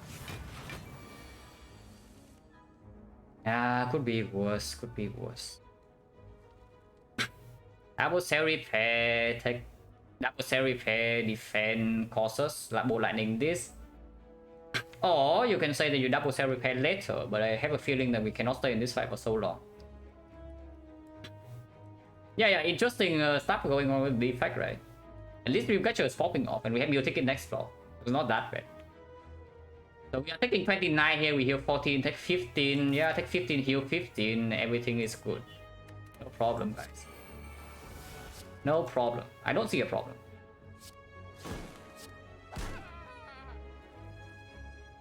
$11, so it doesn't matter where we hit. It's slightly better here. Because lightning can deal the damage for us, but it's 50%.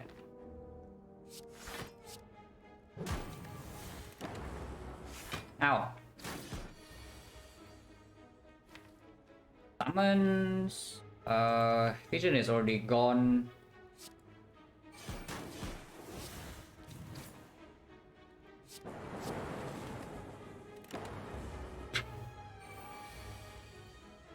I mean, yeah, not too unhappy about the Thunder I picked in the library. The slightly annoying part in here is that I want to double the algorithm. So if I play double compound rival, there's a cleanest line we'll get out of this fight. But if I draw the algorithm right now, I don't get to double it. What if we just double strike instead, you know, and play greed? But then I still have to play single compound rival for energy. That doesn't make sense. Let's just double compound. Let's just double compound.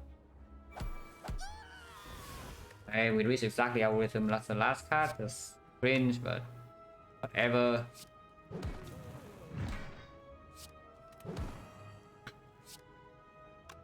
Not playing algorithm in here is a little bit too much, right? Considering that if she attacks next turn, we need to get the hell out. So let's just play the algorithm.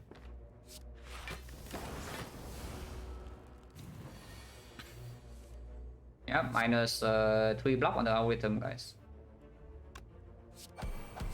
Nothing else to do here, so we just kill.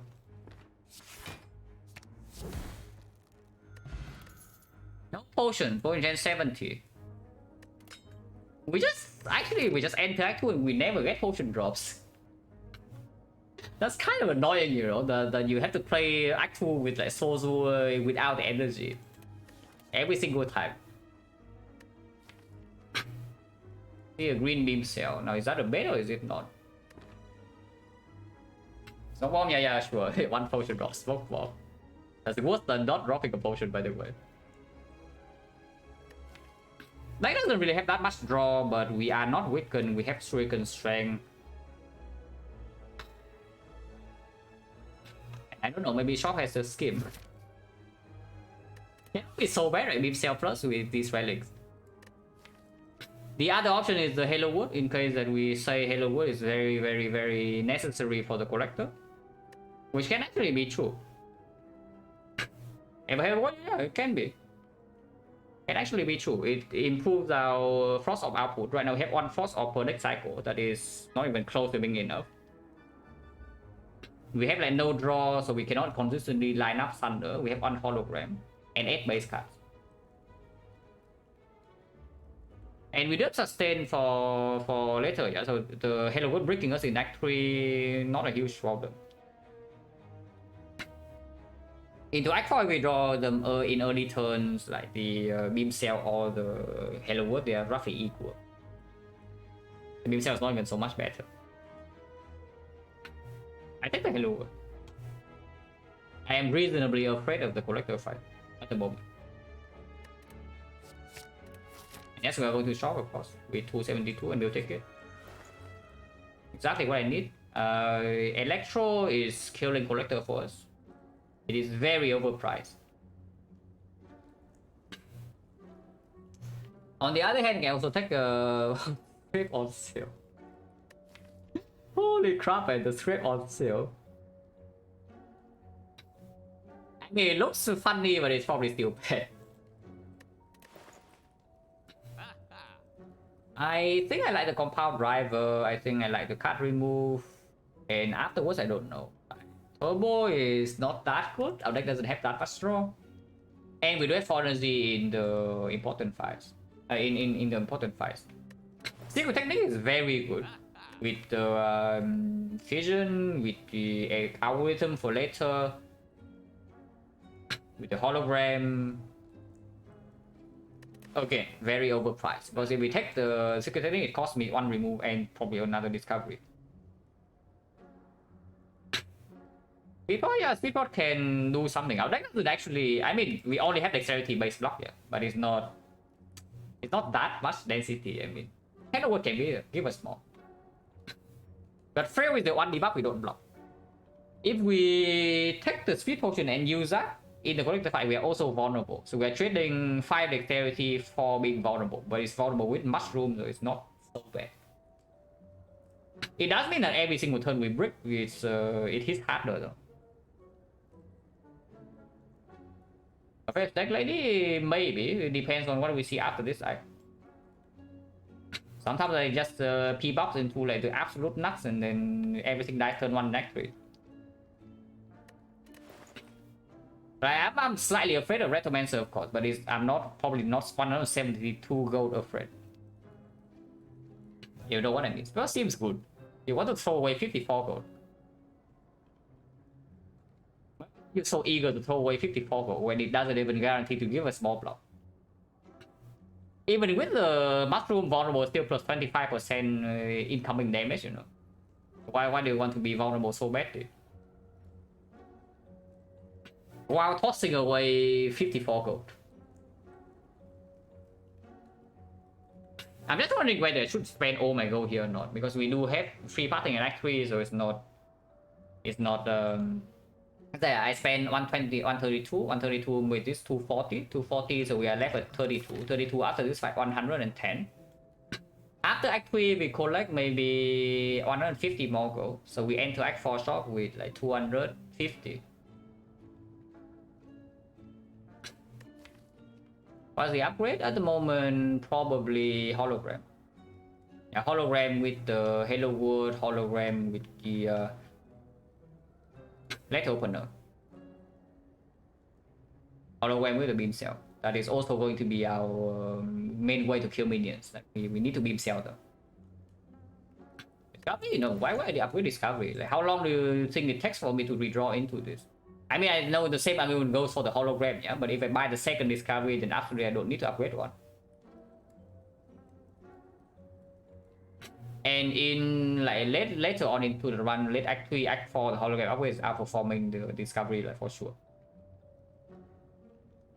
This is not a champ fight. If we are facing the champ and for some reason we are dying, then sure, discovery always solves that fight. Collector doesn't give you so much time to do that. Once again, we are entering collector with 53 HP and one potion. Exactly the same situation as the Ironclad run. So hopefully we have a slightly better win percentage in that fight compared to the last time. I know I do that, and I probably just remove a strike there. Defense are still okay with Letter Opener and the Smooth Stone, yeah? Strikes are complete utter garbage. It's never going to be traded.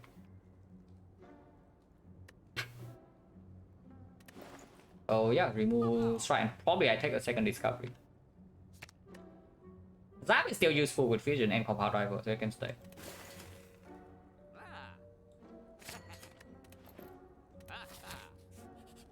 Can also rest here, like it's defendable to rest.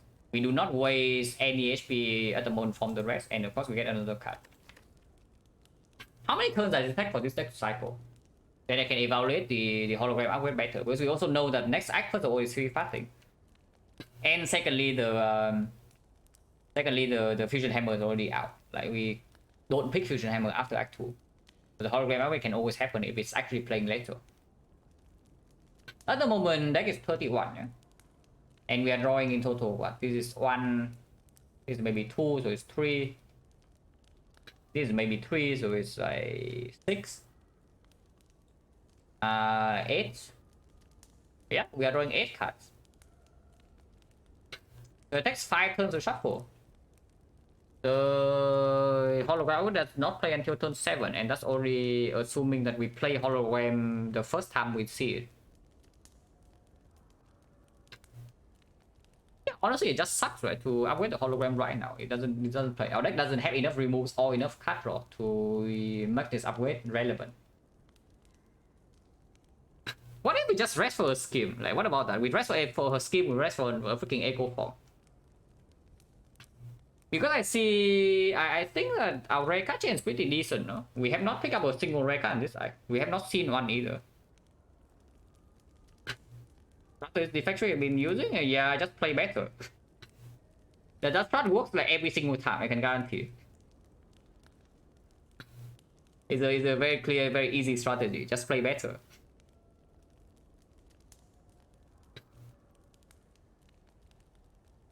What if we just read? Because rare card chance is high.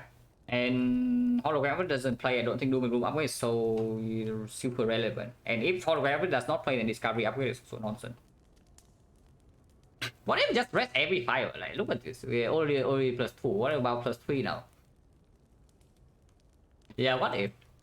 What's this? Oh yeah, that's a rare card. I mean, we didn't get a rare card, it's just that maybe this one is not the one I like.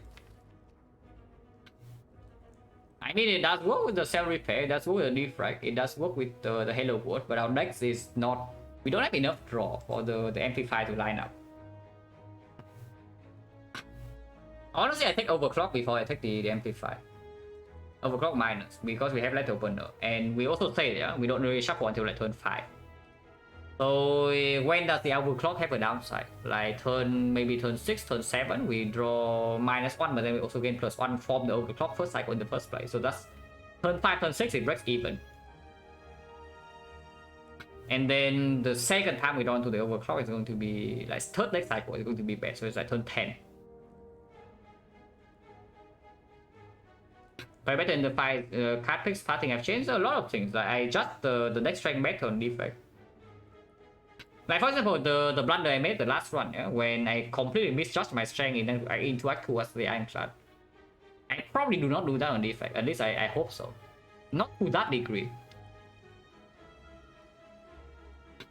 So I do feel like I'm playing better on defect compared to Ironclad, relatively speaking. So basically I just know like when I'm actually in danger, even if my HP suggests otherwise. Yeah, overclock I think.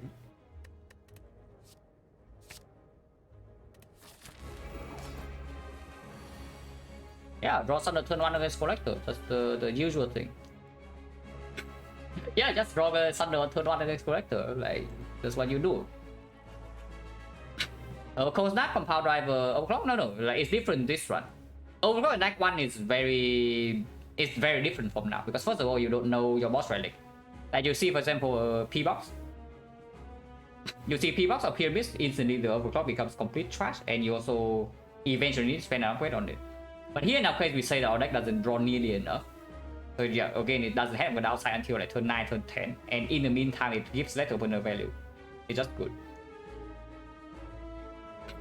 Yeah, Cold Snap, Compound Driver, and C. We do have some things to draw into. After resting at 75, I don't think I'm using Focus Spot. Yeah, we also get Shuriken Strength. We are not weakened, we are not vulnerable, and... Okay, we are not always not vulnerable.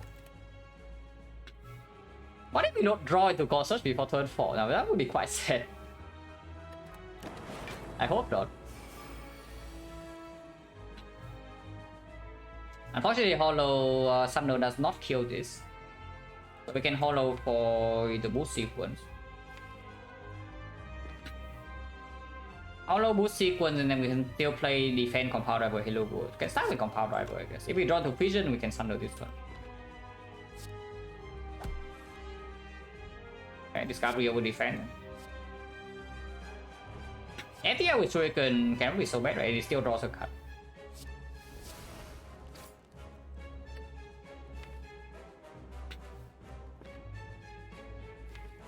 So no Shuriken stack this turn, but I think Hello World needs to come down. And hologram boost sequence is 1 energy blocking 15. Of course, downside is that we don't redraw the boost sequence, but still let opener prop. Reprogram I see it without a second hologram with no cut draw. No, at the moment still not interested. Maybe. But do not see that, yeah, you have no frost off or whatever, and then instantly you think reprogram, because reprogram without cut draw is also like complete utter garbage. You need a lot of draw manipulation for the reprogram to be strong.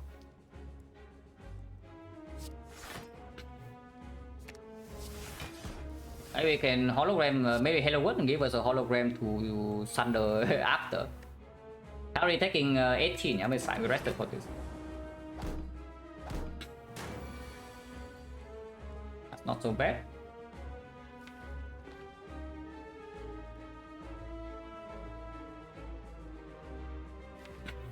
Wasting beam cell on not the collector, but this hand is also not a lot of damage. Can see FTL here first and observe. Yeah, maybe, right? Letter burner can also deal with this.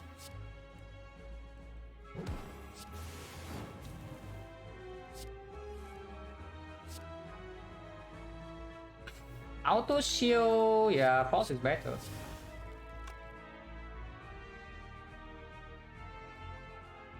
So defect and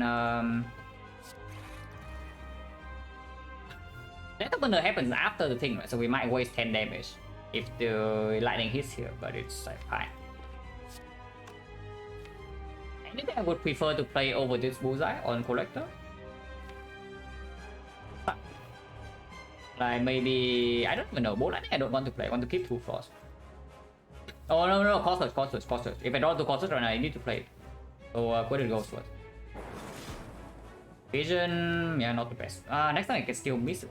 Vision now guarantees that I have the cost search before the buff, so I'm not vulnerable. Otherwise, 2 out of 7 I miss the cost search, and I am very sad. But visioning right now also kills 2 frost off that blocks 8 when collector actually attacks. Yeah. She has no strength though, we are not vulnerable, so she only attacks for like 21. We can block it with dexterity and don't need the frost off. We are at 57. Now it's fine. Pigeon now is fine. And if I pigeon, of course I do bullseye here. Okay, now we cannot miss the cost search, no matter what she tries to do next turn.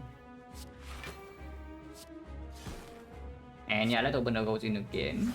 This might kill this over 2 turns, but I don't really care.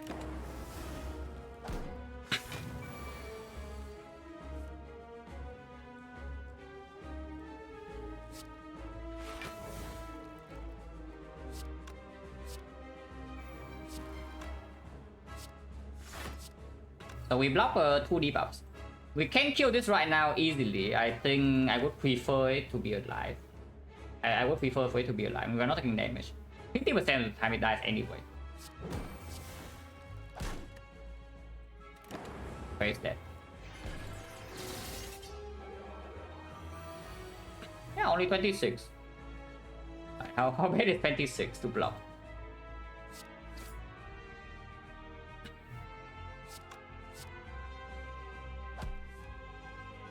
Not that easy. We're only blocking 8 at the moment, but it's still fine. Oh yeah, Sunder after doing amazing in this fight, as expected. Top 10. Oh, she really goes in, yeah? She goes all in with the damage. And we still have not drawn into any good block. That's somewhat scary. At least there's 1 block card, but that's definitely somewhat scary. Because now if she resummons into attacking again, are we in trouble or not? We're not vulnerable, so it's only 7, 7, 40. We take 20 this turn, and we go to 21. 21, she attacks 40, you need to block 20 or kill the minions. That's possible with 2 Force of End Focus. Not in the spot where I would focus spot yet, yeah. And this is definitely not an amazing draw order. And attack pattern, because next time we draw O block and then she doesn't attack.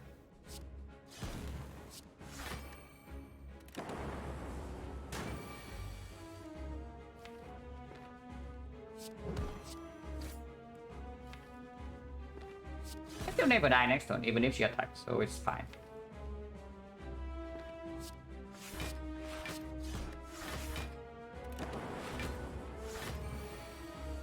She really does attack.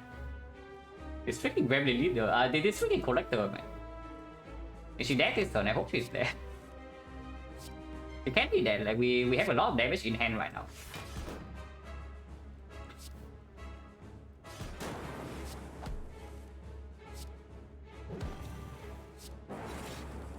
She's dead.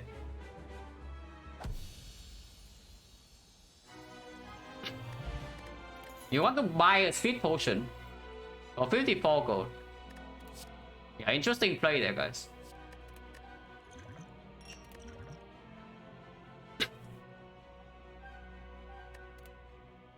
This is not very easy.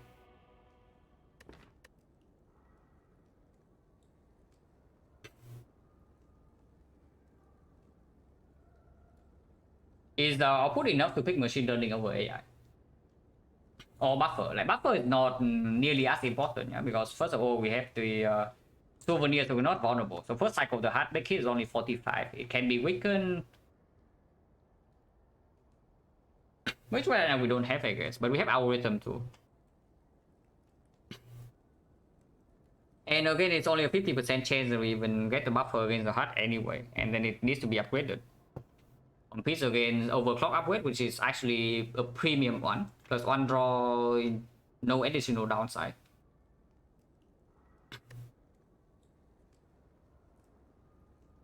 Until let's have live stream, yeah, in several turns.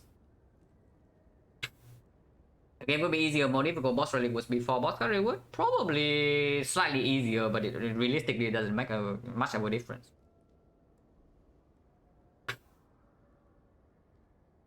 Just because they are more boss relics than rare cards.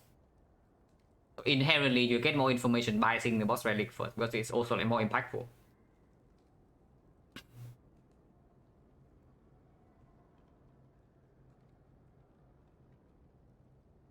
But yeah, is machine learning too much setup or is it not? Hello World is already drawing a little bit. Machine learning draws even more. What does machine learning draw into with this deck currently? Is our deck good or bad? These are terrible. This is bad, this is not good. And these are fine. But no super omega premium output card. Creative AI is completely awful in Act 4. Like, if you compare between AI and the machine learning massively outperforms in Act 4. It's not even close. So the only place where the creative AI shines would be, first of all, the damages. And secondly, the Act 3 boss, like, in particular, Time Eater. But Act 3 boss is already the easier portion of this run compared to Act 4. And we do have decent damage against the Act 3 as well. If we don't see Time Eater, we do have a Shuriken, bunch of compound drivers, put Dark Orb damage, like Defect Plus. If we see a few more Force Off, then Defect Plus is already blocking a reasonable amount. Algorithm Plus is going to be quite big as well. Into Time Eater, we do have the Mushroom, so that covers like quite a lot of block. And the Doom and Gloom Dark Orb maybe can build up. With our Echo Form in your deck, it's just way too slow. That's like the machine learning.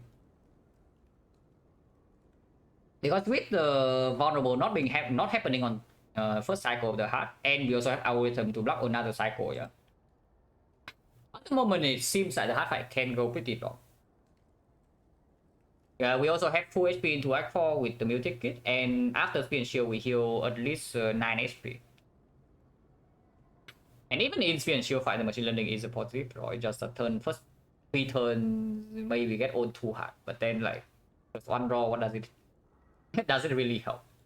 Because if we draw machine learning turn 1, it also helps. It only that if we draw turn 3, it brings us. If we draw turn 2, it's still fine. Yeah, it feels bad to take like maybe 50 damage to the face, but it's still not negative in the fight. Take the machine learning.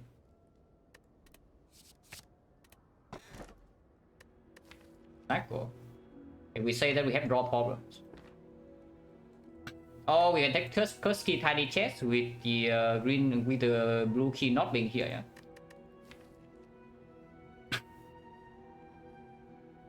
Overclock pickers in shambles. And now I really wish I had a freaking aggregate. Like, why don't I pick a aggregate over aggregate? Or this? Yeah, I guess that's fine. yeah, this goes pick over the aggregate, so I guess that's fine with Snecko. Snecko makes FTL really cringe, makes Shuriken inconsistent, but makes hologram way stronger, makes the makes our card draw problems like quite a bit better when we do have sustain. Don't have any energy generation burst though, so no meteor strike, no aggregate, which makes the low roll hands of Snecko like quite weird. But we also don't need to fight Burn Elite in Act 3. And the alternate options are also like pretty hot garbage, like yeah, curse key tiny chest, we are losing one relic and we get a curse to our deck here. Anti-case is utterly trash. Attack Snecko. yeah, imagine taking Overclock, who would ever do that? Okay, Echo Form first card. Only Echo Form will come. 3 elites possible. If I want 3 elites, I need to pass to, I guess, tiny chest here. But in order to get 3 elites, I need to get to the early shop, which I don't really love. I guess we can skip the shop if we say that maybe elite is not that good. And we don't want to accept an empty node here, we can pass the other way. To gain 2 nodes instead of 1 elite. And then we still do fight here. Yeah, it's okay. Starting this side is like complete nonsense, right? Tiny chest here, but the 3 fights, 4 fights, and parting is forced, no fire. We will still like fires. I don't want to shop on floor 2, so it's like very clear we start here. Oh yeah, Snecko already making a good case for itself, guys. It doesn't wait long. Snecko really does not wait long for make a case for itself. Very strong debut here by the... or debut, like whatever that's pronounced, by the Snecko. Good stuff.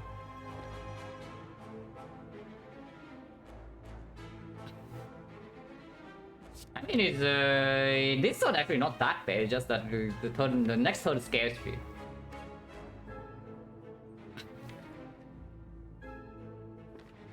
Nine damage only to Thunder doesn't win kill. Yeah, probably go here then. It's 50 and it gets no block. This guy is guaranteed to attack, but we cannot kill it. Now there is also an argument to just pop the freaking 5 dexterity potion here. Seems questionable when we can heal 15. Yeah, if we get on in here, then sure. This might be a small empty node, but we gain 15 HP. So how bad is it really?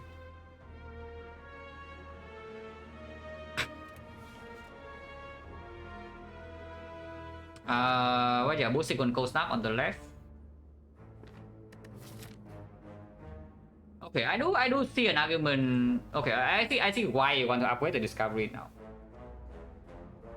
Because we have Cell Repair in the deck, yes. And it can happen, We do have 2 upgrades in this deck. So it's possible that the discovery is one of them.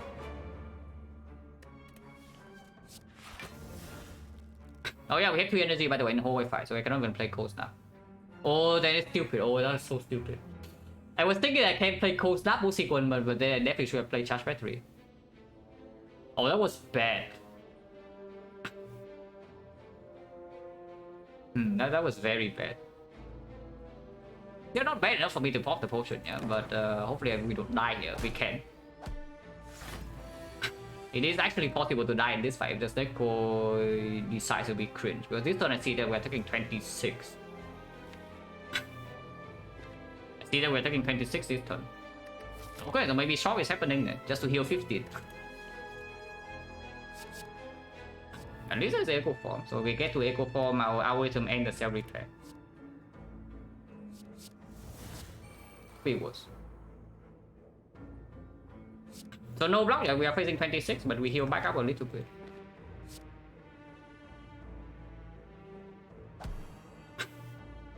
Machine learning versus defect. No frost orb in here, so defect is not even anything useful.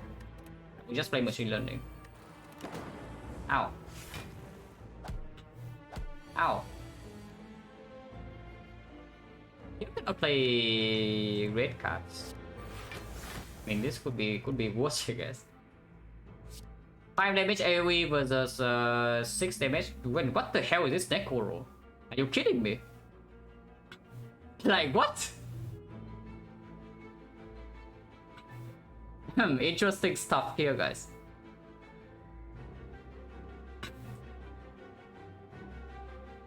Very, very interesting stuff. Yeah, defense has to be 5 has to be better than 6 pinpointed, yeah. It gains only 12 block.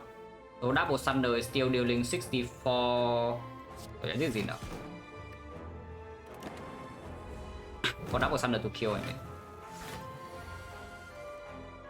But finally a good hand. A bit late, but better late than never, you know.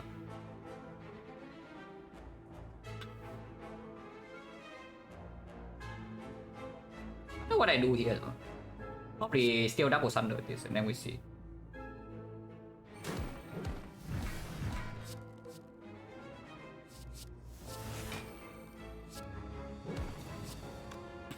I need 3 energy on this, yeah, so I am allowed to play the Doom and Gloom.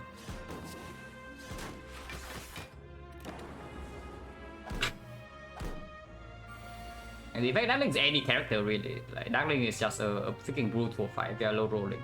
And here I cannot even play double cell repair or take damage. Are you kidding me? I still play double cell repair. And I take 5. That's pretty nasty.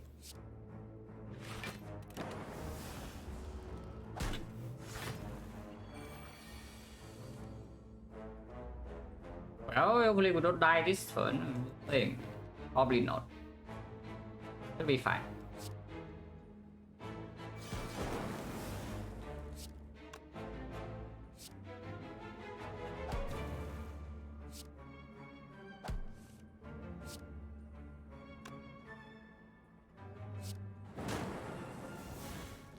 Nothing else to do, right? We already play double algorithm, we already play our double cell repair. My god, man, what the hell was that? Yeah, what the hell was that? We just entered the first side of Act 3 and then we lose 50 HP. That's like not exactly a very nice thing to steal, you know. But where did I still take? Oh no. Oh yeah, surely this side cannot go wrong, right? This fight can never go wrong, guys. Looking at the Darkling's fight just now. And we are on 3 energy, but Slaver's Collar is cringe. Cannot take this, right? Like, these potions do not actually win me the fight. And if we... Basically, just what happens in this fight is that if Thunder is expensive and we bottom leg it, we die. Plain and simple. We die in 3 turns. And they don't take that long to kill me. It's 3 turns. We cannot take this because there is still a potential to this run. Like, this run is not in such a spot that I would desperately need this rarity to not die instead of just playing the run normally. It's not thinkable. Man, if So basically lowering Dark Link's fight that hard with Sekko, yeah, kills one rare relic because I can take the 50 damage in this fight instead, you know. Yeah, let's say I leave this fight with 4 HP and then I can take 50 here instead. And now I am on rare relic up. Isn't that so much better? Instead I have to deal with this garbage. Strawberry, probably key, and then die here by 7 HP. But yes, I probably key this to get another a different relic.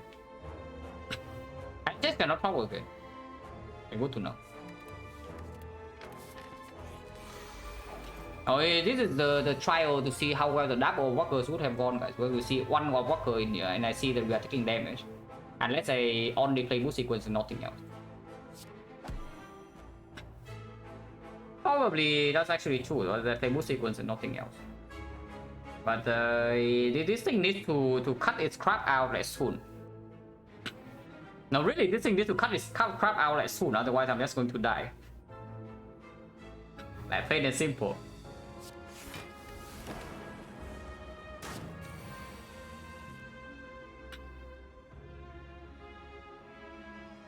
Yeah, still unplayable hand. I'm taking 8. At least we have 15 and I guess we can again rest here. Dreamcatcher is working overtime. On a Walker fight, no. That is one of the biggest downsides of Slaver Scholar. You don't gain energy in one of the fastest fights in the game. One of the bigger reasons why this relic is quite sad. Actually, if the cold snap, right, this turn has to be more landing defect. It still hasn't stopped, by the way, yeah? Like, you look at this and you tell me it's working as intended. Like, what the hell is happening here? I mean, I know what is happening, but like, why? Why is it like this? -8.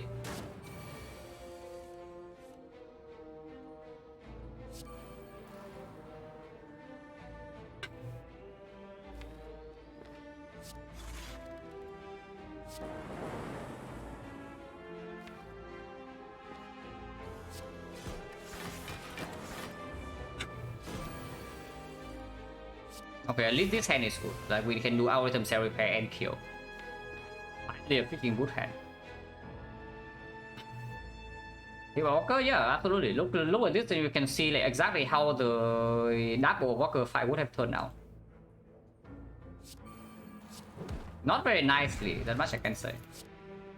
Effect plus with no frost, but I still take it. Duplication potion versus 5 dexterity, but we can duplication on like Doom and Gloom to kill the Retromancer daggers if we bottom deck Thunder. We can duplicate defect in Nemesis or the Giant Head. We can duplicate even Halo Wood sometimes. Over 5 decks. Probably still better, right? Under the potential 5 dexterity.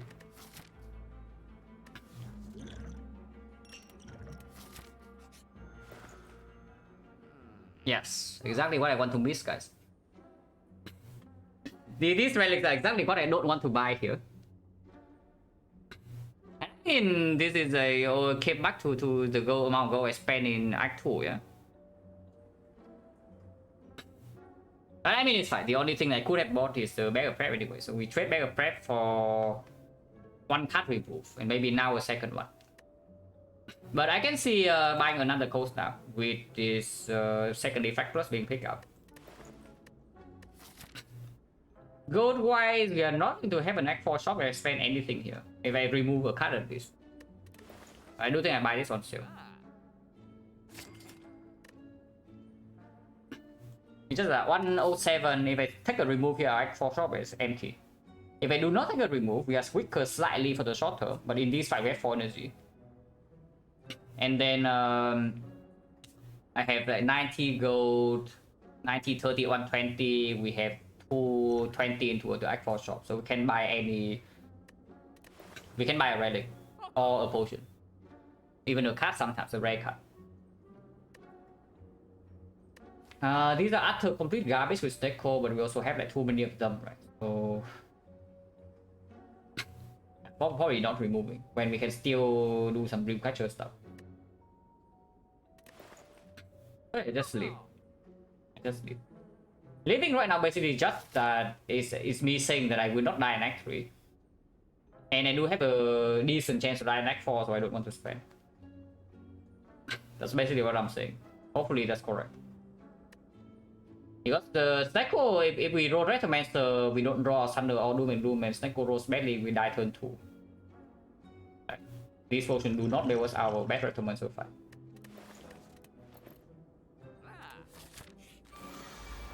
That's hopefully not happening. Because I don't know about you, but I am not a fan of what I draw this turn. If this is how my strict on defect dies, yeah, I'm not even super upset. If this is how it dies. But no, really. If this is how it dies, I'm not actually that upset.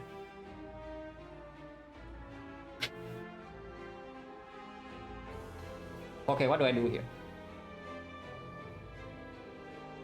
Metal thing like very freaking hard here. Is there any argument to duplicate the charge battery? We have 6 energy next turn.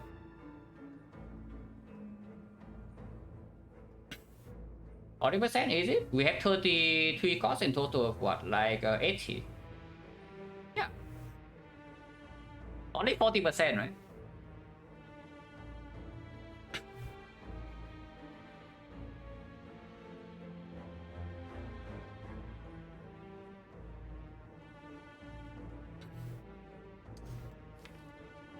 Duping charge battery is blocking 8 this turn. Gains me maybe a little bit of proc. Before I do that, I probably just compound driver.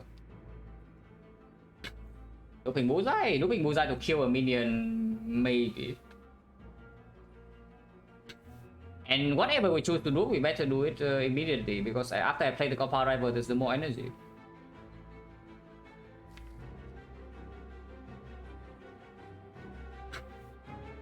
Duping bullseye right now to kill minion 50, so basically 50% of the time she doesn't attack next turn. So I block 9 right now, and I block 25 next turn.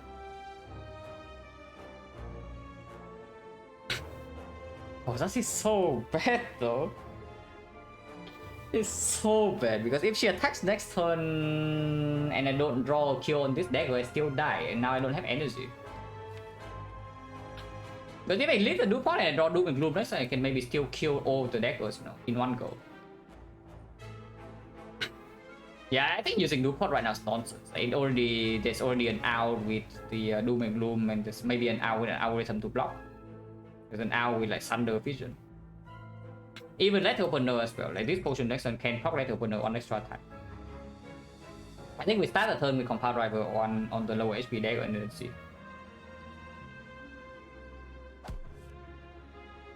Well, 3 costs, what do you know? Now there's no option, yeah? There's only charge battery or duplication potion on charge battery. But duplication battery now doesn't even proc Letter Opener. So I'm only allowed to play single battery, and hopefully I don't die next turn. Because that would be one of the most bullshit ways to actually lose a run. I'm actually going to be insane if I just die next turn like this. It would be ridiculous. And this doesn't even have anything to do with defect. This doesn't have anything to do with defect being bad or what. Okay, Thunder is in hand, so at least we don't think I die here. We might die next turn, but at least this turn we are okay. Thunder needs to happen first before the vision, right? Because otherwise I waste potentially 8 lightning damage here. Thunder costing 3 is not the best, but at least we see 2 more cards.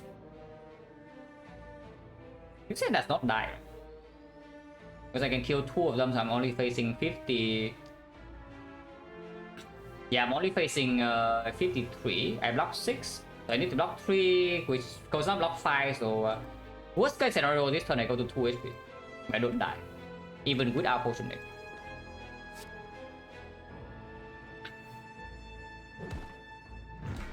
And oh, yeah, of course, would be great.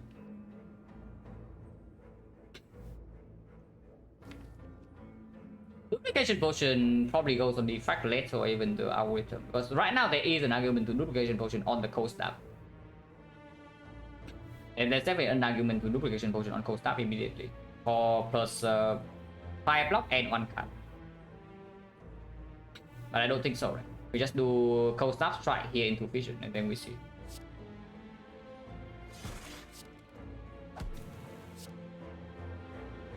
I don't die, plus 5 plus 6, and I only face 53. 52. Okay, I get to kill 2 daggers, so I'm only facing 30 something here. That could be worse. I can kill 2 daggers at least. 5 energy can play all of those, so call search into FTL here. Unfortunately, beam cell plus call search is on off, but I can still call search FTL this into beam cell here. Play defense machine learning tech. There is a real argument to do defense here, as much as I hate it. Because if we just do nothing as is, like we block 11 and face 43, we take 32. Next time if she attacks again, because we still need to waste energy to kill this crap, yeah. Next time she attacks again, no frost down, no focus, we are dead. There's a very real argument to do defense right now to pop right open up. And then I can kill this cleanly and kill this cleanly. I mean, I cannot kill this cleanly in this turn, but I can kill next turn. And way less damage is what I mean, because I can do beam cell into core search, kill this. And then FTL goes here, I'm 2 damage off from killing this. Otherwise I'm like 7 damage off, but no, it's way more. But if I do not look the defense right now, I have beam cell in here, yeah? So I need to deal 90 damage to this next turn. But with the duport intact, so it's possible to duport like reinforced body, it's possible to duport the genetic. Genetic duport is only blocking 42 though.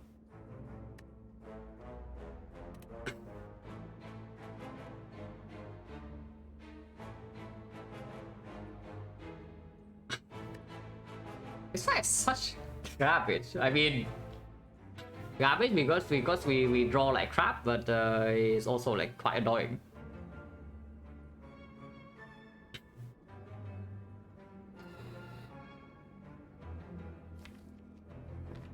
No sure you can sack before anything happens. What about doing core search, for example? I do core search here, kill into beam cell FTL, kill this, and play defense. So I take 23 only, no wounds. Yeah, it's true. Why not do core search? It's actually true. I was just thinking about that. Because do core search also gives me 1 more artifact to block weakness after. Yeah, I'm only facing 23 in that case. Next time I can still die, because she can attack for 32 next turn, and no, we don't have a guarantee block yet. Defect's not in play, no frost off. But yeah, I definitely don't want to deal with this crap next turn, and the wounds are not super chill in the redraw either. Let's do core search.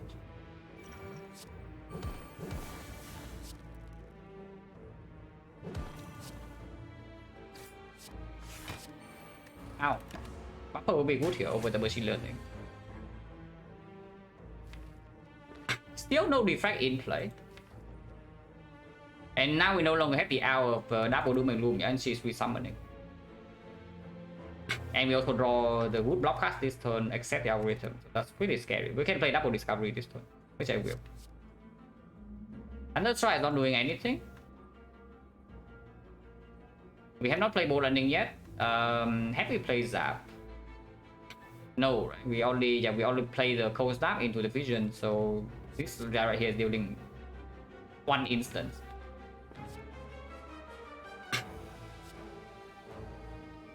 And it's not going to be more than 1 instance, because ball landing in here is also difficult to play.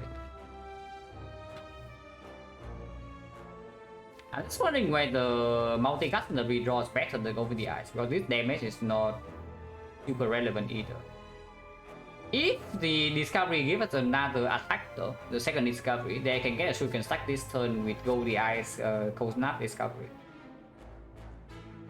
That's probably worth it, the shuriken stack. So next turn, because next turn I need to kill the new wave daggers already.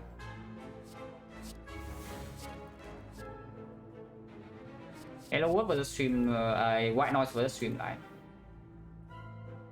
Streamline gives me a strength. White Noise gives me a random power, which even Bias Cock right now plays. Electro can play. Echo Form is very good. Halo Wood I absolutely take. Machine Learning is fine.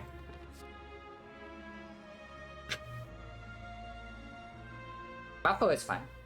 Satellitia is not fine, but Storm is okay. I think the White.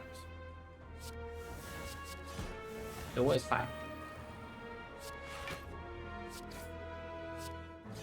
You can easily die next turn, by the way, in case you're wondering. He still is very healthy.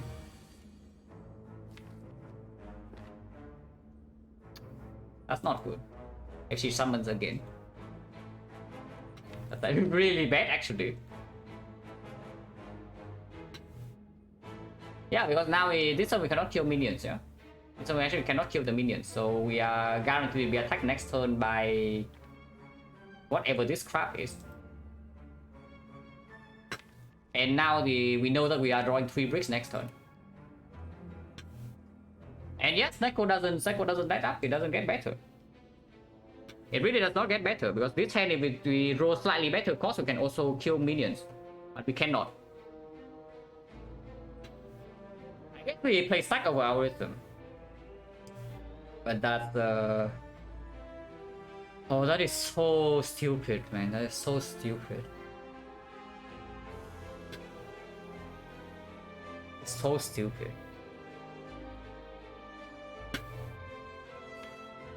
Actual bullshit. I don't say the word very often.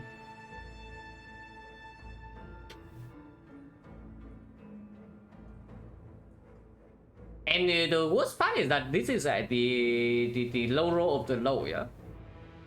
So I cannot even evaluate whether Sneko was correct or not. Because Sneko, if it rolls me average and then I die like this, then sure, maybe Sneko is wrong. If you give me these rolls and then I die, then I learn nothing. I don't really conclude anything. Besides that, yeah, if I low roll, like maybe 5-10% I die, but that's the same for any other relic.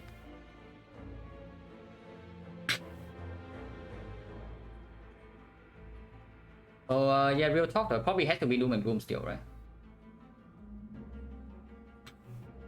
Yeah, probably Doom and Gloom is a card I have to play this turn, because maybe redrawn to Doom and Gloom can happen next turn, redrawn to Thunder and we can block. Is it time to focus spot? Because this turn it doesn't do anything. This turn is only giving Doom and Gloom 2 damage. Block wise, we already have it covered with a stack.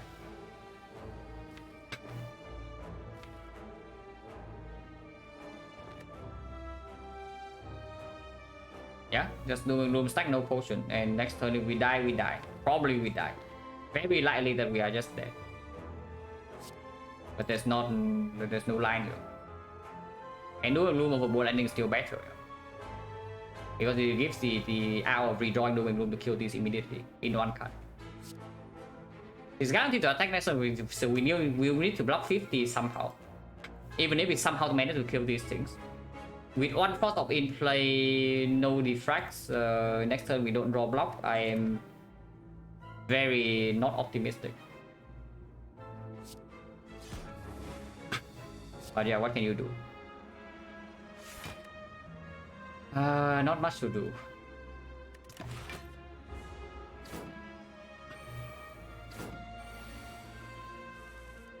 Oh?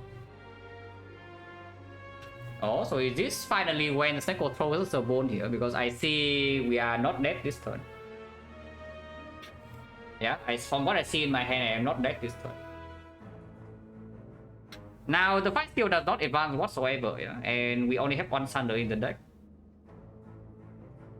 So it's not very cool. But this turn at least I am alive, I think. Thunder definitely goes here. That one is like certain. Thunder definitely goes here. Argument to compound driver first.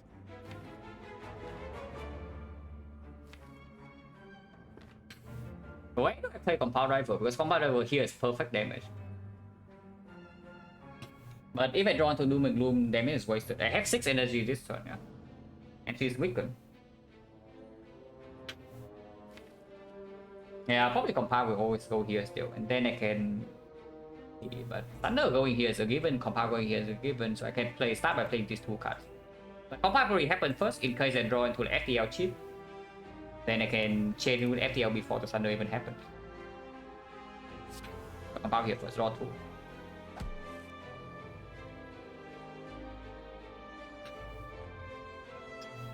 Well, we are not dead, but we are taking quite a beating here. Quite a beating.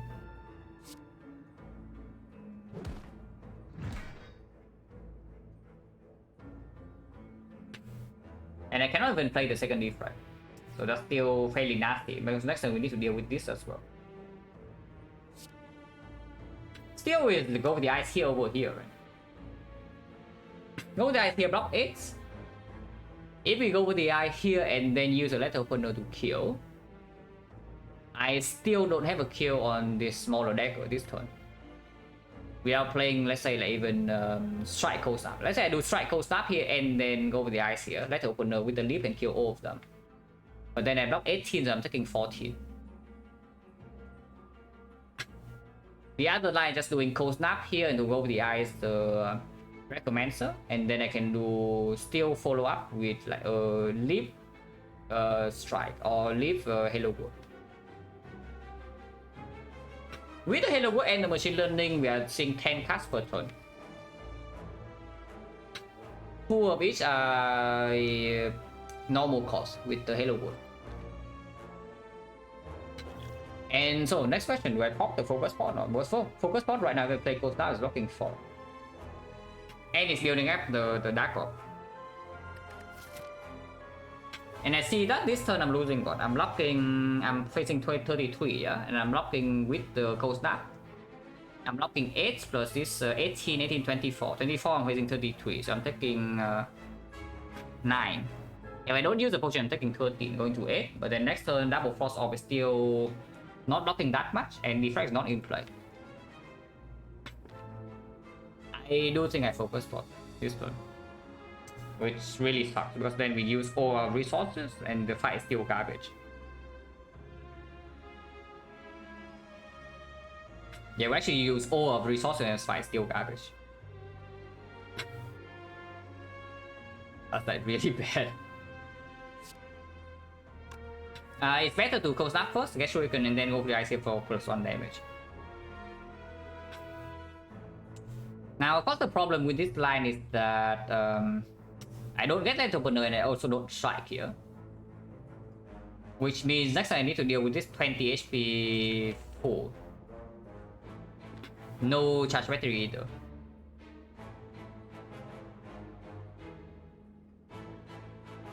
Alternate line does not play the Cold Snap, doing charge battery leap instead. Let opener and strike kill this into go with the ice here. So we are blocking 18, 26 this turn, and I'm only still facing the same amount. It's 33, so I'm taking only 7, no potion use. But then I do not have easy evoke on this dark next turn, but I gain +1 energy. There are 2 more Frost Orbs.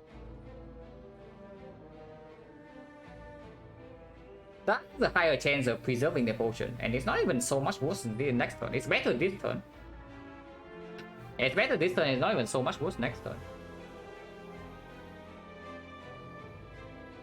Maybe that's how maybe that's the line. Just doing charge battery leap, strike here to kill, then go with the ice, the Recommencer.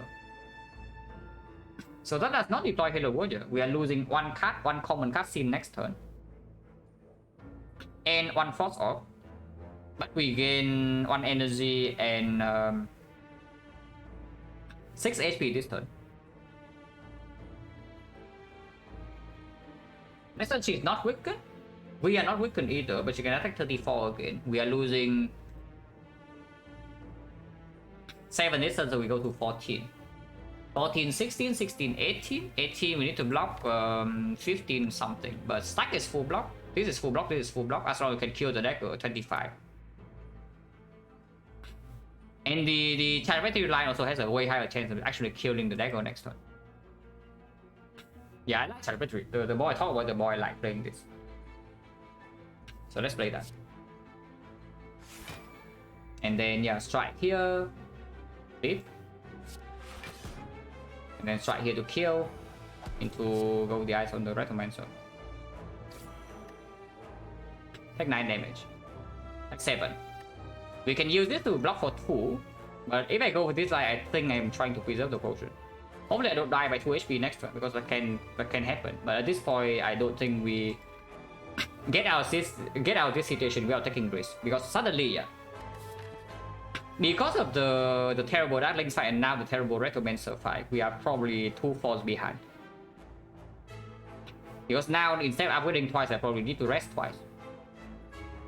If we are 2 floors behind, do not use potion. Unless they literally die, I have no other choice. Which can be easily next turn, but I hope not.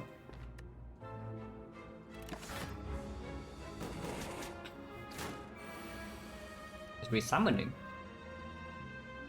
Oh, this is not the time for Retromancer to do the summon chain, man. This is not the fight for it. In particular, I don't enjoy that. As Retromancer is choosing this fight to do her summoning thing. Because we no longer have a Thunder in here, yeah. There is a hologram and Thunder is 1 cost, so it's possible. Yeah, she's doing it again. Like you remember the last time we fought Retromancer and she decides to do this. Hello, Byron. Byron, you are stepping into a Neko that actually like is tilting a bit. Like we entered the Dark Link fight first floor of Act 3 and I lost 50 HP.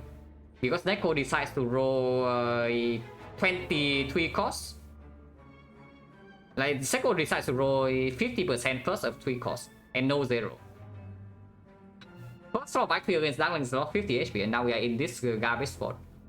And Retromancer is just summoning, resummoning every single turn. So I never get the chance to play anything really in advance of fight.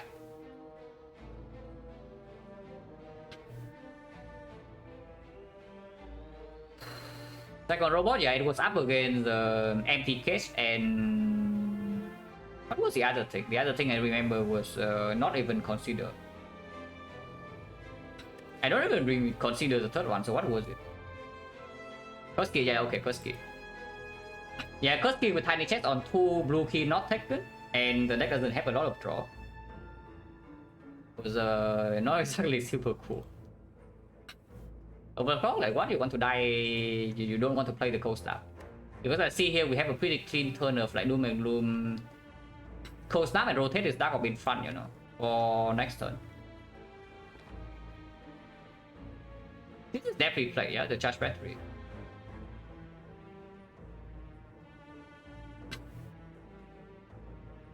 When we had, yeah, even this turn, right? We have 5 energy and how many cards can we play?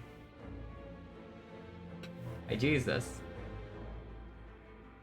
Of order, do I want Frost first or do I want Dark first? If I'm playing Cold Snap, Doom and Gloom, that is. I might not even play Cold Snap, Doom and Gloom. But I probably am playing Cold Snap, Doom and Gloom. So I would say probably Frost first, because if she attacks next turn, that is the thing we need to worry about. This Dark is already killing 1 minion.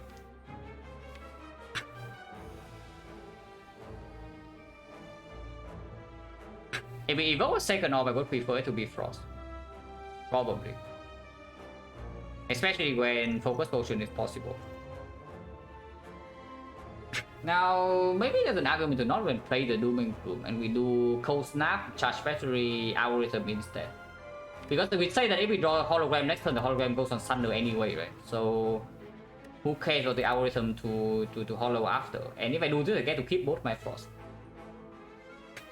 Keeping both Frost in order to do Focus Spot next turn and then maybe blocking with the Bow Lightning or the Zap is very possible. It also gets the algorithm out of the deck, which is making the next withdraw worse. But if we somehow can end this fight soon, which I don't know how, But if we somehow can end this fight soon, then I would like to play the algorithm at some point. Okay, at least I know that this is being played, so I can play it first. Anything else never being played. And now, yeah, there's some option. Like we can do algorithm cold snap. I can do algorithm doom and gloom. I can do doom and gloom cold snap. All are possible.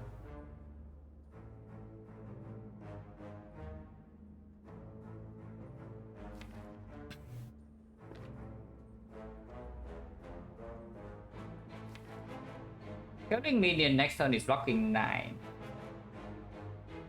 If this evoke, it blocks 7 with the focus spot. There's no dual cast. And we have 3 strength, so the bolt lightning is only dealing 10.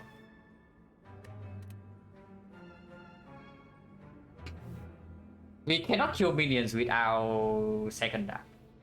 That's like very, very unfortunate, but it's true. Yeah, it's probably just die in front, then next turn, hopefully the 5 energy blocks somehow if she attacks. If she doesn't attack, then our fight is not much better, but there's not much to do at this point. It is possible to focus potion right now to give the dark of 3 damage per turn, but 24 is already enough to kill the small deck unless he summons both 25. In which case, I concede. If she summons 2 25 HP daggers, I just concede. If we need the dark of to kill, that is. If we can still block with the turn, then sure, whatever.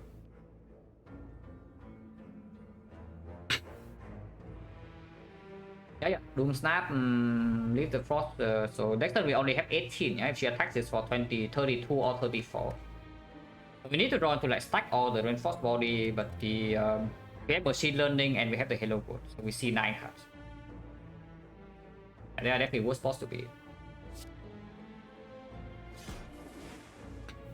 Unfortunately, still need to waste the cold stop damage here, but it's fine.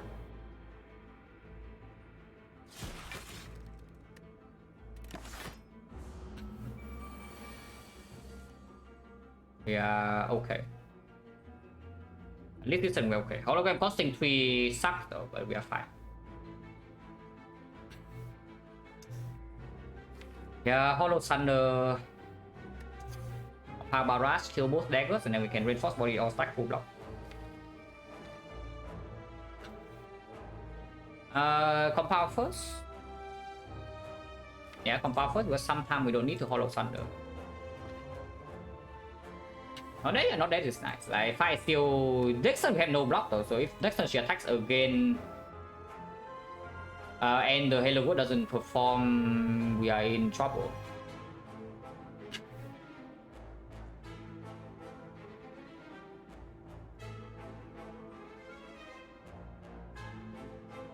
That's an argument to Compound Driver, the Retromancer. I don't think it's a good one, but it's possible. Because if we Compound Driver, the Retromancer, and then we can do Hologram Thunder, yeah, and then we play any of card it evoked and kill the second dagger.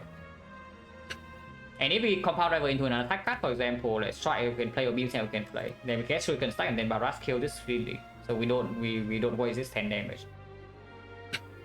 And the 10 damage actually matters. So to really think about it, whether if I Compound Driver on the Retromancer right now, and I draw nothing useful, am I still okay? Yeah, Compound Driver on the Retromancer, 5 energy, 4 energy, go with Thunder, go back to 1 energy, 1 energy, go up to 4. 4 energy, play stack, so I go to 2. Going to 2, it's fine, because afterwards defend plus the barrage is 2 energy, and then let open the props with the barrage to kill the second one. So I am allowed to Compound Driver the Retromancer. And we see what 2 cards we draw. Oh, that's great.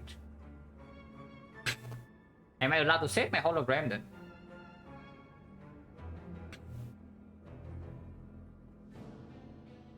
Yeah, am I allowed to save my hologram then? Because I think this is not a bad redraw.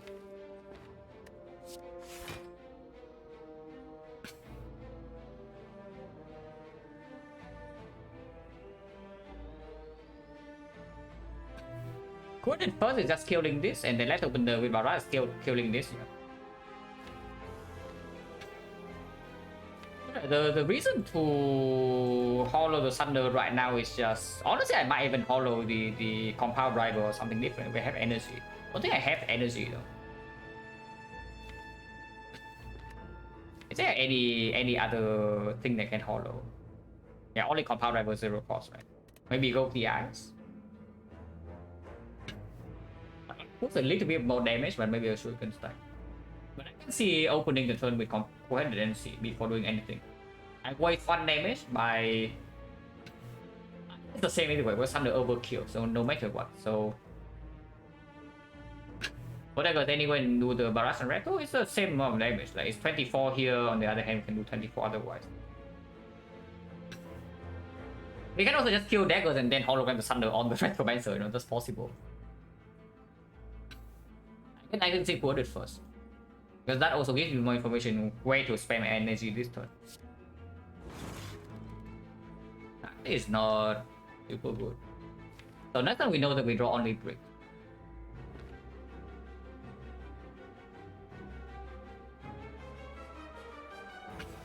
Yeah, next time we know that we have no block in here. We draw 7 cards, these are the 7. Plus 1 card machine learning, plus 1 card from the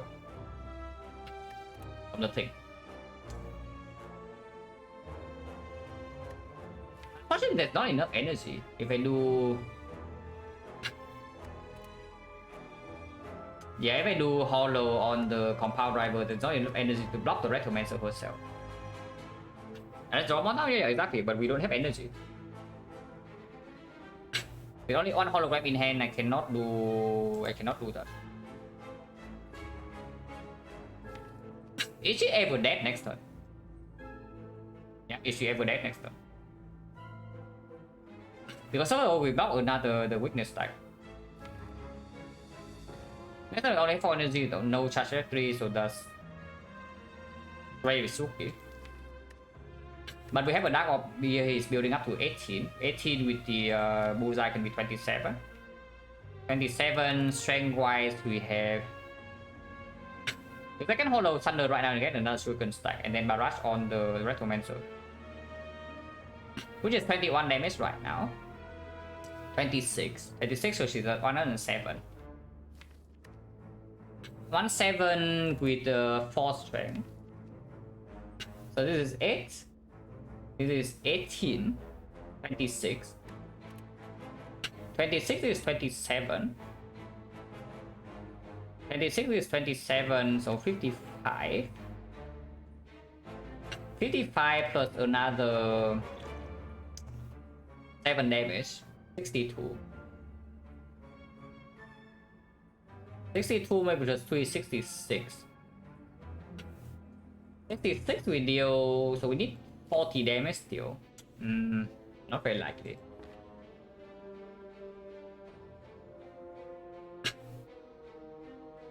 Any line will like hollow a block card? There any cheap block cards in here? That's a defense, right? Maybe algorithm. Maybe yeah, defense coded algorithm.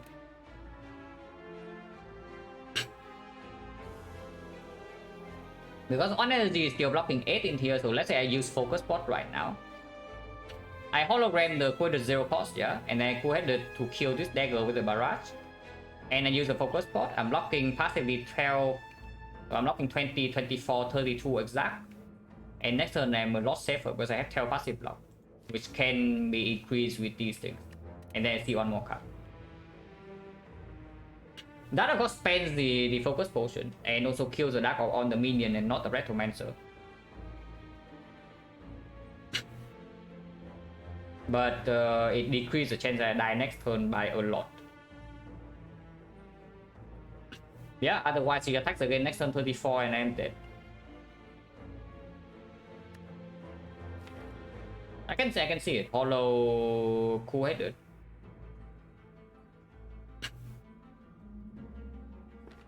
Yeah, hollow cool-headed play the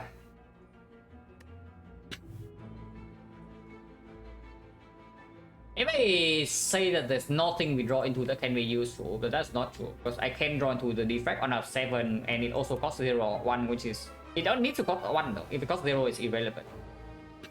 So I need to draw exactly to defect, and it needs to cost exactly 1, which is only 1 out of 28. Then my line is actually hologram the full-headed, 0 cost, into Barras the red to Barras the dagger here, go to 2 HP, play the range crossbow in the pocket opener, kill this, and then quit it so that I don't waste this dark damage on the Retromancer. Because otherwise, if I play quit it first, I'm just wasting 12 damage on the dagger here for no reason. Low roll chance 1 of 28. Yeah, no, oh, sorry. Yeah, my knee hit the table, so hurt a bit, but it's fine. Hope that was not too loud. Yeah, 1 out of 28 that we get on. But it's fine, it's fine. I think I take that. So hollow on Quarter, and that's why you wait to play your other cards first, because right now if we only play Thunder, yeah, if we only play hollow on Thunder, this turn is very easy, but the next turn you die. Like that's funny. Yeah. But yeah, hollow the Coeded and then play Barrage on the dagger and to reinforce body, kill the dagger, and then play Coeded to open Frost and probably play for focus spot if I don't run to 0 cost defect. That's probably the line I choose. Double check. I'm blocking currently 10 is going to be 12. 12 is 20, 20 is 24. 24 with focus spot blocking 30, so I'm still taking 2 damage. That sucks. And I use the focus spot, but my next turn is looking better. Yeah, 4, 18, 18, 18, 22, 22, 30, 30, yeah, I'm taking 2 damage. But I don't see a different line. Oh wait, hologram blocks immediately. Wait, what? I thought it's on 1. Oh, it counts down, not counts up. It counts down. It counts down, not count up. Or what is going on here? Because I was seeing this is on 1. Is it on 2 all the time and I'm blind or what? Okay, I mean that's fine. That's better.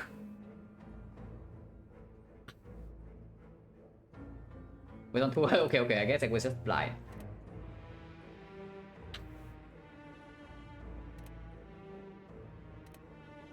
Yeah, still need to get back a 0 cost block, right? And the only 0 cost block that actually draws is the Coeded. Let's get back the Coeded. It's fine.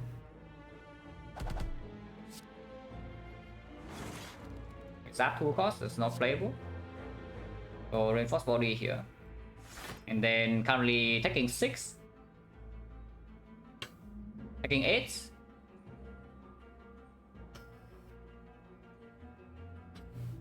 Yeah, currently taking 8. If I potion right now, I'm taking 2. And next turn is very likely they need to potion anyway, so might as well do it now to save 6 HP. Which really sucks because I was trying so hard to preserve this potion, but yeah, in no shape to preserve resources at this point.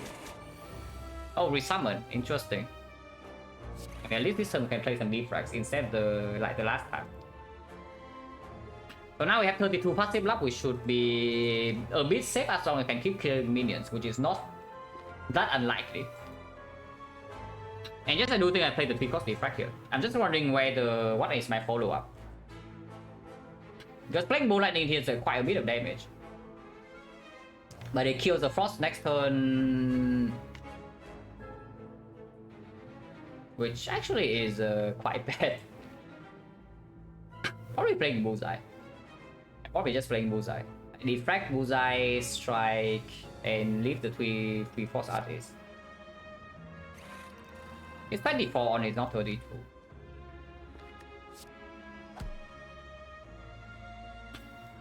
Metal Compound, yes, but there's also like Doom and Gloom draw in here. And there's also a Zap. And probably the thing that we are more concerned about is not card draw that much, because we are seeing 9 cards per turn.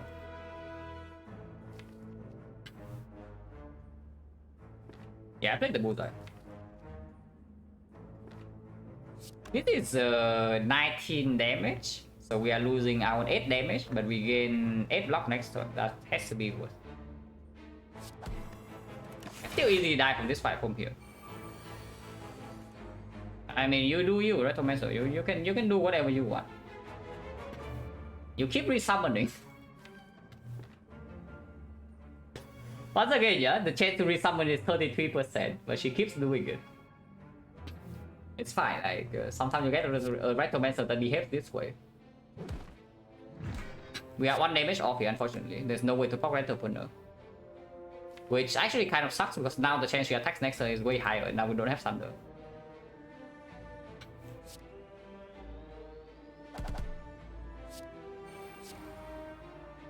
I literally see 10 cards per turn now.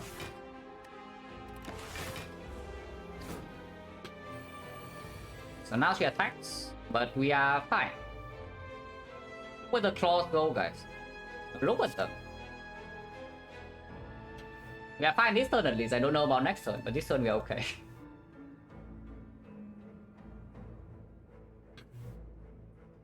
How do I want to play this turn though? It's not so clear. Probably double like boost sequence, our some overclock, and see what I draw. Yeah, our some like this dice select opener, and then we can use double claw on the another dagger. Overclock first, yeah, overclock first. No reason not to do that. Maybe we draw into full block anyway with our Orison. Or we have a better letter opener prop. But yeah, here I just play our Orison, right? Over battery. Plus battery into triple attack is 21 is also killing this. So we are full blocking without playing the algorithm here. Yeah. So the argument to leave the algorithm in the deck is that first of all we gain 1 energy next turn. And secondly, generated hologram can be better. If this fight goes another next cycle, then this is a good draw. Downside is that I do think the fight is probably going to end soon one way or the other. And if the fight ends and we are forced to kill her before we redraw into this, then that's -3 block, which is actually very important at this point. And we are killing 2 dagger. We are killing this and this turn, and we are blocking still 24 passive. We are not weakened. Full playing artifact here. We had 3 artifact charges and we used all of them on the Retromancer fight. Now that is totally something.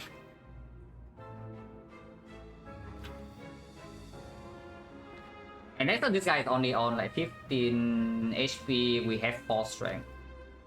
Which, this is not killing. Because then we have 2 Hello World.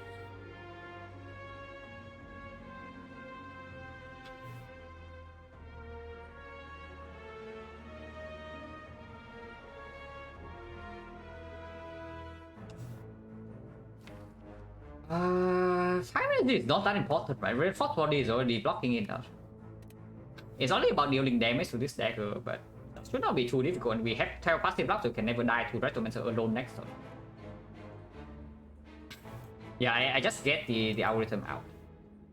Just get the algorithm out of the deck.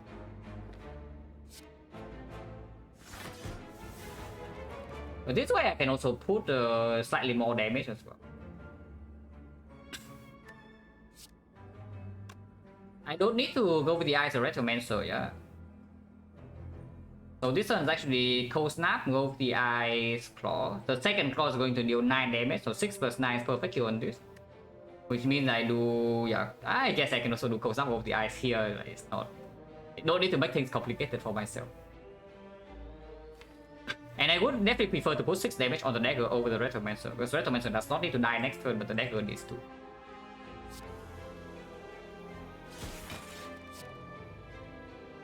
I can also play Strike. Oh, should I play Strike then? Not too late though, not too late. Yeah, not too late. Why even play the go for the eyes? Yeah, exactly. I'll go for the over Strike. It makes no sense. And now this guy is in late opener range. Like we are blocking, yeah, full blocking.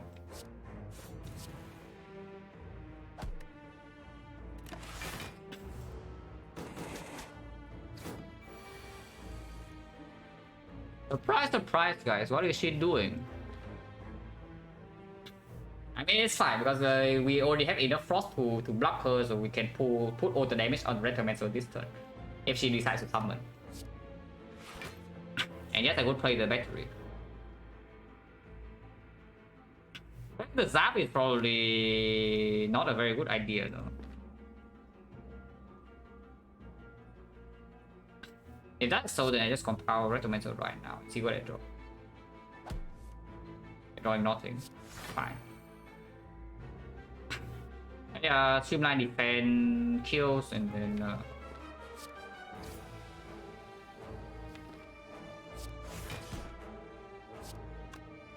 we can also do turbo into cold snap to open for lethal next turn, but I really don't want to draw a void here if we don't draw lethal.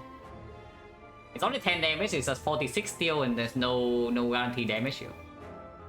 The more likely scenario is that we have to block next turn. It also gains 1 3 you can stack of course, but yeah, without Beam Cell, without Thunder, without Barrage, I think the more likely scenario is that we have to block next turn.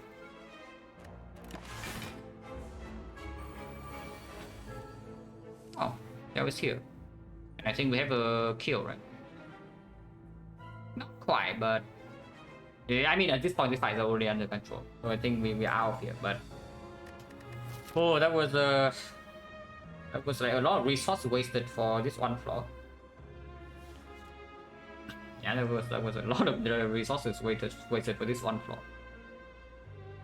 But this is not quite killing, right? FTL, Doom and Gloom, Barrage is 24, 38, 50.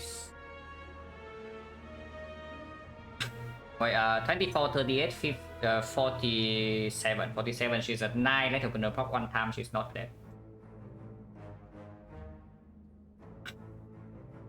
Probably Doom into cool and then I see what I do afterwards.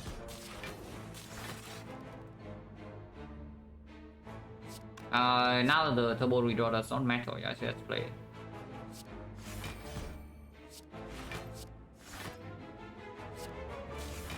This guarantees lethal next turn. It is turn actually. Oh yeah, excellent rewards for our trouble guys, the war pain. Probably also up with Zap or Zap dual cast.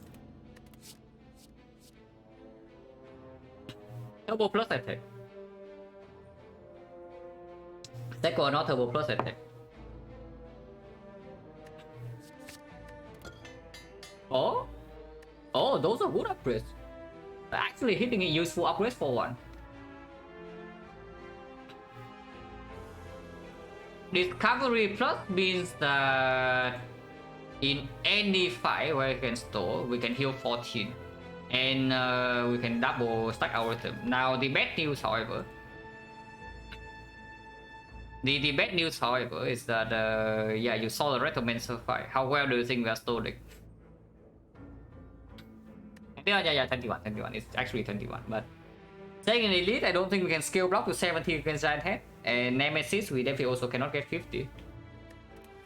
Unless... no one less. Damn, no one less. I was so ready for this thing to give me something I can store the next Elite, guys, but no.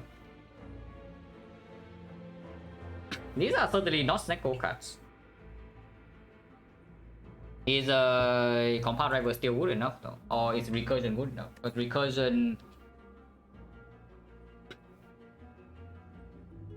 makes fusion a thing. Yeah, recursion definitely makes fusion a thing. And after the machine learning is down, compound driver is not even a super sick draw. And we do have double defect, but the recursion is also stronger, yeah, than usual. A Meteor Strike would be gaming, that's not enough. I mean, of course Meteor Strike would be great, but that is not enough to bail us out of this crap. We do have potential, though. We have good potential. But one Meteor Strike alone doesn't solve all of our issues. Which also comes back to the shot here that I did not spend my last amount of gold. So that in that fall I still have a real shot. Yeah, I honestly I take this recursion right over the thing, over the compound.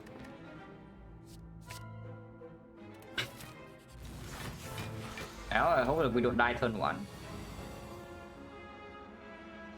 Oh, this fan 3 energy, man. Oh my freaking god. Oh, this fire 3 energy. This is our draw turn 1 here. Yeah, Stecco is popping off again. Like, it still hasn't changed, by the way. Yeah? You say that it evens out after maybe like 100 card draws or maybe 200, but look at this crap.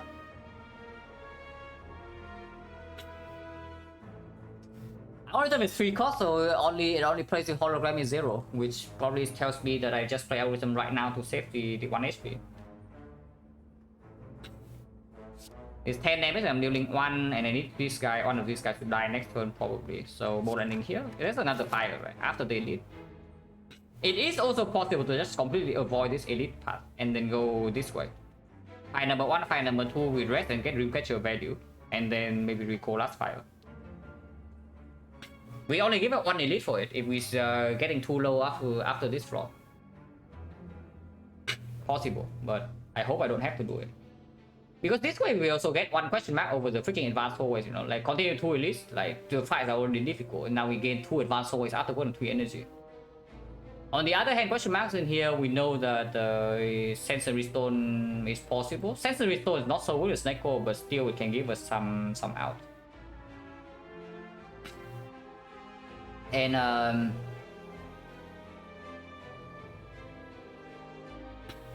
it just depends on how much HP I lose here. Because I have a feeling I'm losing quite a lot. If not straight up dying from 43, I hope I'm not dead from 43 with a freaking Thunder Plus in the deck.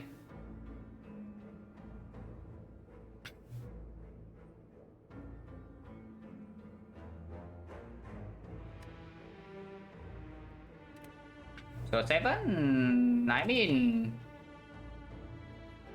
under 3, 2, 0, 7, yeah, whatever. Like, we also have a lot of 0 cost. I don't actually trust the average discount anyway.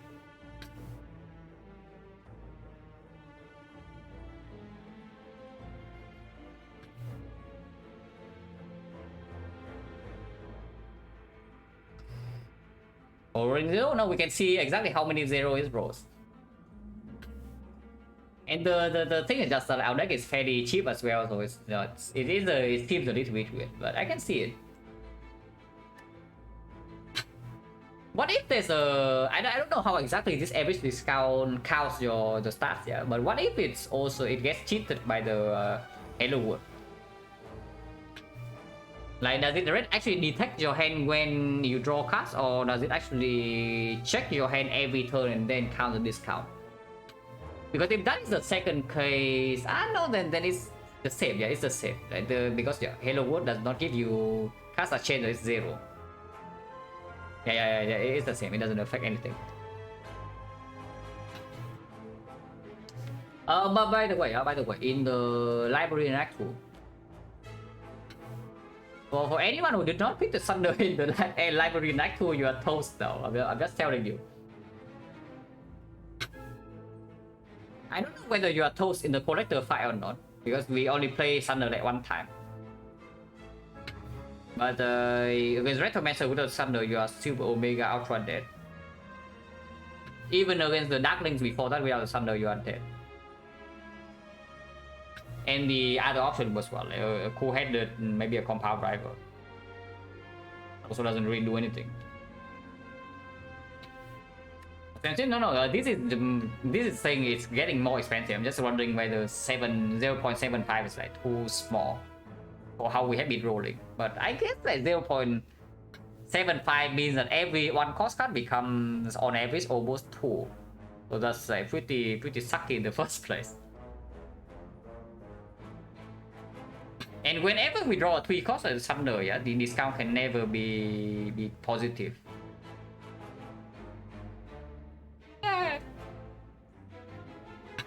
Và bây giờ ball landing goes here. And then algorithm. Yeah, support. The one I hit is the other ones the lightning do not hit. This vision is doing its thing.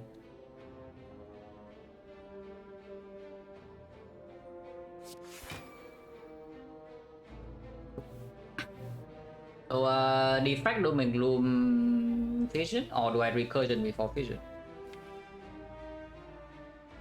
Probably recursion after, right? Because worst come to worst, I gain. So I play this for 2 energy. I gain back to 4. So after 4, I can still do cold snap recursion if nothing else to block a tiny bit.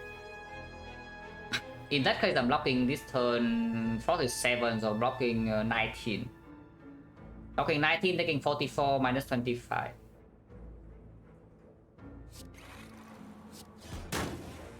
And maybe I can have other things to what I want to play instead of this recursion. For example, I don't know, yeah, Thunder expensive.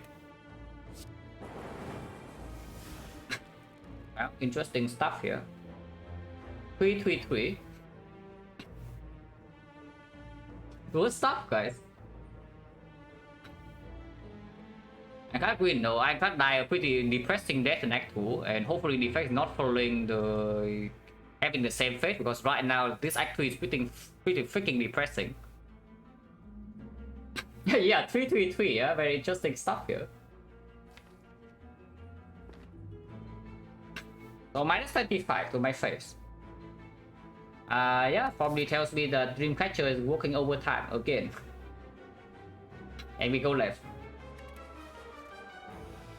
For snap middle to this guy only blocks 9 though, so Thunder is already killing. Is there any reason to go snap middle instead of left or right? So snap middle puts it to 26. Let's open also prop, so it's actually 21. 21, I don't draw Thunder next turn, it always attack. But if I target it out to 1 right here, for example, this 26, 21 as well. It's 21 here, 21 here, 21 here, and they both all have 10 strength next turn. I just know that this guy always attack. The other 2 might not.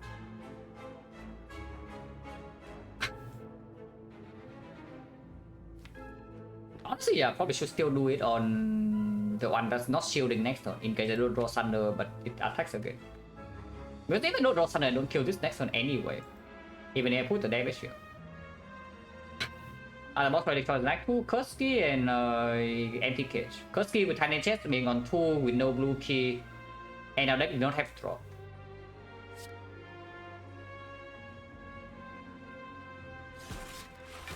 Yeah, minus 23 to my face. Actually no, block 19, face 44, minus 25 to my face. Ow.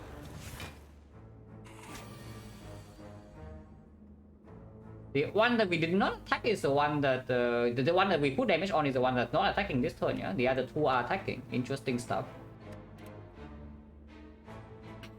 It's all good, yeah, I know. The moment I see this, I already know like, how bad it's going to be.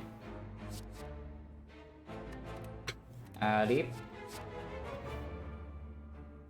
ATL is not in here, so there's no reason not to play this. So there are things I can do here. I can continue to block, like doing maybe Discovery and then Hologram something. I can Hologram Doom and Gloom as well.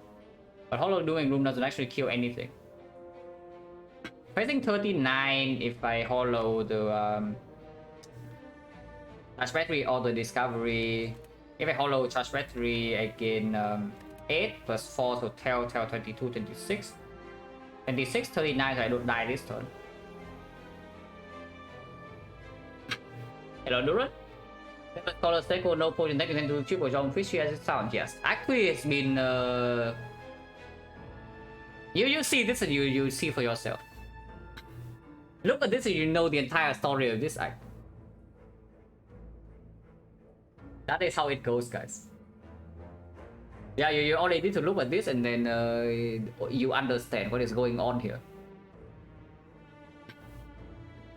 What a freaking garbage. Was it drop power? Good cast. Some good cast at this.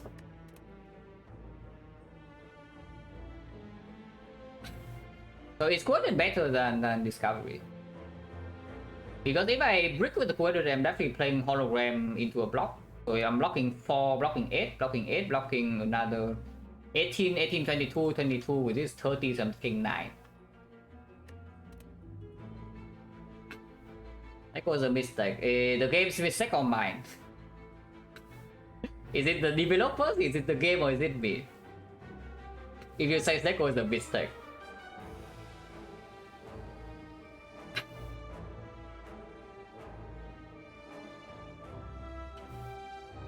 This runs more than 4, the discovery. And it gives me 80 damage and also decide to hologram for a kill. Yeah, that's great. Now I can play everything. Okay, I'm fine. I am okay. At least this turn. Knocking 20, 20, 28, 28 with the battery. I'm still taking damage. Are you kidding me? Is there anything better to pull then? Battery is my best block card in here. Moose equals 3 cost I cannot play. I guess I can hollow Doom and Gloom and then Doom and Gloom Bullseye kill me though. That's just better. Yeah, die please.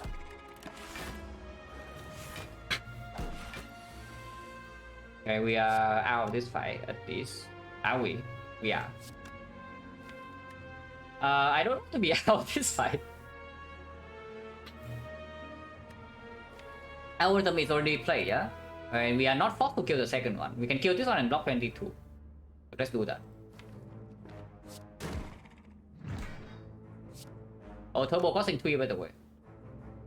Is it still keeping up with its thing, yeah?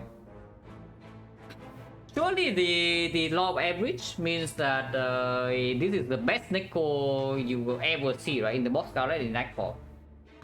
Every single hand, no 3 costs and all zeros. That's how the law of average works. Surely. Surely, guys, I believe.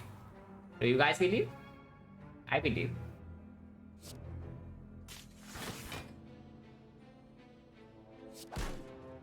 And yes, no reason not to play this. Next time we just sell repair plus 1 attack is killing.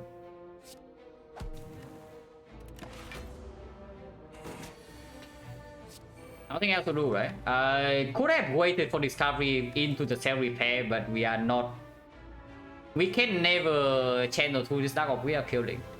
And with 4 focus, only 15 strength, I don't trust the discovery.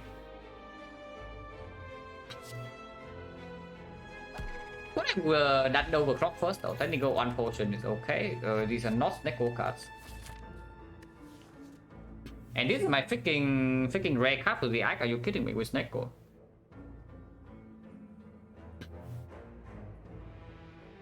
Is it still okay? It's not upgraded. Thank you very much for the red zoo. You arrive at a pretty depressing accurate defect due to multiple reasons. Oh yeah, we are going left, right? Yeah, we are probably going left. And rest here first because I don't want to see more ahead. Reboot minus is not really positive with Neko. Like Reboot plus is actually fine. Reboot minus, I guess it's still okay. It's not the worst thing to draw. Yeah, because if it's cheap, you just play your cheap cards and then you reboot if it's expensive and the rest of your hand is expensive, then your hand is cringe anyway. So might as well play reboot.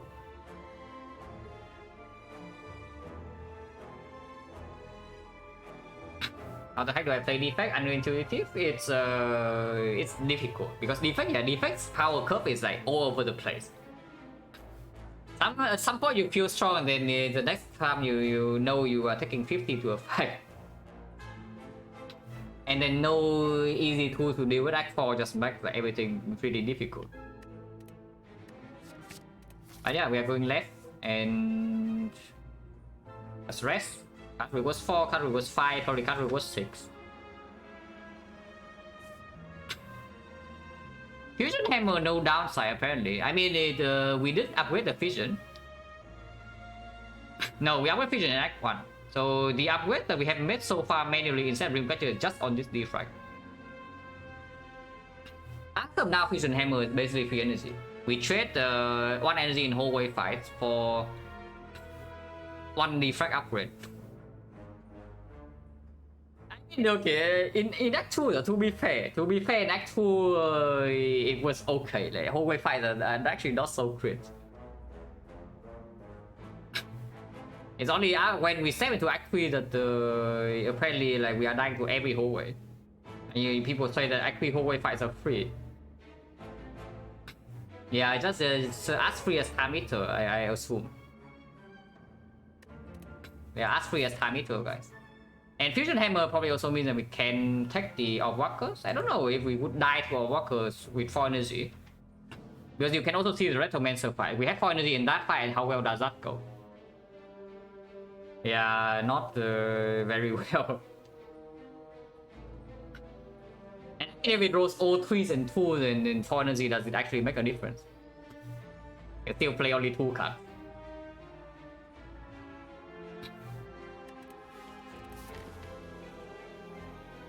Oh man, weather's already hot, so I'm like sweating like crazy and down the runs like this. So wait, give me a second. Yeah. I open the window and then get some air.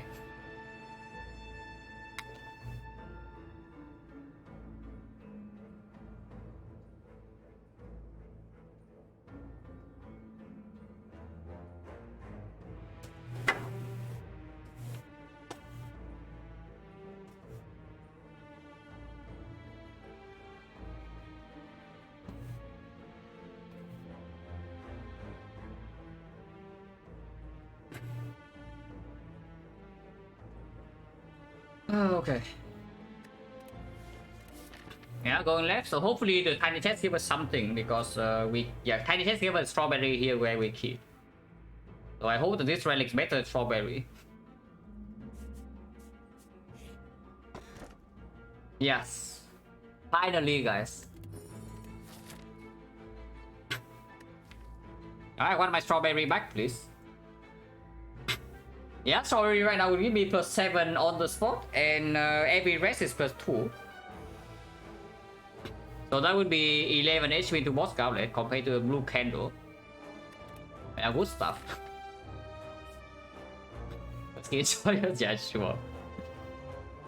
We need to open chests until we see the blue candle, right? For the curse key to even matter. And the problem with curse key is just that, yeah, when you don't have draw, your behind removes, and now the curse key gives you some garbage, then you just die because you don't draw your cards. It's the same as the Deco release. Deco is screwing us over, yeah, because we are lacking energy. And of course it draws badly. But if we take curse key, we can also be screwed over because we don't draw. And it's actually true that we don't draw cards. Yeah, red here, of course, I do not want to see more ahead.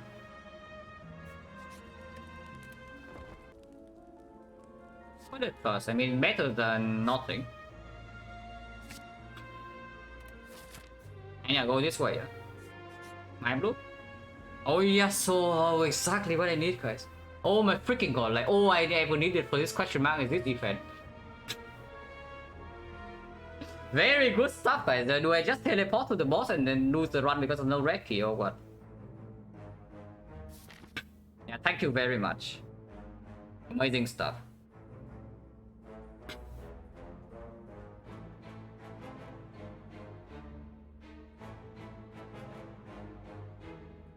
Man, this is such a freaking depressing way to die if I'm dying in boss gauntlet. Yeah, this is such a depressing way to die, but if it's like this. Do I rest now or not? If I don't rest now, there is actually a chance that this fight maybe transient or the thing just kills me. But I'm waiting, what do I upgrade? Usually on fire needs to be recoil, yeah? And I do think I want to rest before the boss gauntlet anyway, so might as well just rest now. There's potential for the Regal Pillow, yes, I wish that there's not, but there is potential that we drop Regal Pillow from the last elite.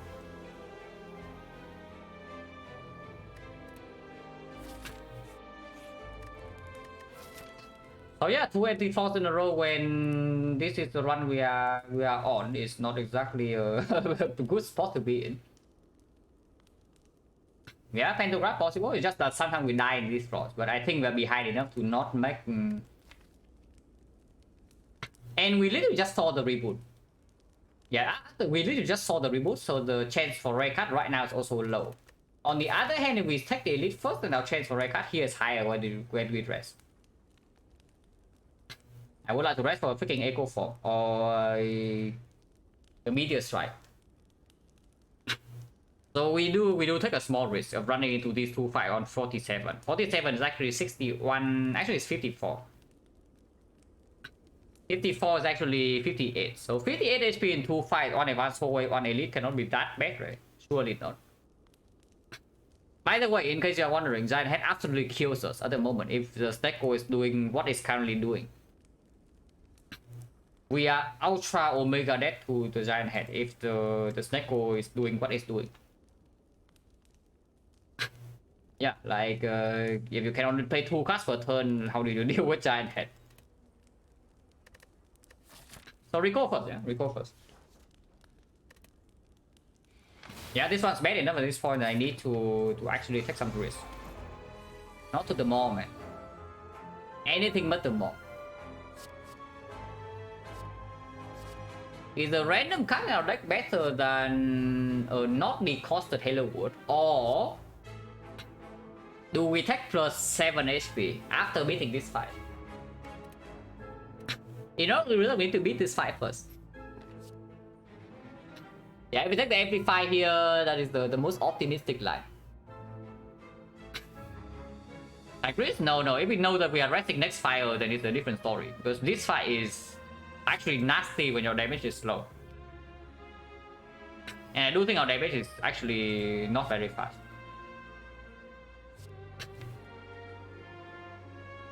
How good are cards in our deck? Like a random card in our deck that is randomly roll with Snecko compared to a common card. Take the common card. Yeah, actually take the common card.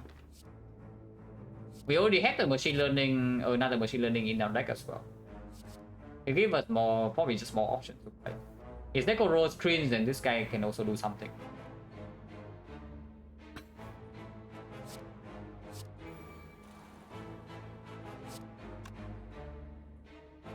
What do I deploy? Probably Coded for Frost, yeah.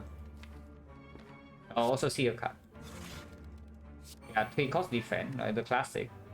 5 damage in here is definitely not worth killing this when Halo World can give me hologram and pull this back.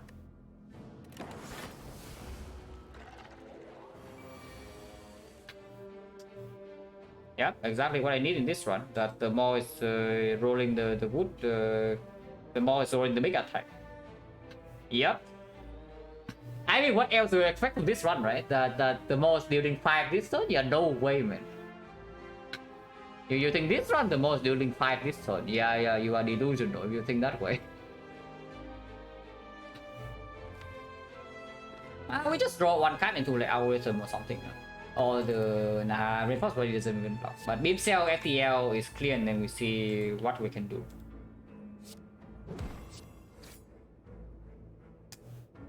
That cost me 4 HP. Then I see 2 cards. That can be cheap. And I'm taking 26.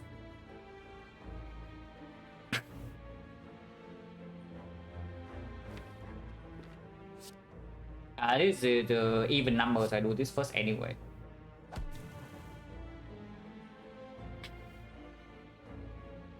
No way, it's actually good, right? Power Driver over Defect Defense. Only 12 damage, see 2 cards. Next time I can attack again, but it's only for 10. The problem is just like maybe 3 turns from now. So we are blocking this 6, 8, we're taking 22, go to 27, 35, 37 in the elite fight. First on card we got maybe a potion.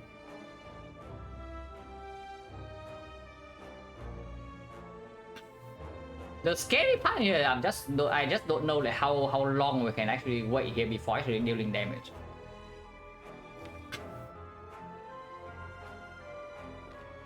We do have 2 focus in play already.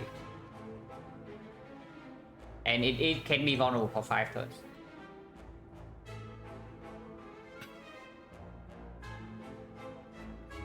Oh yeah, -4 for 2 cards I can roll cheap. Cannot be that bad. Yeah, cannot be that bad, right? Cannot be that bad. Oh yeah.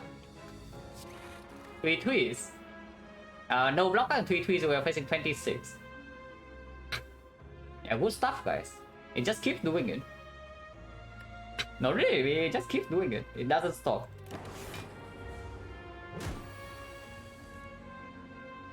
Yeah, excellent hand by the way. If you can see what is happening in this hand, very good stuff. And don't be tricked, this is from Halo Wood, so it always costs 1. The hand we roll is stack is this. Oh, not to the ball, man. Not to the ball. I don't want to die to the ball. I don't want to die to the ball, guys. Not the ball.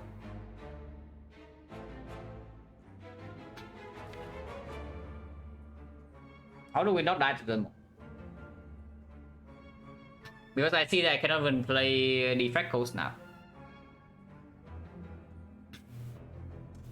I can do fission, like defect fission, into cold snap, hollow discovery. I have enough energy. I have 5 this turn. And discovery is 0 cost. So yeah, defect into fission seems like the thing.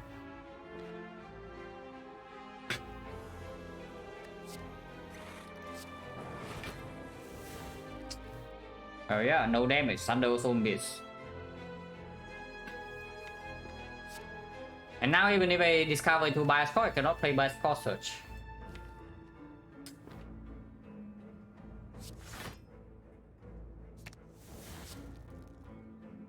One Halo World is so good.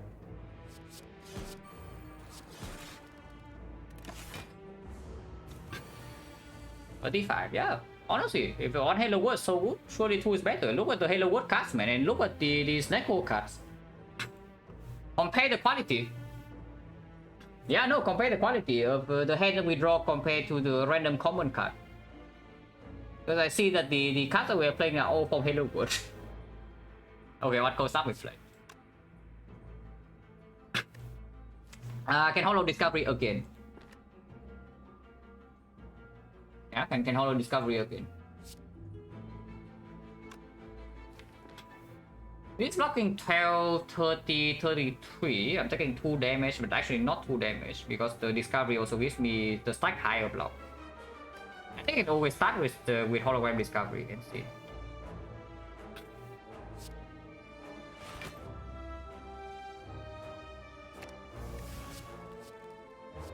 Yeah. Different. We are slowly scaling. This guy scales faster than us, but surely we can also do something.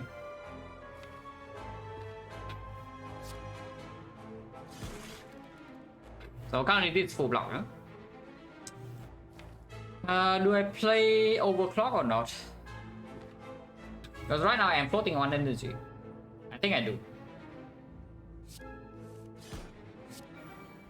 If one Halo World is so good, if 2 Halo Worlds is so good, so now the machine learning is actually like not drawing anything. But we have not even played machine learning. So now we have 7 Sequel cards and 3 Halo World cards. 7 never heard. Yeah, it's true. It's actually true. We will not see 20 times 7. I think we just die to like 20 times 5 before long before that. If we cannot kill. And right now I don't see how we are killing this thing. Oh no, it's actually just true. Like, how are we killing this? Oh, Shuriken stack going off. Oh, Fear Potion. We are either fighting Giant Head or the Nemesis. In both fights, the Fear Potion is very good. How much damage is it here? Because this fight is getting very dangerous now when it's buffing 10 strength. So that's already 15 plus whatever crap. This is 18 is 6 damage now, 6 damage, 3 damage is 9 damage, 9 damage, and then we probably do Cold Snap, compound Cold Snap. Oh yeah, 3, 6, 9, 9, 4 is 13, 13. 13 plus the 4 here is 17 damage this turn.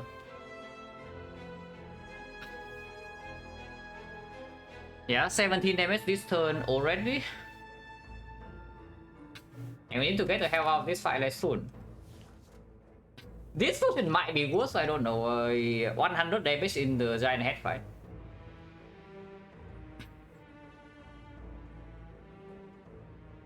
Yeah, it can be worth 100 damage in the giant head fight. Into Nemesis, it's worth only... Nemesis has like 200. So it's only worth like 60 HP in Nemesis at most. Which means that if you see Nemesis next floor, then using the Fear Pot right now is more value. Immediate defeat? Yeah, or do we want to die to more? Because I see that even with Fear Pot, we are probably still dying here like most of the time. Nah, Fear Pot. Well, it's boss donuts, but it's not super relevant. We need to make it to the boss first.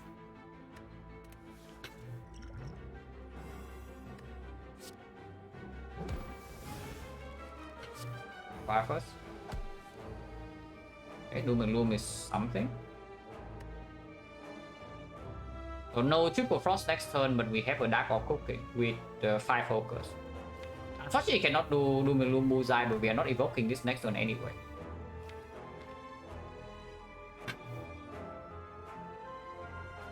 They are all odd numbers, so it doesn't matter what we play first. Everyone play the snail, the second boss. 50% of the time, the second boss.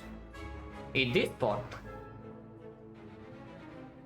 Yeah, interesting stuff there.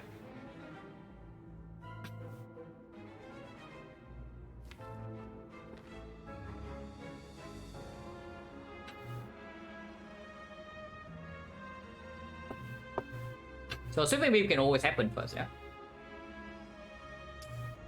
Sweeping Beam can always happen, we just do Sweeping Beam.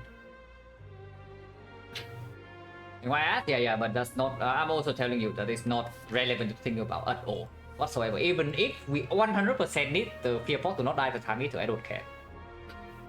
Because like... yeah, you see what I mean. 50% of the time we don't even see time meter, and like how high do you think the death chance is right now? Pretty freaking high. Oh yeah. We have three Halo Wars, so surely we gain a hologram that can pull this back. Right?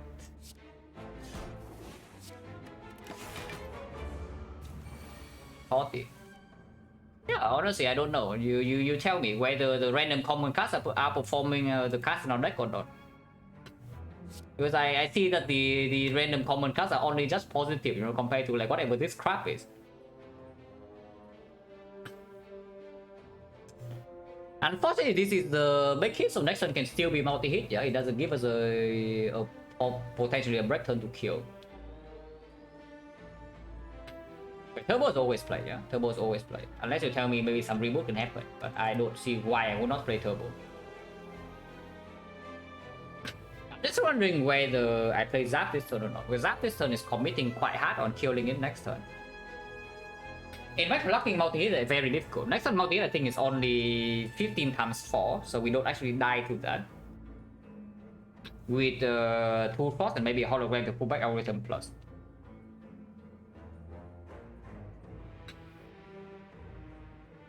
I've been blocking this turn. We are right? 14 in here, 18 is only 30, so we need 12, and 12 is always blockable with 1 cold snap. So yes, we are blocking this turn. Sees one more card, but 2 energy commit is also just worth it. We just play Discovery, just our 1 card. Yeah, why draw a second card when you can discover a card instead and cost 0? Yeah, it just doesn't make any sense.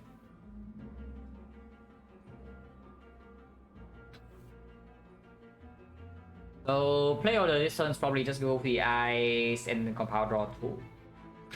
5 energy, yeah. So it's like 1, 2, 3, 4, 5. If we don't see anything better to do. That blocks for what? 24, 28, we are taking 2.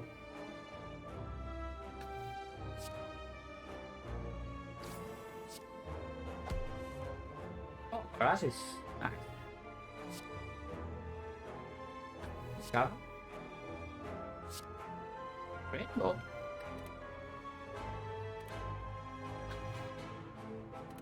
Rainbow is a lot of block this turn and a decent amount of damage. It's just that if we play Rainbow right now, we don't kill it next turn. Yeah, good luck to us when we are facing 60. It is quite a decent amount of damage though. Let's opener right now, we have 2 strength. So Cold Snap is dealing 8. Yeah, 2 strength, so Cold Snap is dealing 8, 8 is actually 12. And then we have 3 strength. 3 strength means about us dealing 30, so it's like 30 here plus 12 is 42. 42, 47, 47, 64. 64 plus lightning with 5 focus. 64 with 8. Yeah, 64 with 8 is 72. 72 is 28. 59 HP. It's still vulnerable and we have a Dark Orb. So 59 is actually 51. Which means Thunder Draw kills. And it doesn't always multi-hit next turn. Yeah, I think we go for it. The Rainbow.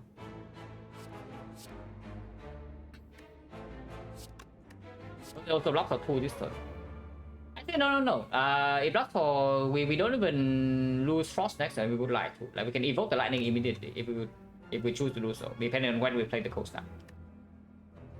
So if I evoke the Lightning immediately, our orb order is going to be Frost, Dark Frost. Frost, Dark Frost means that there is a pretty decent chance we can even dual cast the next turn sometimes. And the Dark Orb is going to deal 6 and then plus another 11, 17. 17 is 34. Slightly less damage next turn by next turn because evoke the lightning right away. But more block in case you need to block 60, we can still do it sometimes. And sometimes not even less damage because of the dual cast potential. I think I like that. Like Rainbow first and then Cold Snap.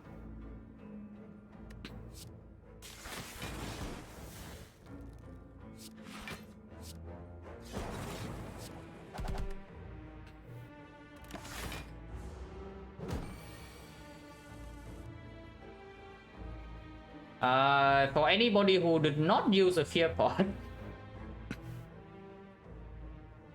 I'm just telling you, yeah, if you did not use a fear pod, like, are you okay here? Are you not? Maybe you're okay, but fear pod also did like 17 damage on that turn. Last turn was 39, so it's 12. Maybe we did not need it with this head. Because we are overkilling like quite a lot here, and the fear pod did in total like 35 damage. Easy, thank you very much for the raid. And I hope that your Silent Blood like went better than what I have today. Because the runs I have today are pretty freaking depressing. Yeah, surely, right? Only 0 and 1s in the boss fights. That's how it works. Can we block this turn? Because next turn it never attacks, and I would like to get the algorithm. So there goes our free run for me. Yeah, okay, good to hear. Just block this here. It's only 44. 44 is not super difficult to block actually. And we can never fail to have detour from here. Next turn it never attacks. 17, 22, 22, 32.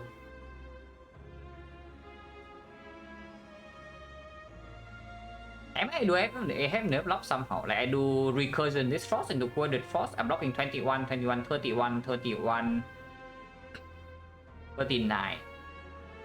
Just barely off. But I can always do can always do recursion coordinate first to see whether I can block this or not, because Thunder is 1 cost and it already kills. There's no void in here. Okay, let's start with recursion coordinate. Yeah.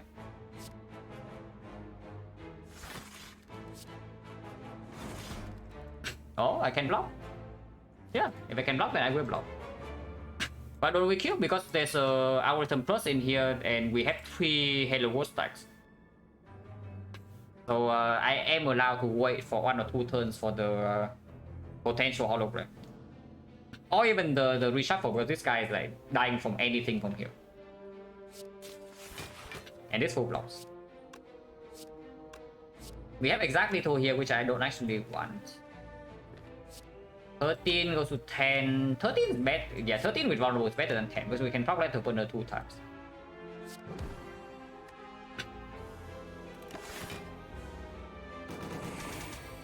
Okay, no hologram. There is still no risk though. There's actually no risk from this point.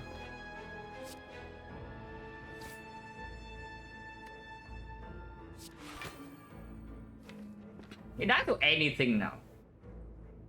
And I cannot do discovery into Letter Opener into hologram because yeah, Letter Opener is a thing. And I will plus 1 anyway.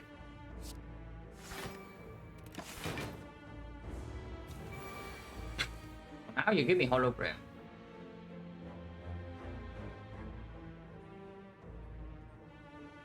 So we have 1 try, 1 out of 42 for the algorithm to be top deck. 1 out of 42. Because otherwise we can never continue to draw dice from Letter Opener. No potion, 10 gold.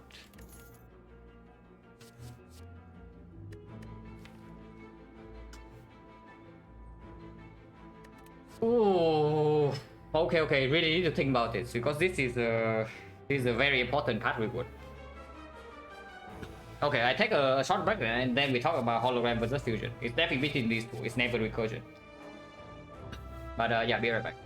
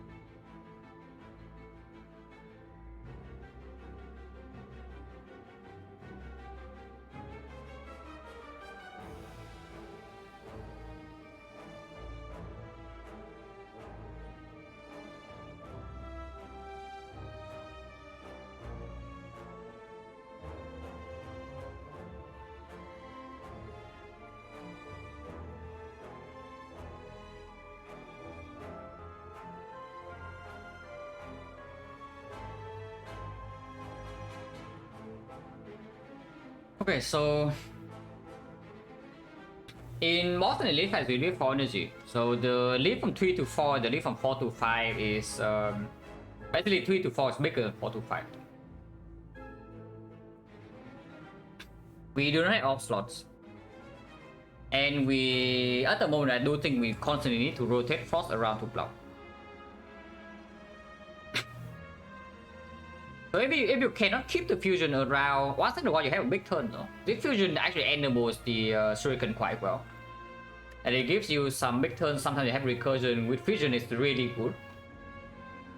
Yeah, it's really good with if it deployed before the fusion.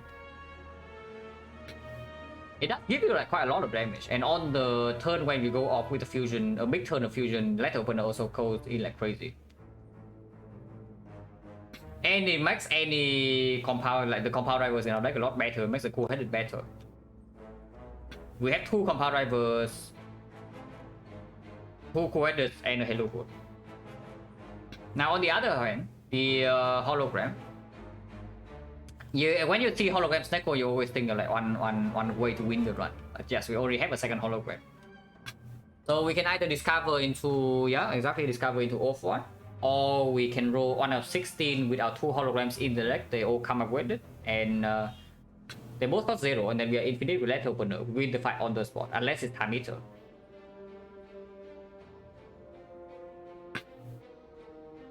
Is this such a situation where the output from fusion will never be enough for us to get a higher win rate than hoping for 1 out of 16? Because I see that the hologram also gives us a lot of damage. In the giant head fight, the hologram is better.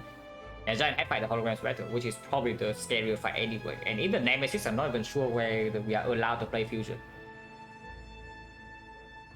The only problem with the taking the hologram in here, is that I have a feeling that we are going to upgrade our hologram instead of resting.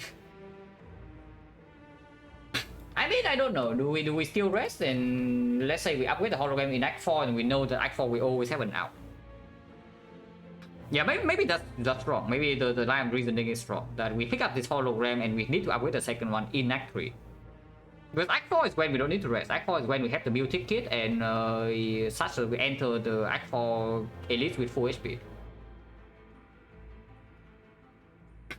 I can see it that we take the hologram, we rest here, somehow get through the boss gauntlet. I don't know how, but we are resting. We have 4 energy from here on, every single fight 4 energy. So 32, 34, 34, 36, 36 plus another 14, 50, 50 plus 22 from rest.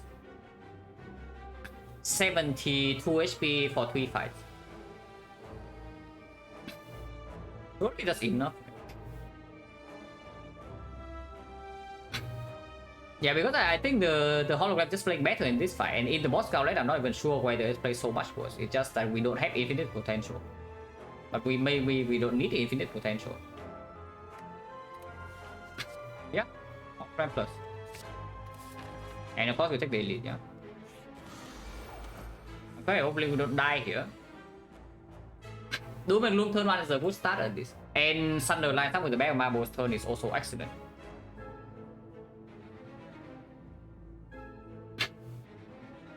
Do I set our item for later or do I go now? Fear Pot will be good in this fight, by the way. The Fear Pot that we use in the mall fight.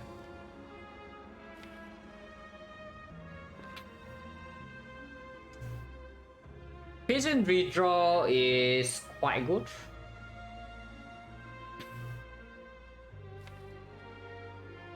And looking at the mall fight, we can actually still block this when it's doing only like 40-45. I think when they get to something somewhere close to 70, it's unblockable. But first few turns we can still block. Yeah, boosting on Doom Gloom Thunder is like the quote obvious line. But do we play, let's say, like defend our item Doom Gloom Thunder instead? Do not take this 2 damage immediately, and we also gain one more slow stack. Downside, of course, we lose out on the algorithm in the redraw, so maybe reboot can happen. Hologram can happen. We have 2 holograms now, so we can pull this back at some point. And we also redraw the boost sequence, which is not a terrible thing, but it's not that good. Probably just take 2. I'll probably just go for the obvious line and take 2.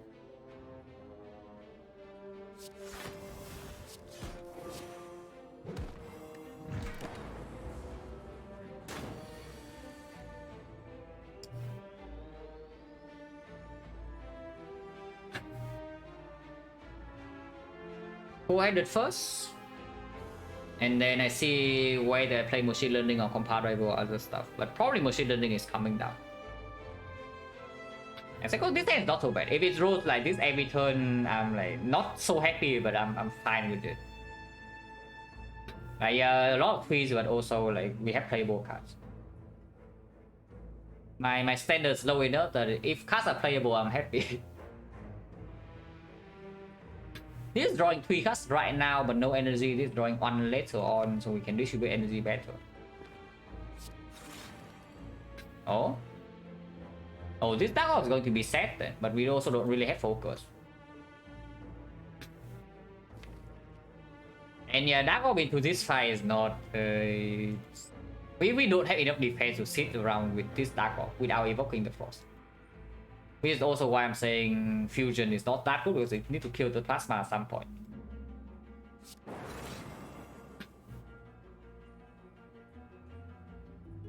Yeah, Bullseye, Machine Learning Bullseye Cold Snap is what I see. And probably do that. It's more damage. Do Bullseye first.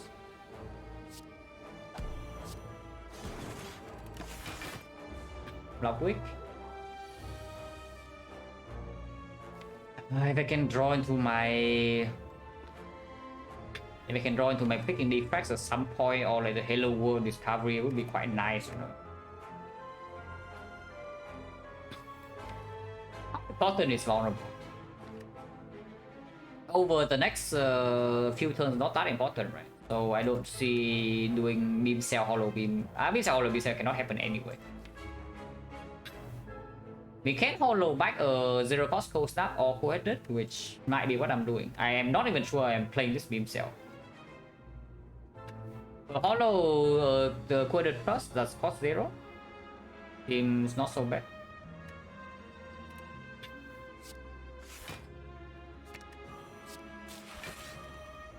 Right, nothing playable, which is...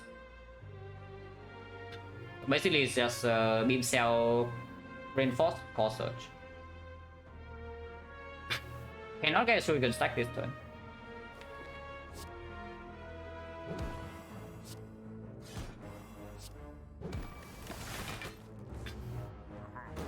Probably swinging for 40. At least the defect is 0 cost.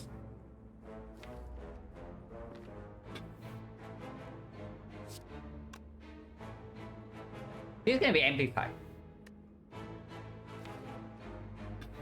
And no matter what, we need to play this Discovery, right? Yeah, I don't see how we would not play this Discovery, even if it costs 3. So I would just play it. Unless you tell me that hologram into the coded first, and then we play defect, and then play co-headed, which block for 7, so 19. We only block for 19, 23 this turn if that's the case. Not much better because Hello World is knocked out. The only out to not play the defect first is the Amplify for here.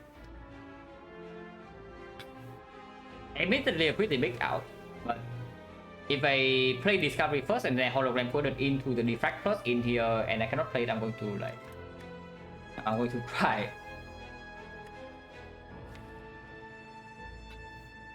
Yeah, honestly, we just play defect, hollow the coded plus, play coded plus, and then we see whether Discovery is played or not.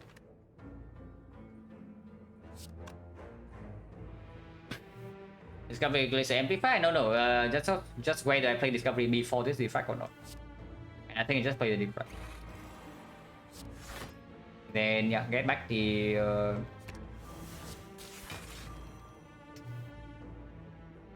if everything costs 3, currently facing 17. I can make the turn slightly better by doing charge battery, defend, bolt lightning.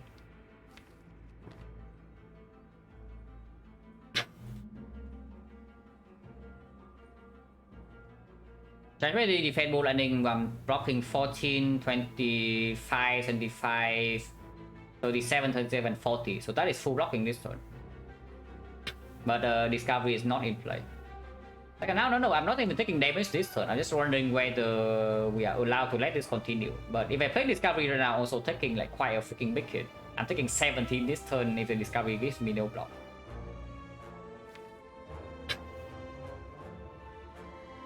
And next turn with the defect in here, 6 blocks, so it's 12 block. Next turn 45, we can die. Yeah, bottom decking overpower in a fight that's also the nastiest is not exactly ideal. But the way I see it right now, playing the Discovery gives us a much higher chance to die next turn compared to just playing the charge battery. Oh yeah, play the charge battery then. And yes, I do play this, right? The ball landing. Because at some point we need to do damage. And so blocks 3 this turn, I'm losing maybe 6 next turn. So I'm losing 3 HP in total. But I gain quite a bit of damage. It is a win for the giant head or not? Because I see that we are dying this turn. Oh yeah, the charge battery energy. You see the battery energy? Do you see the charge battery energy in here? Because I see that I can do defect into vision. With 5 energy. So let's do that.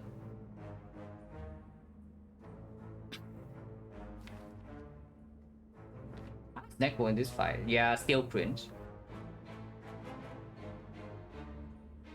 I mean, okay, this fight I don't feel like I have been lowering too hard on the cost, so it's probably average. It's probably average. It's just that yeah, the difference between 3 and then the other is still around 30. It's really the same as the last 4. So this roll so far is average. The Defect Vision is only blocking 18, no? So we don't die this turn, but then next turn we have problems. Still not much else to do.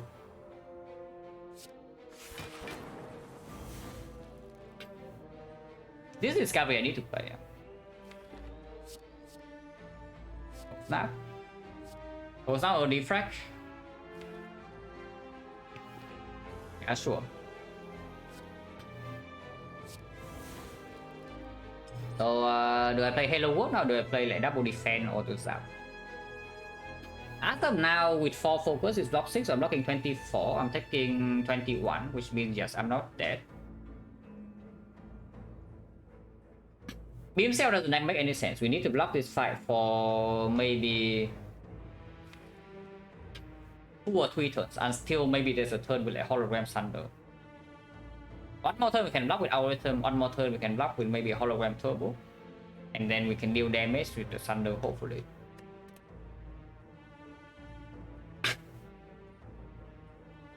Is Halo World better than double defense? It costs me 12 HP right now to play the Halo World.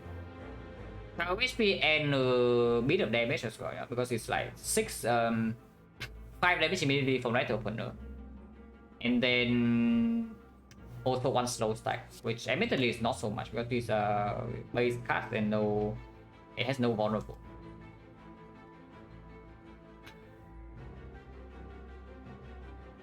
No, you don't know what? Don't know if you can win this fight or what do you know? Or what do you not know?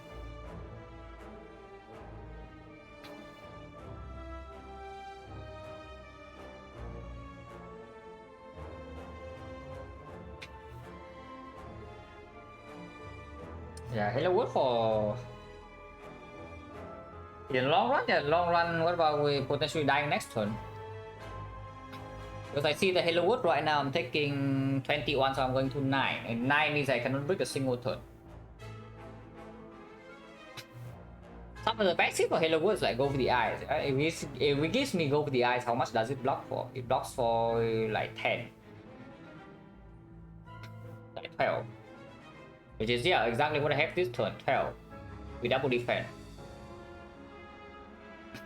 I play double defense. Take 9, next turn we still don't really... We can die next turn, but usually not.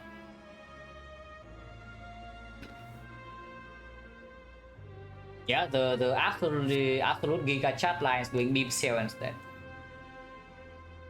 You play you play beam cell, cold snap, bolt lightning. Stack, yeah, stack is like several turns from now, not this turn. It will be positive. I know that this will be more than 12 HP if we stay in this fight long enough. I'm just wondering like how long can we stay here.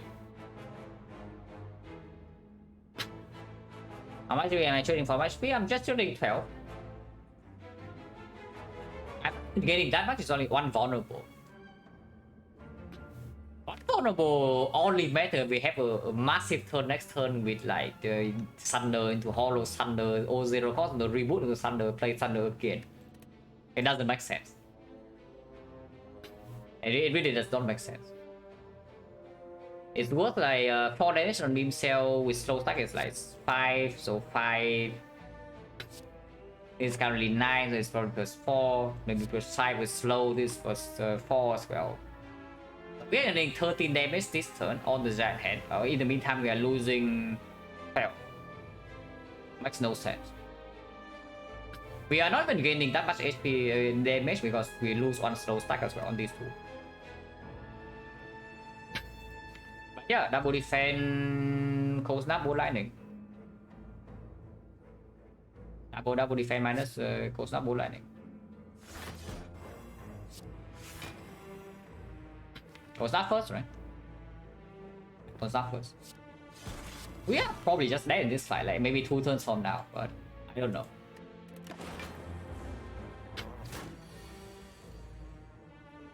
This turn we are alive.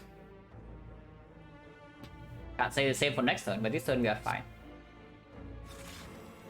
Especially with these O post 3, you know, like if nothing in my hands playable and it's killing, then I'm just like, done for.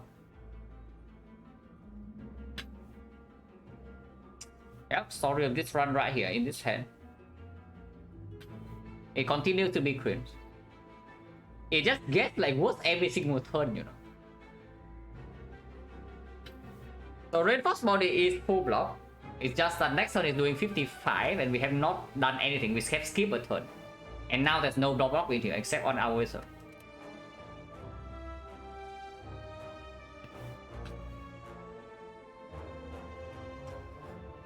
Is it time to play Discovery?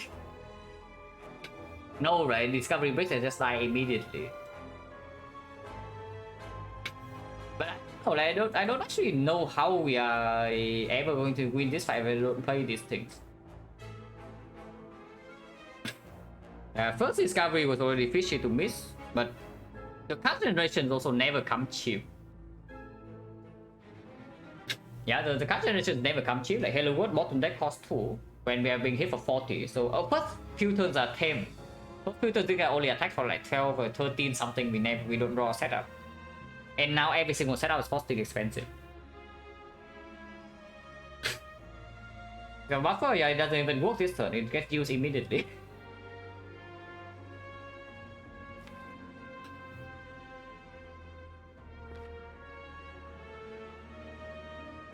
Is there any line with like dual cast discovery? Dual cast discovery is blocking 24, so no, we die. If discovery doesn't give block. I'm just not allowed to. Like I play discovery right now, I don't see block and die. Because next time I know I still don't die, yeah, with algorithm potential draw. It's just that with the garbage part is that Hello World costs 3 and discovery costs Hello World costs 2 and discovery costs 3 in here. Meaning that even if I draw to hologram next time, I cannot pull my setup back because yeah, they cost freaking my entire energy bar.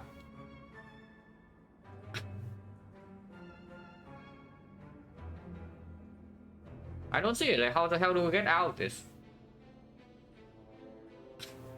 There's nothing I can discover into right now that can win me the fight unless yeah, because I need to discover into block, but what block is here that can save me, that can make the fight meaningfully advance over just playing reinforced body for full. I don't actually see it. I think we are toast. Meteor Strike maybe. Meteor Strike immediately we can do a cast the thing. +1 card. If we can get Meteor Strike, I can dual cast the Plasma into Reinforce for the full block. And then so we have double, we have no frost, but we have the +2 energy. If it bricks, I die immediately. I'm just saying, if it bricks, I just die on the spot. Bioscock is barely surviving, I think. Bioscock means that we gain 4 block, but the problem with Bioscock is that there's also no frost in here.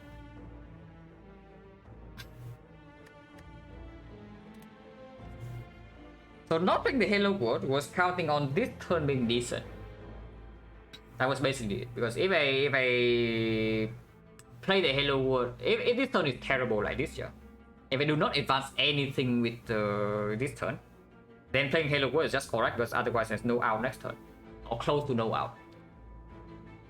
Psycho Stars, yeah, just sums up the freaking story of this Act 3. Like, you look at this, you know like what has been happening, and it just never stops. It does not stop.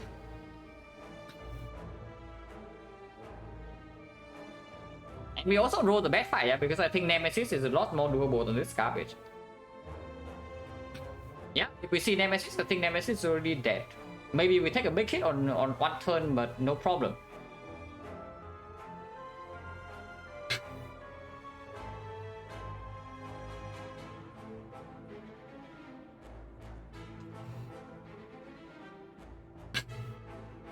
Discovery, the total card pool is 75.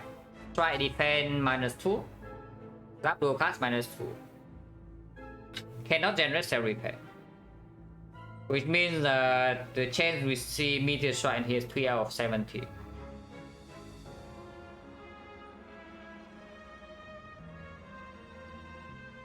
Three out of 70 that this Discovery bail us out. So it's the... How many hits? Literally just Meteor Strike. I'm pretty... I think. Literally just the Meteor Strike. Because like what else is there that both block this turn and advance the fight?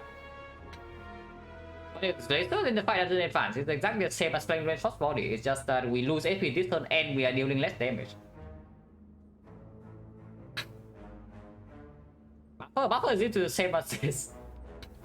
I'm just asking like what card is actually advancing the fight from here? Like, we have full block in hand, yeah. It's just that if we full block this turn, like what are we doing 2 turns from now? Next turn we are probably still fine. Next turn we have algorithm coming up. But next turn we are dead.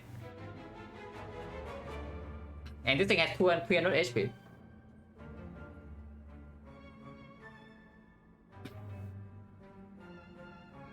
It all started because of the very first Darklings fight. Off-1, we cannot make hand space for off-1, no? You see this hand, like we have currently 9 cards in hand, yeah? So we play this, we get off-1, we play this, we have 7 cards. So off-1 only pulls back 3 cards, which is admittedly not that bad. But still, does it win the fight afterwards? In this turn, I'm still thinking we take extra. Like off-1 right now, block 22. Block 22, block another 9, block 31. Block 31, and then it stops. So we're taking 19. With the off-1, we're taking 19 damage. Go to 2. And this is, honestly, I'm telling you, like, this only happened simply because the first fight was so terrible. The Darklings, we lost 50. Yeah, we lost 50 into Darklings, which actually snowballed into this garbage because it also led us to not use to not preserve the focus potion into Rectomancer because we were dying. Into skipping double workers. And then into skipping an elite as well when we need to pass to the left. And all events were empty nodes. Vision, I mean, of course, Vision is fine. Vision is fine, just saying back as weaker next turn.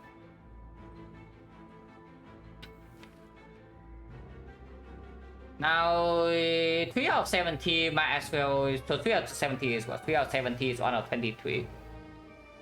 Which means that we can bet on any 2 cards being 0 cost, which is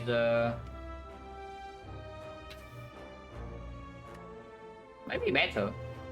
Because yeah, turbo hologram 0 cost, a bunch of cheap cards, and then maybe reboot can do something. I mean, yeah, exactly the same. It's not worse. So I guess there's two outs. Like 1 hour is actually good for us. The things that do not make it as worse in the fight would be buffer. So buffer is a pass. Aggregate is a pass.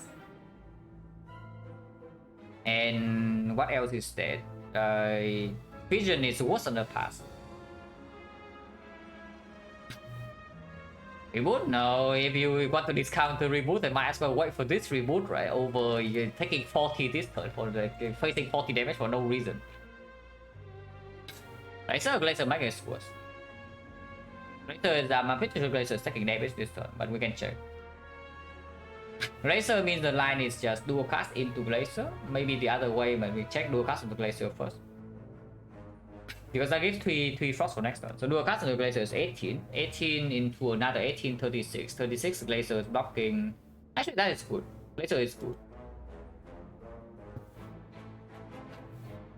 And with this, yeah, if I win this, that's definitely something I would be proud of for, I don't know, maybe a year. At the moment, not very likely. But if I somehow win this, I would be proud of it for like maybe a year.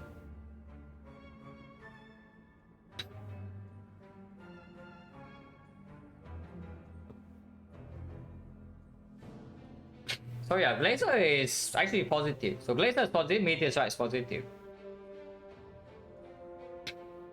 And we hollow something with 1 energy? No chance. The biggest problem with this is that it costs 3 energy. So it's a random card for 3 energy. Which, yeah, but the problem is very simple. The problem is very simple. You see it right here. This is 3 energy. And this is 10 block per energy. So this will give us 30 block. Plain and simple. Either 3 energy or 30 block. And 3 energy is 30 block, is like saying the same thing. So yeah, random defect card that blocks for 30. If we, by the way, if we bricks, we die immediately. Yeah, we die on the spot. There's nothing that saves us if we brick on the discovery. Okay, plus 2 Meteor Glacier Lucho's buffer aggregate, yes.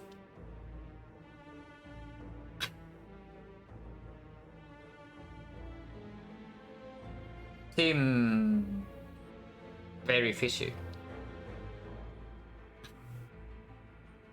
Our powers we play irrelevant because the card discovery card is costing 0, so force field does not matter, and force field is only blocking like 13.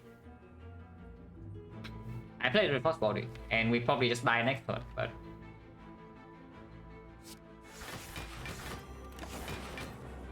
what can you do?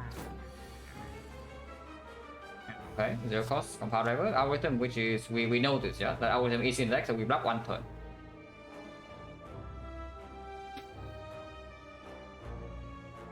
$16, yeah, you want to take a 84% chance to die. And that is not even 60% to save. That's the 60% to be neutral or save. So the thing you should actually evaluate is the 2 outs. Yeah. The thing you should evaluate if you want to make the calculation is the 2 outs, not the 4.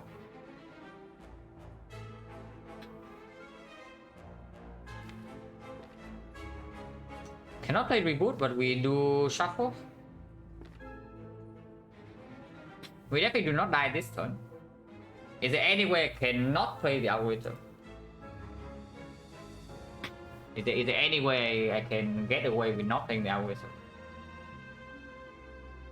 So it's not block 21, so we are dying by 13.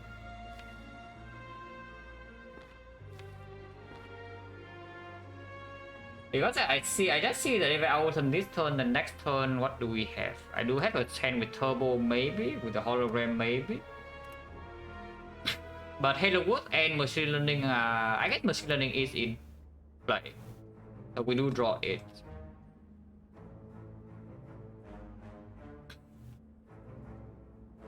Yeah. Next time if there's a turbo, we have quite a bit of block, potentially.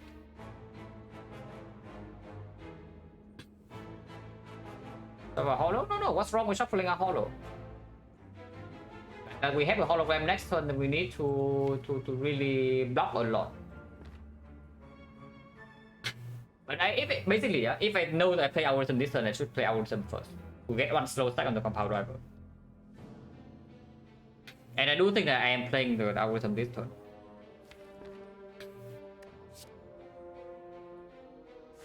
But we already have 38, yeah? Which means that even if I do not block anything from here, I don't die this turn. I might not always play cold snap, so playing cold snap before compound driver is complete nonsense. Damn. That's not good. That we do not land on the battery this turn and we don't draw the turbo next turn. That's really bad. It's still possible to keep going by doing turbo into compound driver into cold snap to thunder. Now that stuff was in avoid, which yeah, increase the chance and next turn we die. But it's dealing a decent amount of damage this turn, and I don't want to draw these things next turn without the turbo.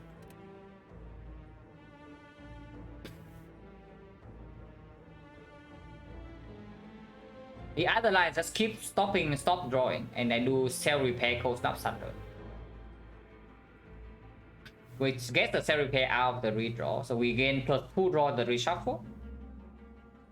In exchange, we lose 2 draw now, so it's like not exactly. We see the same amount of cast, almost the same amount of cast next turn. It's just like we have a void in the draw. Therefore, thunder can do something now. Yes, it can. It definitely can. I do think compound driver is played. And if I play compound driver, I would also play the turbo because you cannot miss the thunder damage this turn.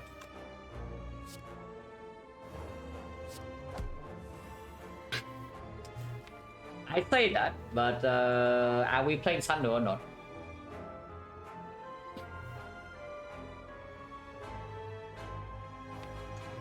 Because once again, this costs 2. I'll be blocking only 38. If I play the cold snap, I'm blocking 47, so I'm taking 8 still. Next turn 3 base, 4 base energy, no additional from the cold snap, from the battery. And the attacks are 60. So we are 13. We are 13, we are 25. So we need to block 36 with 4 energy. Never win this fight. Sun does not play this turn? Yeah, I also think so. 2 is just too much. But yeah, cold snap thunder and we probably die next turn. Plain and simple, we just die next turn. But still, I need to do this.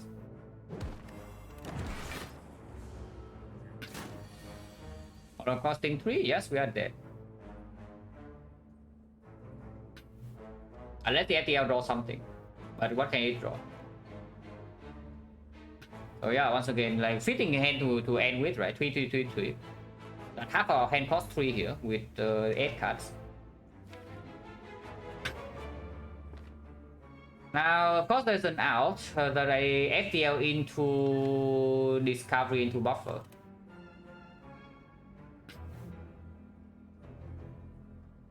And yeah, I told you, like this actually just like completely depressing. That I don't even need to go to the end of Act 3. I just do the first 2 or 3 fights, and I know that it's going to be depressing.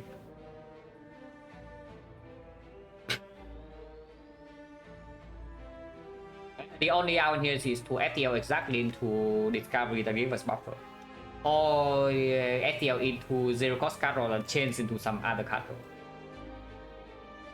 So if FTL doesn't draw anything, we are dead. It doesn't, so we are done.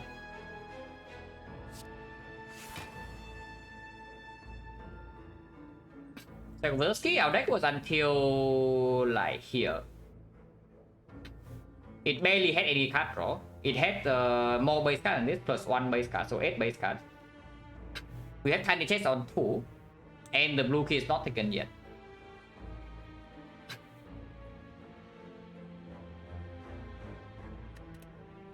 Discuss? Yeah, I mean, whatever, right? Losing this one is like not that bad.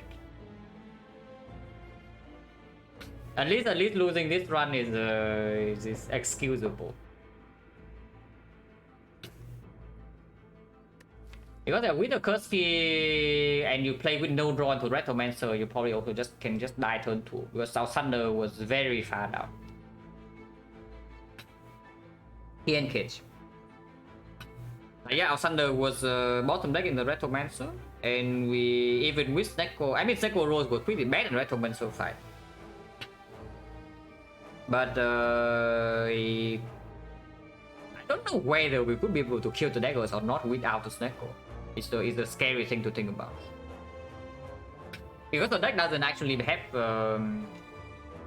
yeah, how much do we convert the energy, one energy into? Like barely any draw. So we definitely draw as fast as Snecko.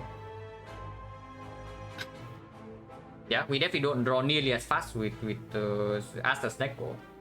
And our damage is still like complete garbage, and now Thunder doesn't give energy against the daggers.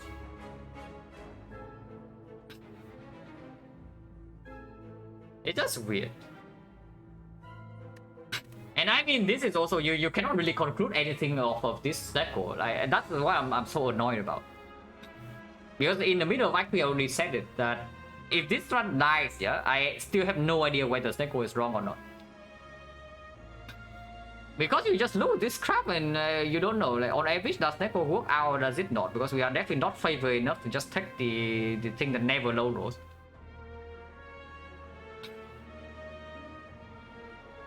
So I have no idea whether the Snecko is the right or wrong choice.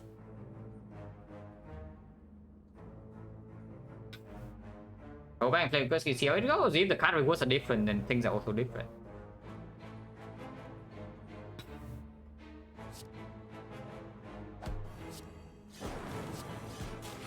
We are 160 damage off. I do want to see a bit more though. I do want to see a few flaws after this. Oh, let's kill. Oh yes. Oh, we are bailed out this front, guys. We are home free.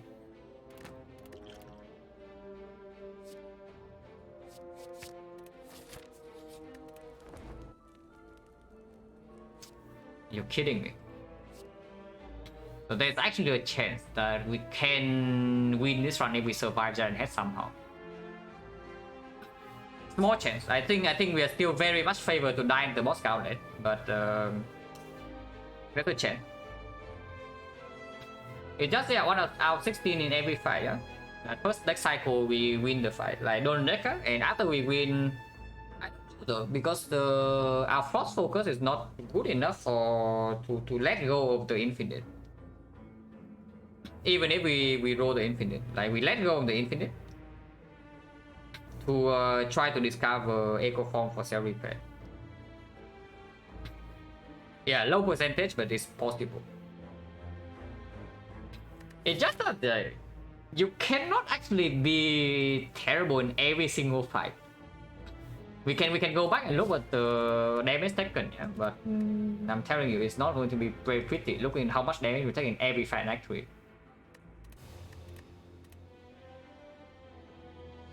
Yeah, I'll bet title first before I forget.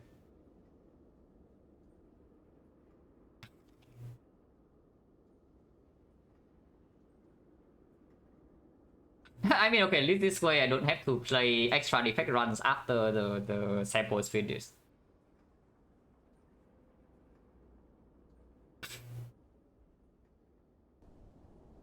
It's crazy.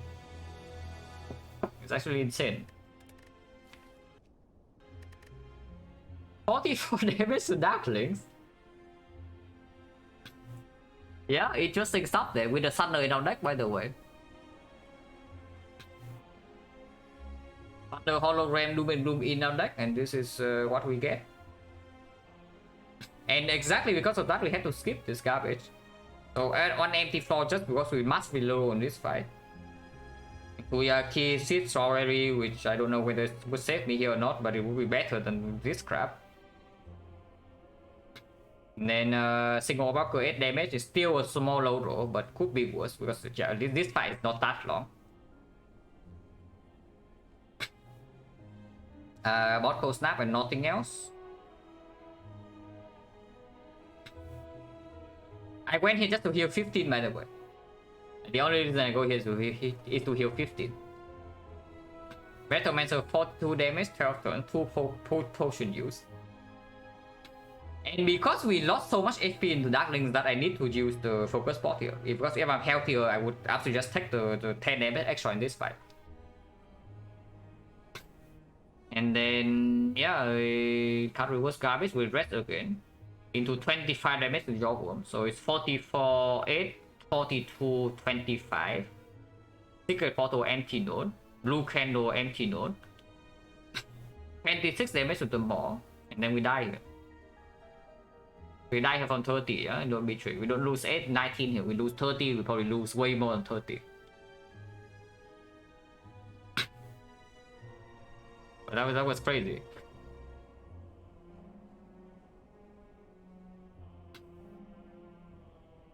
I mean, Act 2 was okay.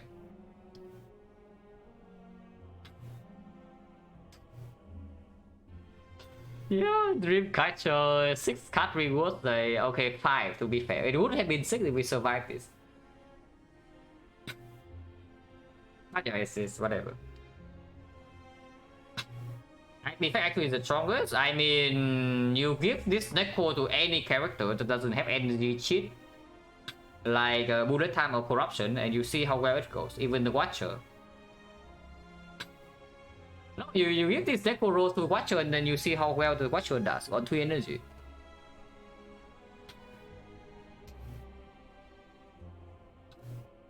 Oh yeah, we don't have aggregate, we don't have Meteor Strike to cheat energy, and then it just happens.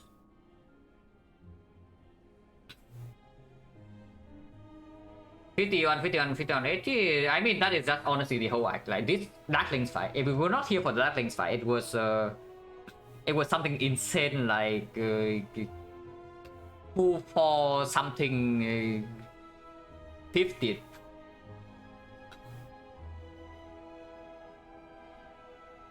It's garbage? Yeah, it's pretty hot garbage. I mean, good stuff though. So don't need to play extra defect runs after 100, and it's still a solid trick. Definitely going from 9 to 14, and with like, because this run is also, I'm not sure if I make like a major blunder that is super obvious to see after the run. The gameplay is still relatively clean. This is my impression of defect change since a few months ago. Yeah, a bunch of things. First of all, I know that defect can be pushed a lot further. And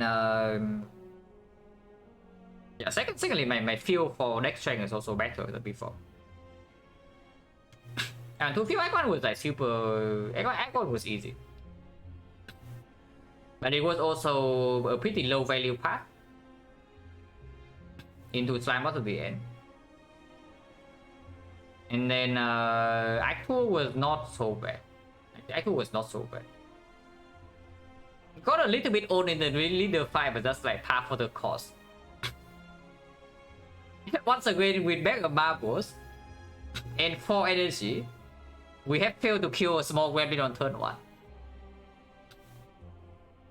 Just end let opener, yeah. This time we even have let opener in this fight. And we failed to kill 1 gremlin on turn 1. So we get old on turn 2. But afterwards the fight was fine. After the fight was okay. 69, we can probably go 15% higher.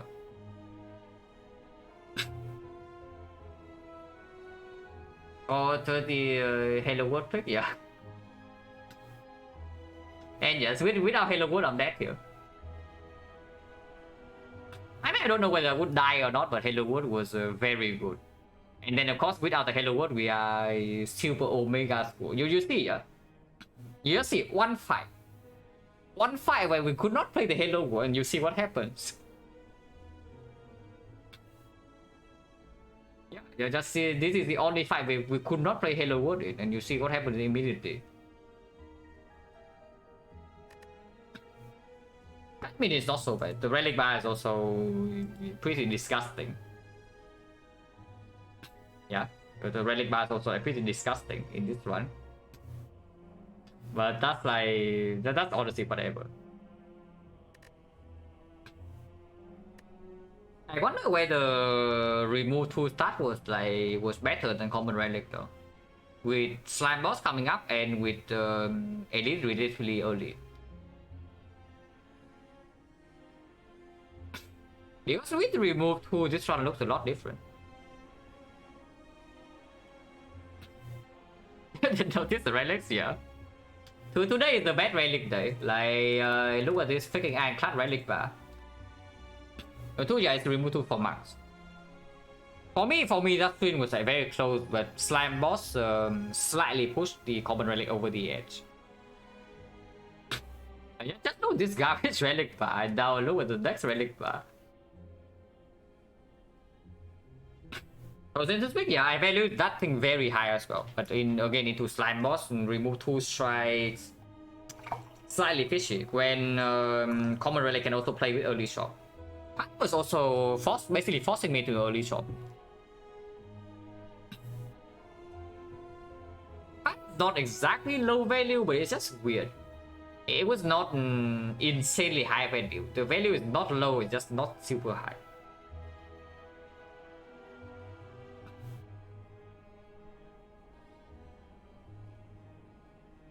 Yeah, 22 centuries, 24 like a woolen, whatever.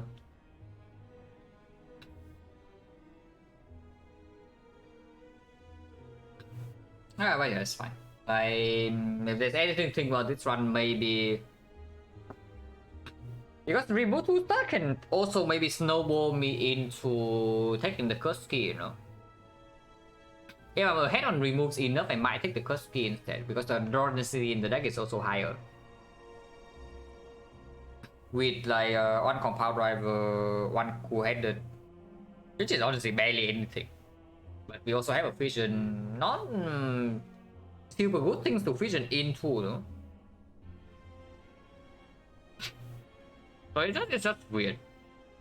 It doesn't have enough in anything. Like it doesn't have enough energy, doesn't have enough draw, doesn't have enough damage, doesn't have enough scaling block. And at the same time, the stack also like decides to kill us, so that's what we get. But yeah, it's fine. So that's FPH for me. I send you guys somewhere.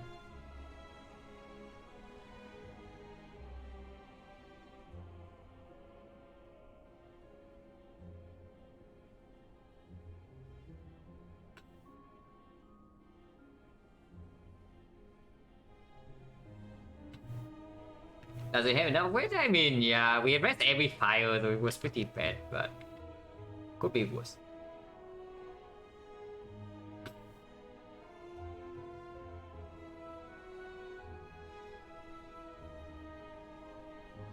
But yeah, thanks for watching guys, as always. And yeah, see you.